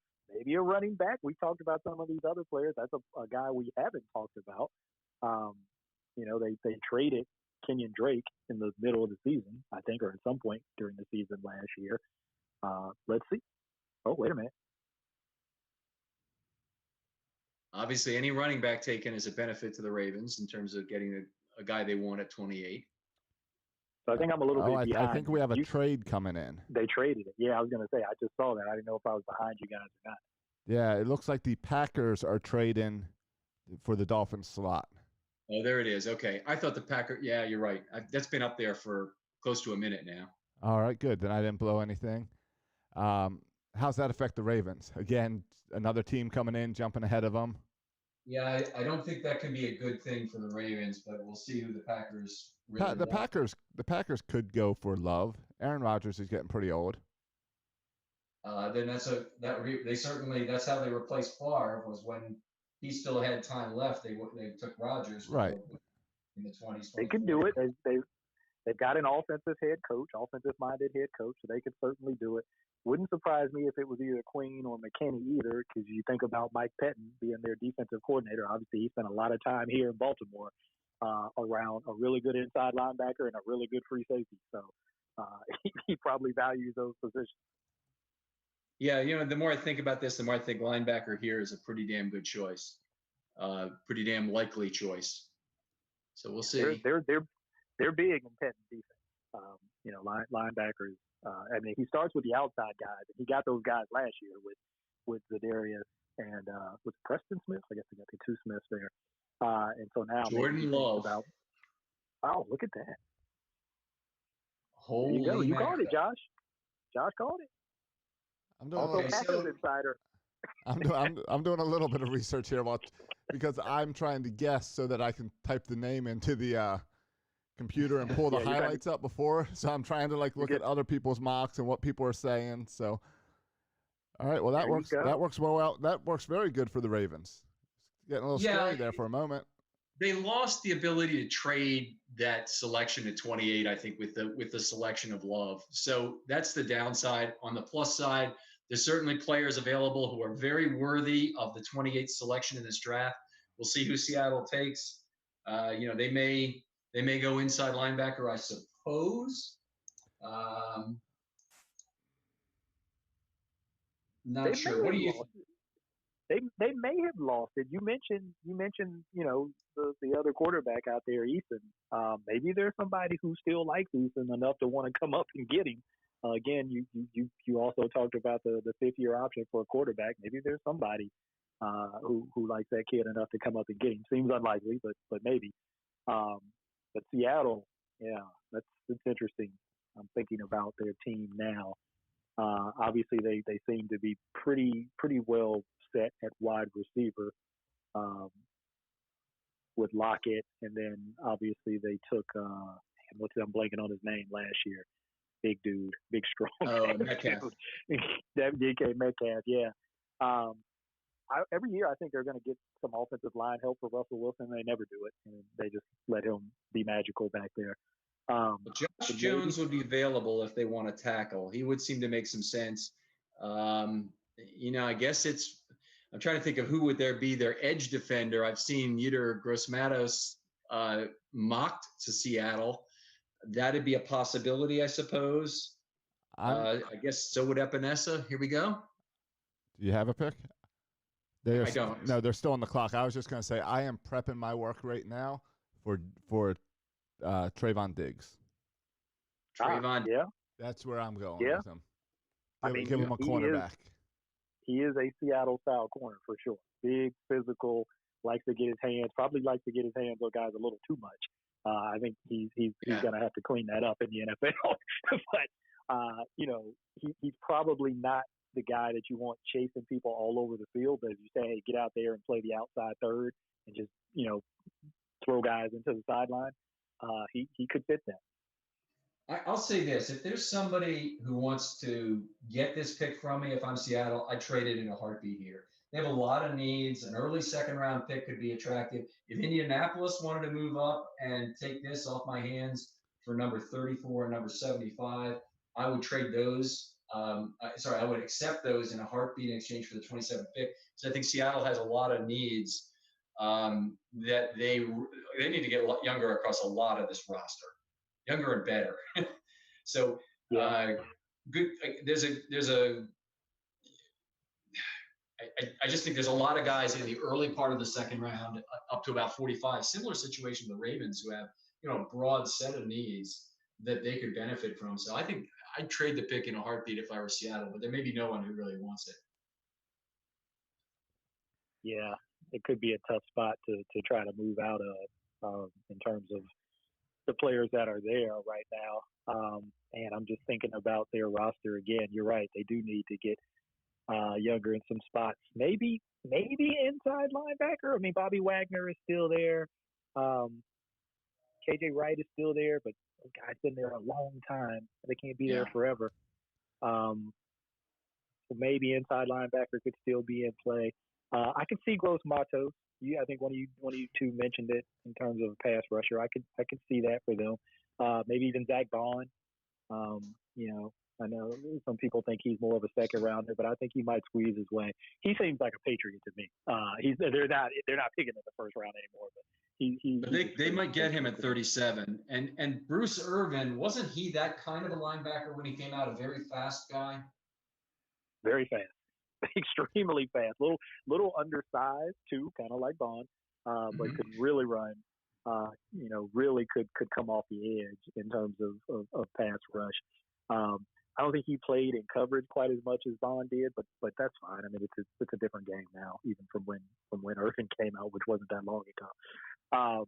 But I definitely think there's some similarities there. Very interesting to see how the Packers think. Aaron Rodgers is 36 years old. When Brett Favre was 35 is when they drafted Aaron Rodgers. And it was still several years, and Yes. then before Favre went to the Vikings and then the Jets. I mean, it was the Vikings they played the Favre Vikings in 2009, and I believe they played the Jets. It might have been 2011, and Favre was still bouncing around the league trying to come back. He pulled a Gronk, right, where he sat out a whole year and then he came back and said he only wanted to go to one team. Yeah, I can't remember. Was don't that remember. between the Jets and the Saints? Was it in between there somewhere? It was before the Vikings, so I'll have to look up his I mean the career Vikings. I'm sorry, Jets and the Vikings. I don't know why I threw the Saints in there. So let's see. But yeah, it makes sense for them. Bring him in. He doesn't have to play right now, clearly. And some of the things that people were concerned about, and I'm talking about Jordan Love, some of the things that people were concerned about with him this year with turnovers and some of the decision making, you can work on that in practice and, in the meeting room while Rodgers is still playing. And, maybe by year two, you're looking, not comparing him to Patrick Mahomes, but you're looking at a guy who can come in and start and take over for the guy who was there before, sort of like Mahomes did with Smith, with Alex Smith. Okay, Seattle has made the selection, so they didn't trade it. So it's not somebody, and honestly, the Ravens probably would have been better served if that pick was traded and somebody took the last inside line or, Queen off the board, basically. But the fact that they took it, we'll see. Maybe this is an edge player. And we'll get this pick in a moment, and the last obstacle before the Ravens draft will be gone. And Ravens Twitter right now seems to be very settled on Queen as who they want. Yeah, I can see that. Yeah, they haven't been open to the notion of a safety at any point during this process. I didn't expect it to start right now, but there's a great opportunity to get a ball hawk on the back end if Seattle doesn't take him. Right, and Dan Rees is pointing out that Aaron Rodgers is still under contract till 2023. So he's wondering why the Packers would draft a QB in the first round, and clearly it's to do the same thing they did with Rodgers and Favre. Right. Rodgers actually drafted in 2005, but Favre played 3 full seasons where he basically got all the attempts. In fact, he led the NFL in attempts in 2005 and 6, and then he still had 535 in 2007. All right. Yeah, and that under contract till 2023. A lot of times, guys don't make it to the end of those contracts. Sure. Well, earlier guys that are 36. Earlier today, Aaron Rodgers said it would be exciting to draft a skilled player, but whoever it is, he will call him and congratulate him immediately. So I'm not sure if Aaron Rodgers is super excited about making that phone call tonight. Take the high road, right? It's the Joe Flacco, Lamar Jackson situation. Right. We have seriously got a significant amount of PSAs going on tonight that are definitely slowing down this broadcast. Well, that's that balance we talked about earlier. We're trying to make it still smart for the time we're living in. Right. Yeah, you got to be sensitive. You got to be sensitive to that. You definitely got to be sensitive to that. Need to be. I agree. The NFL doesn't want the reputation of a league that ran roughshod over this epidemic, but here we go. That's why they even had the doctor who's been ahead of this, Fauci. Yeah. They had him like talking before the draft.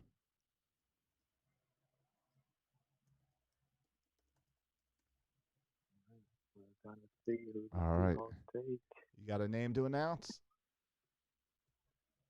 Jordan Brooks. It's a way higher than expected. A guy going to get in the third round for the Ravens. Yeah, linebacker, Texas Tech. Yeah. Seattle, okay. You mentioned the Raiders. You mentioned the Raiders and about how they kind of go off script. Seattle has a tendency to go off script too. Okay, we want to take off our Jordan Brooks discussion. I think it's a huge reach, frankly, at this position. It's now the Ravens' turn. Lots of juicy targets on the board. No need to trade this pick, right? I don't think so. I think you got to like the guys that are available right now. We talked about McKinney. We talked about Queen. That those are just two. Epinesa is there. I think you got to like, the group of players that you have to pick from there. But are there too many that the Ravens are tempted to just trade back and hope another guy hangs out? So the question is there anybody Indianapolis likes enough to trade 34 and 75 to the Ravens in exchange for the 28th pick? Because that's the pick that makes sense. It's not moving back too far. Somebody still be available, and they get an extra third-round pick out of the deal. They just don't get McKinney maybe at this exact spot, or they don't get Queen exactly at this spot if that's who they want. Yeah, maybe if somebody loves Jacob Eason, or if they love Patrick Queen, and the Ravens are willing to fall back and let somebody else take him and accumulate some more picks. I'm still mind blown by the Jordan Hicks pick at 20. I thought he was a sure thing, a huge two-down run stuffer, one of the best in the entire draft. It would make all kinds of sense for the Ravens, with maybe the 92nd pick in this draft. Yeah, he's one of those guys. This is probably getting a little too football nerdy, but he plays in that 3-3-5 defense, and 3-3-5 linebackers from college haven't panned out really well. Guys that I've watched in the NFL, so I'm always a little bit leery of guys coming out of that scheme. But hey, he's an athletic guy. Michael, let's be clear about what you mean with 3-3-5. You mean like what I call jumbo nickel, where they play 5 men along the line of scrimmage, 1 inside linebacker, and a 5 umbrella safety behind that, but not a dime linebacker? Well, it varies. So yeah, you're right. I probably would totally derail us with this, because in college there's a lot more variety in it than the NFL. It's pretty much, when you talk about it in the NFL, it's pretty similar. In the college, it can be that. It can be what you just described.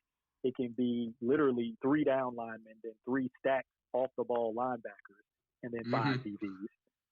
It can be that. It can take a lot of different forms at college. Okay, so that's the stack is what I think of as being kind of a high school 3-3-5 defense, where you play oftentimes with 3 linebackers, then also 3 safeties sometimes behind them. Yep, they did that too. So that's the form that he played in at Texas Tech. It was more of that high school version that you're talking about. Okay. Now, I got to admit, the minimal amount, I watched about 2 games of Jordan Brooks tape. He did not really stand out in one of the games that I looked at. In fact, you try and do the best you can to watch one complete game. And because I liked him, I wanted to watch another. But he really did not stand out in the game that I looked at. And I can't remember who the opponent was in the thing. It was one of their better opponents, but I can't remember who it was. Yeah, for me, this is, like I said, this is not to put him down, but if I'm looking at taking an inside backer at Seattle, and I've got Jordan Brooks and Patrick Queen stacked next, it's hard for me to understand how they had Jordan Brooks evaluated higher than Patrick Queen, but apparently they did. Well, I'm seeing some people did have Jordan Brooks and Logan Wilson both ranked ahead of Patrick Queen.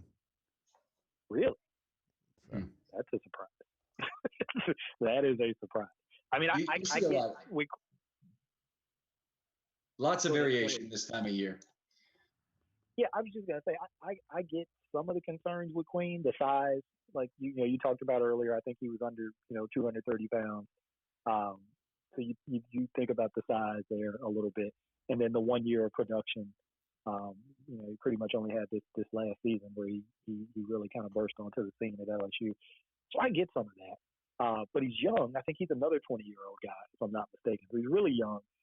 I just see him as an ascending guy who showed a lot of the kind of traits that if I'm a defensive coordinator, inside linebacker coach, that's the kind of guy that I want to work with, because I see he's good now, but I see him ascending, somebody who I really could work with. But hey, it only takes one. They talk about that all the time in the draft. It only takes one thing. Hey. All right, so the pick is in.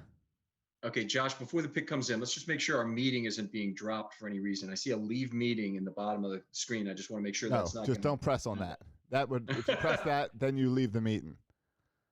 This would be the wrong time. All right. Okay, so the Ravens made the pick. They didn't trade it. Did not trade it. No 34 and 75 from the Colts, which had been one of the ones that had been talked about. No other weird combinations. A lot of good players on the board right now. I guess, if you are going to trade up, you might want to trade up till a little bit later because there are so many good players on the board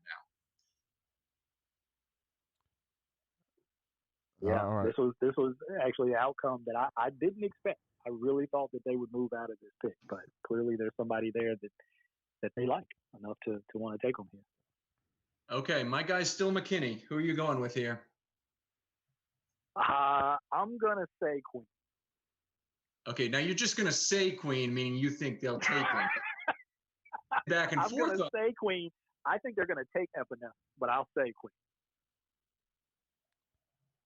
Grant Delpit, LSU safety, looking at his phone. But we've had a lot of that going on. That doesn't necessarily mean he's the next pick. A lot of phone looking. Whose house is this? Patrick Queen. Uh-oh.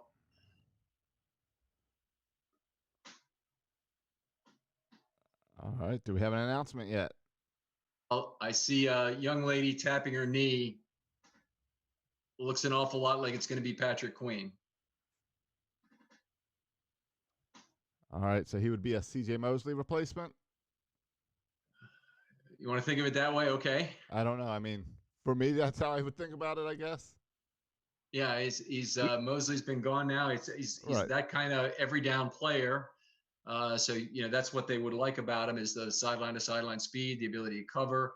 He's a little smallish in terms of playing the run effectively, but he certainly can make up for some of that with sideline to sideline speed. And let's make sure he's the pick before we go yapping about this. Yeah. He may not be. Well, I just posted that he's the pick. I'm assuming he's the pick. Okay. There you go. So. Insider, multiple teams. We should just call you NFL Insider. Don't even limit you to a team. It's very simple. I've got multiple mocks here and Twitter to try to find out who I need to type in and what highlight I need to pull up. So if you have to change that, and I hope you do, but probably not. I mean, I'm seeing reliable comments on Twitter, so I'm sticking with like Goodell talking now, and that it's Patrick Queen. I have not seen that, but I am seeing Jeff Zebruck. Okay. Yeah. I do not understand why. Now they're doing another delay with the Walter Payton Man of the Year. Okay. So. So they have 3 picks left in the first round. Actually, make it 4. The Ravens official Twitter has welcomed Patrick McQueen. Or Patrick Queen. There you go. Down. So. Yep. And it's been announced on NFL Network too. All right, I was gonna say they're now jumping ahead of the networks themselves.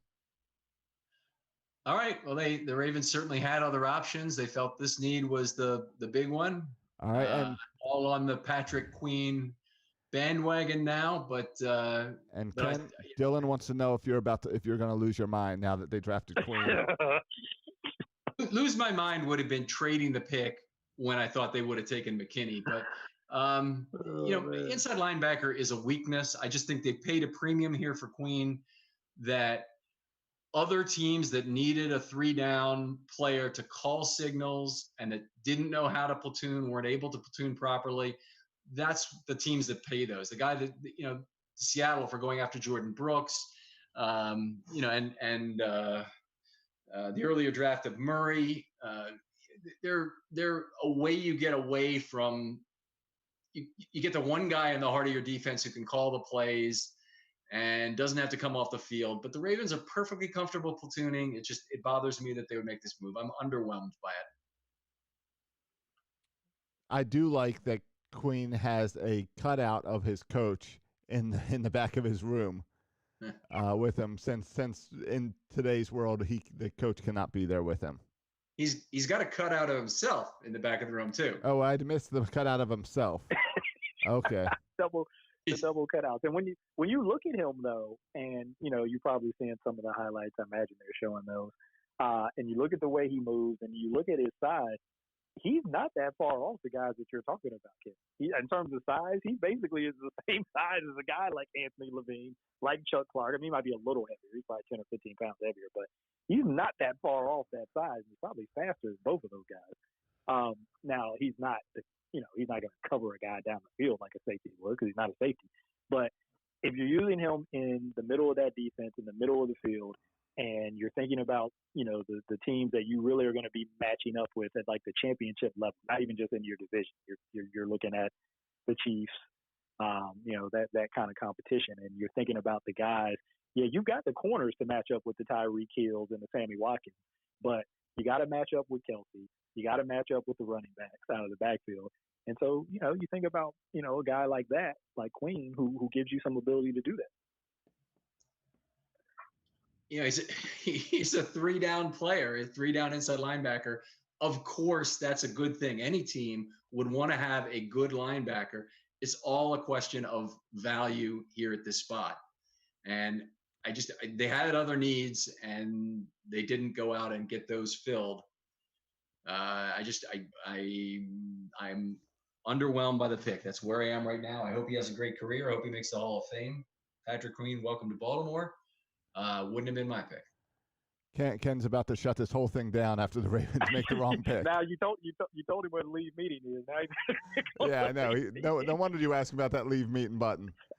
He knew what was coming. Dylan wants to know, what does that mean for McKinney now? Where do you think he ends up?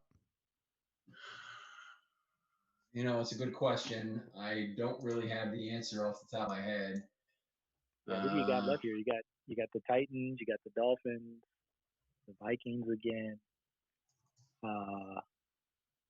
Dolphins could still be a landing spot. I think Tennessee, they're pretty set with Kevin Byard and Kenny Vaccaro. I think they're pretty set there. So you could maybe see it back at Miami. I don't know who Minnesota safeties are off the top of my head. So it could still happen in the first round for him.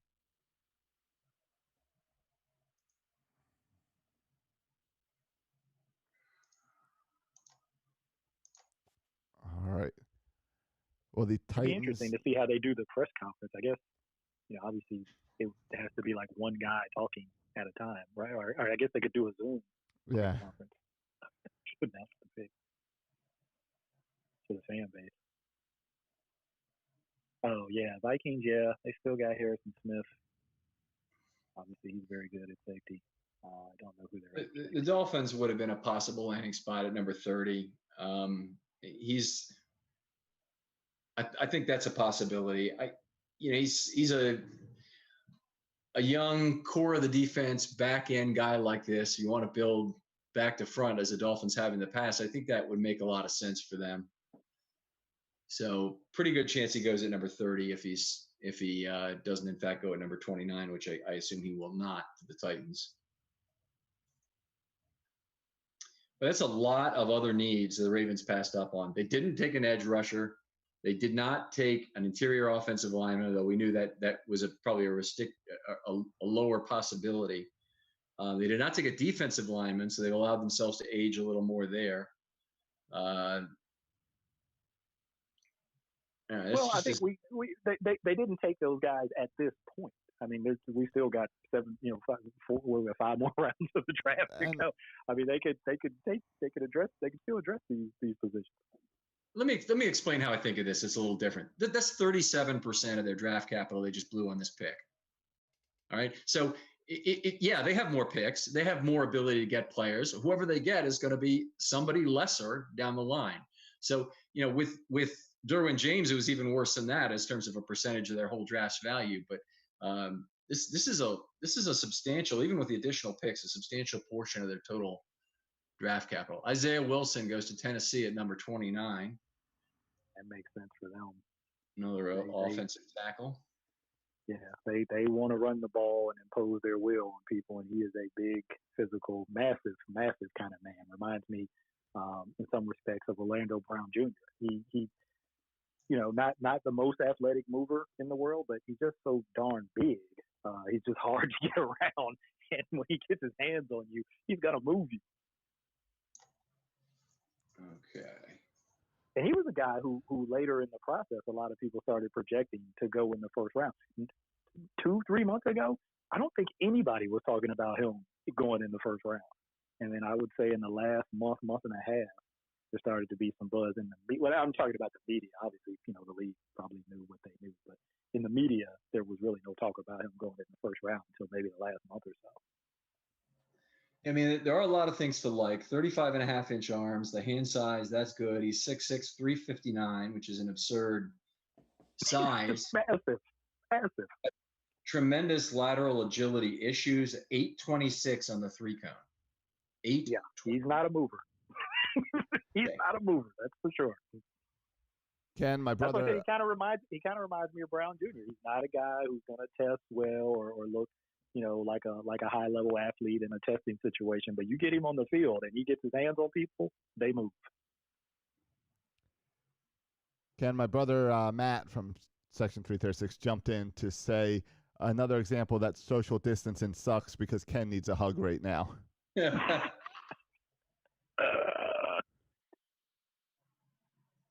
can do the virtual hugs. I'm sure there'll be plenty of hate coming in a couple of days for me bashing this pick. I'm now just looking forward to the podcast later this week when you really dig into Queen. Yeah.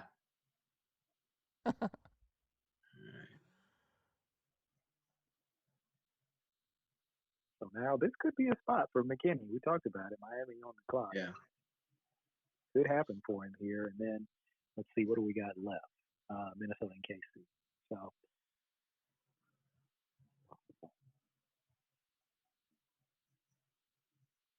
I still think Minnesota could take a corner. I've been saying that. They keep moving back. I keep saying they're going to take a corner, and then they just move back. Still think that's a possibility for them. But the Dolphins, like he said before, it's hard to handicap. They just have so many needs. They could literally go in almost any direction, and it probably would be a good pick.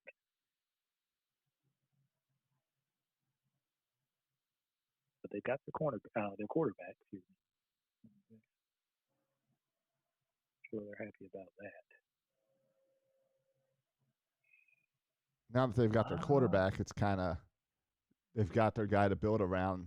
It's kind of nice for them to have so many picks in one season. Oh, absolutely. I mean, this is from the personnel side of it. Could be a dream to have all these picks, high round picks. Now you've got a quarterback. Now you can really start to try to fit in the puzzle pieces all around you. It's all got to happen on the field, of course. But this time of year, this is what you have to look forward to. So they've got a great opportunity to really transform this roster just in this draft. Right. The Ravens do get something out of this pick. They get a guy who would be the defensive signal caller if Clark goes down. Now, presumably that would have been Deshaun Elliott if Clark had gone down with the current very heavy platoon system at linebacker, because they don't typically give it to a free safety. They'd have to give it to a strong safety, and Elliott would be the next man up there. This does give them a little bit of flexibility for that. Hard to, we'll look. I'm a Patrick Queen fan now officially. Love to see him have a big career and make the Hall of Fame. Let's go. All right, I like it. You came around very quickly on that. 5 stages. You go through them as quickly as you can. That's like record time, though. You burned right through those. I'm just glad the Ravens have their pick late in the evening, so it's not that your night has been ruined at pick number like 10, 11 or something. Exactly. Right. In the Derwin James draft, they traded back in at 32 and picked up Jackson. So. All right. So there's always a chance. Yeah, I remember that one. I know that was a tough one, and I kind of felt similarly to you. I felt much worse about that than this. This doesn't bother me nearly as much as passing on Derwin James did. And then when they got Lamar Jackson, obviously I was happier about it because I think I was probably a bigger Lamar Jackson fan at that point than some other folks. Clearly, I didn't know what he was going to turn into. I just liked the player. But yeah, the Derwin thing was much more painful for me. Like, oh, can't believe they're doing this. Sure. Yeah, that's very much true. I mean, Patrick Queen addresses a very significant need for the team, at a position of very real weaknesses. So from that perspective, it's not bad. It's just there are so many other needs on this team, and I still think they're paying a first-round premium for it. All right. Well, that brings up Jonathan Kittner, who's wondering, Ken, what were your top 3 hopes the Ravens would do in that position? Assuming McKinney was the one remaining guy there. So McKinney, Delpit, and Epinesa were my 3 guys. Gotcha. All right. So you're now hoping they're trading some of those late picks in and jumping up for another guy here. Well, just looking at it, I mean, they could trade back into the first round if they wanted to trade both of their seconds. I don't see that happening. A team with as many needs as the Ravens needs to hold on to their early round picks. So I don't think they'll trade up at this point. And if they did, it'd probably be within the second round, not from second to first, because of all the capital that would be required to get 55 and 60. Really would both have to be included to get into round 1. They get something else back with that, but that's what it would take. Dolphins have made their pick. I'm not hearing what Mel Kiper is saying, but he appears to be very animated right now.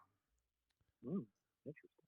I wonder who they took here then. Well, yeah, the NFL Network is able to just go back to highlights now of each of the picks from the Dolphins because they've had so many today. I mean, this is what happens when you are as bad as they've been recently. You get the opportunity to get all these high round picks or early picks in the first round. You just hope you can pick the right players, right, and get this thing turned. I mean, we've seen the Browns do it, for years and just not be able to get the right guys. Maybe it'll be different with Miami. Mel Kiper's listed. They're in the AFC, so I hope not. I hope they get the wrong guy. Right. Mel Kiper's listed McKinney, Winfield, Swift, and Dobbins as the top 4 left. Okay. Well, lots of good safeties in round 2. I mean, that may be part of the strategy is the Ravens can pick up a ball hawk safety, and there are still several on the board, including Winfield and some of the other players who have questions about competition or athleticism that might still be available around 55. McKinney won't last that long, but there are others who might.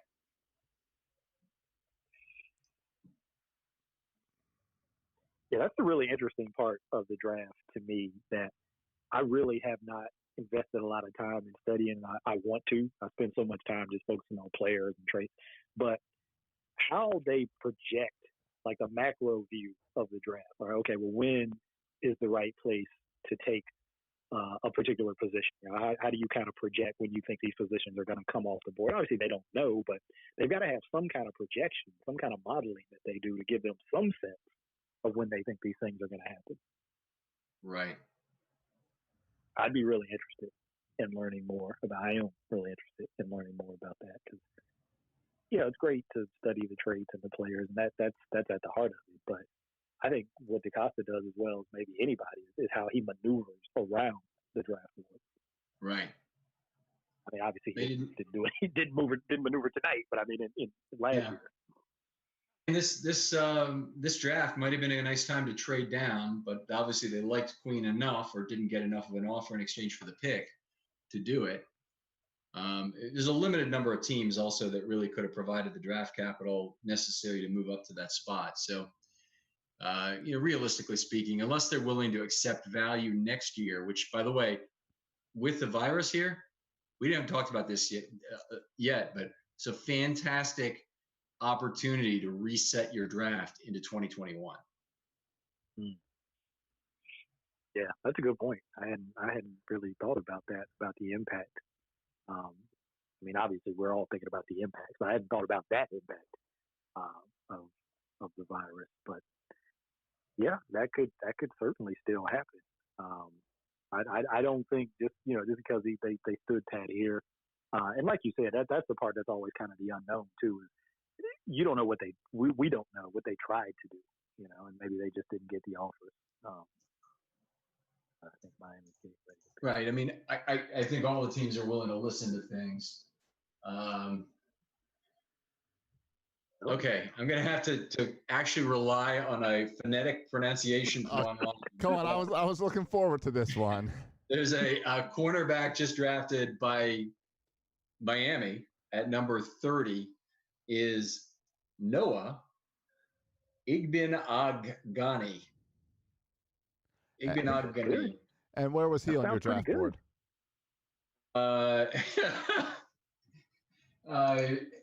I did not make a top 15 of cornerbacks because that wasn't a position of need for the Ravens. Right.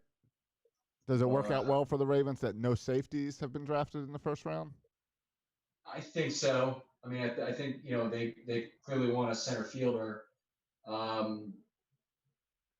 Yeah, he's an interesting pick. Another guy who's kind of maybe a little bit of a reach in the first round, but the Dolphins obviously love something about him. Yeah, track background. They probably will talk about his parents. Serious track and field background, but he's got that track and field background himself. I think he even ran track at Auburn. You see a lot of guys who run track and field in high school and then kind of drop it in college and focus on football. But I think he actually was on the Auburn track team. At least, I think he was a 4x100 relay guy or something like that. So obviously he's a guy who can run. I think there's still, you know, some transition to a football player, to specifically cornerback that needs to happen. But the recovery speed, you see that, right? When you watch him play, you know, maybe he gets himself out of position a little bit with an initial move from a wide receiver, but he can get back in phase. And it's just a matter of being able to track the ball at that point, right? He can catch up with anybody and get right back to where he needs to be, but get back and be patient. Don't get grabby. Don't start, getting too much body on guys. I think that's still the transition that has to happen with him. But the athletic traits are there. What have they called him in his college thing? Is he Iggy now, or what's his? I don't know if they called him Iggy, but I like Iggy. That's what I'm going to call him. I'm going with Iggy. That's a good nickname right there. That just seems like a natural fit. So I'm going to go with Iggy. I credit to you for pronouncing that name. I'm not going to try. All right, so we've got the Vikings back on. They've got their pick in. Okay. And this is where they traded back earlier, right? Yeah. Yes. I'm surprised though that Iggy went before a guy like Fulton, even a guy not Diggs, maybe a little bit surprised he even went before Diggs, less so, but more surprised that Fulton is still on the board. Oh. Wait, I thought you were through the stages of grief. That doesn't sound like. No, I'm working through some pronunciation issues here. We'll get back in here. So the Vikings take Jeff Gladney, a cornerback from TCU. Now he's been on some people's top 5, top 10 lists, certainly at cornerback. Oh yeah. I like Gladney a lot. He's a twitchy guy. I mean, when you think about quick twitch movement, being able to change direction, move laterally really quickly, he's that guy. He played in the Big 12. You know, people kind of always will throw that out there when you play defense in the Big 12. It's not necessarily known for good defense at any position, really. But I like the athletic ability. I like the movement skills. That, to me, that's one of the first things that I'm looking for when I'm looking at cornerbacks is the movement skills, because obviously it's a very reactive position. I think he can get a little handsy at times, so he'll have to clean that up. But I really like him. Good ball skill.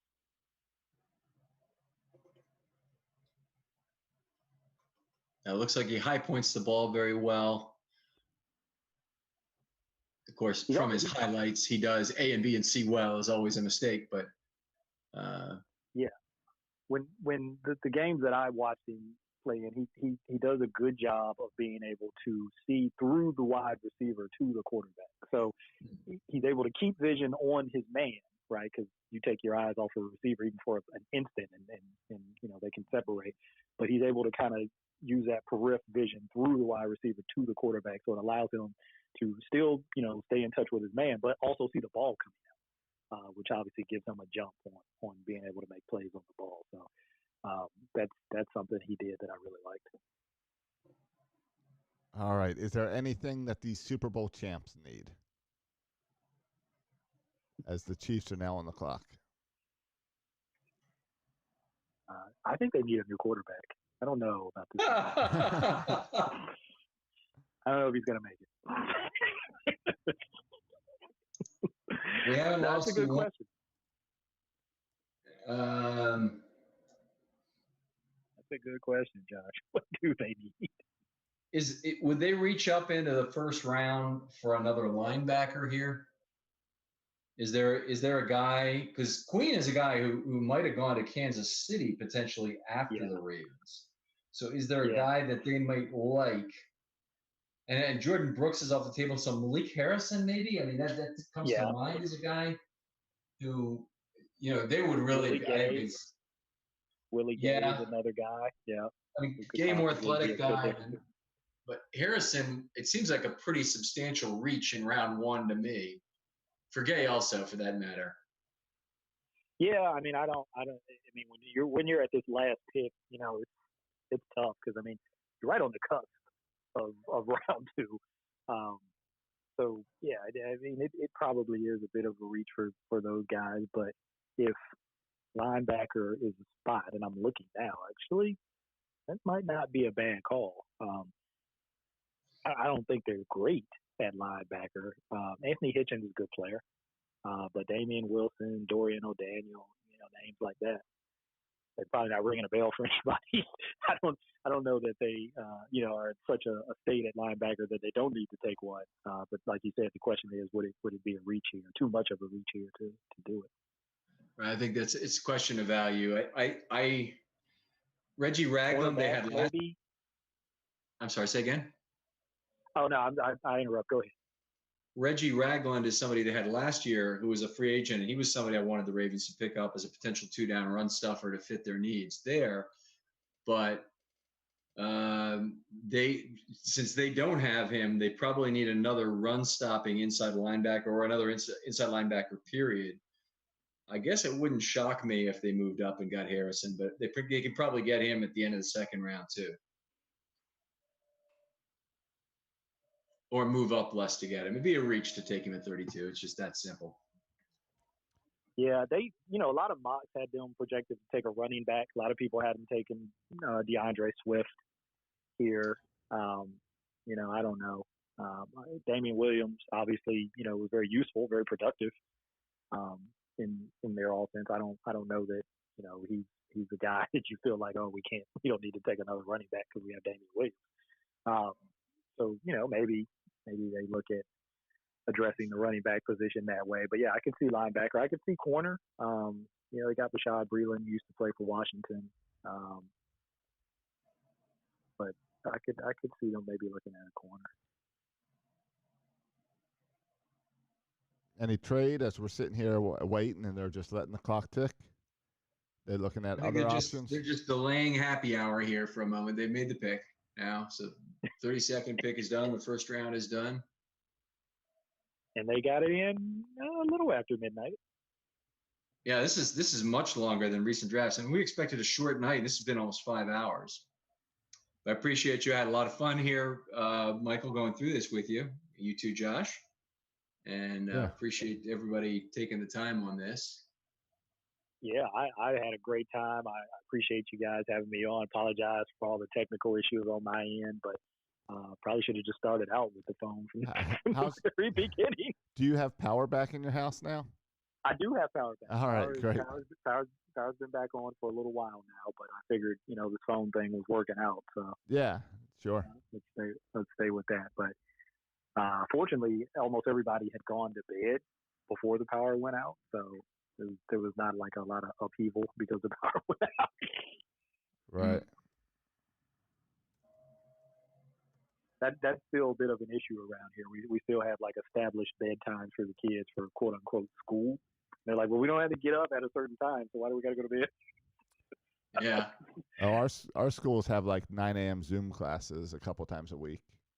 Ah, see, yeah, they don't. So my son, who's in middle school, they have sort of live meetings with the teachers. Yep. But they usually don't start till 10 or 10:30, and they're not every day. And then my daughter, who's in elementary school, they don't do any of that. All of her stuff is pretty much autonomous. You know, you're on your own. Turn it in whenever, you know. They'll set the due date by like, you know, for like Sunday at 10 p.m. and give it to you on Monday. So you got the whole week. Gotcha. So they just give you a workbook or something, Michael? I'm wondering about that in terms of what you get at that age. No, they give you individual assignments. So for like her, for example, for like math, like what we did today, they're adding within 1,000. So they'll have an interactive video that shows you the different techniques for adding within 1,000, and it's literally interactive. You got to click on certain things and answer certain things, and then there'll be some practice problems that kind of, you know, piggyback on that same concept. And then at the end of the week, they usually have like some kind of graded assessment that kind of captures everything that you did during the week. So we do all of that through Google Classroom and all the Google Docs and slides and everything, and you just upload it and turn it in. You roll. We had the Chiefs took the first running back in this draft, Edwards-Helaire. That's okay. No Swift taken, no DeAndre Swift yet, and no Taylor taken. That's scary though for their offense. He's such a good fit for their offense. I mean, he probably is the best route runner from the running back position in this class. I saw a lot of Ray Rice in his game whenever I watched him, not just the physical similarities, but just the, you know, quick lateral jump cuts, you know, changing direction. You know, when he's getting pressure in the backfield, he's able to make guys miss like right away, and then, you know, can come out of the backfield and catch, you know, run a variety of routes. Really good hands, knows how to set guys up. And get open underneath. So he just seems like a really good fit for their offense. All right. Well, that finishes a very exciting night. Boy, a lot of LSU players taken in this first round now. I don't know what we're up to, 5, 6? With Queen, Edwards-Helaire, Clavon Chaisson, Burrow, of course, Jefferson. Who am I missing? Yeah. Is there another defensive or offensive? No, I think you got them all. Yeah, that's hey. I mean, obviously they won the national championship and had one of the best, you know, offensive seasons of maybe any team, you know, especially from the quarterback position. So, you know, sort of makes sense. A lot of those guys went early. So yeah, good night for LSU. One player still out there from LSU that I know the coach likes is Lloyd Cushenberry at center. He's one of the guys from a length perspective I love. Didn't have a great pass blocking year this last season, but I know coach loves him. He's got those 30. I think they're 34-inch arms. He's got those long arms, and you can see them at work when you watch the Oklahoma game. Neville Gallimore was flummoxed by those long arms. At times. Now, granted, Cushenberry and Damian Lewis were kind of tag teaming him a lot too. But All right, Michael, we just lost his phone call. Okay, so well, why don't we? It's a good time to wrap up anyway. Yeah, thanks for joining us, folks. We really appreciate you staying with us the whole night. I know it's been a long night waiting for the Ravens to pick at 28. Big day tomorrow. What picks do the Ravens have tomorrow? Yeah, the Ravens have 4 picks tomorrow, so looking forward to that. Number 55, number 60, number 92, and number 106. Josh, let's talk a little bit after we get off air about what we do if we want to set up for something on that. I wonder if even we might be able to just cut in the middle of round 2 and talk about it at that point, given how long this is taking. But rounds 2 and 3, shorter clock, should be much faster moving, and it'd be an opportunity to have some other folks on, because I know that this was a very long night for Michael. He probably not planned on. All right. Sounds good. Well, we will talk again later.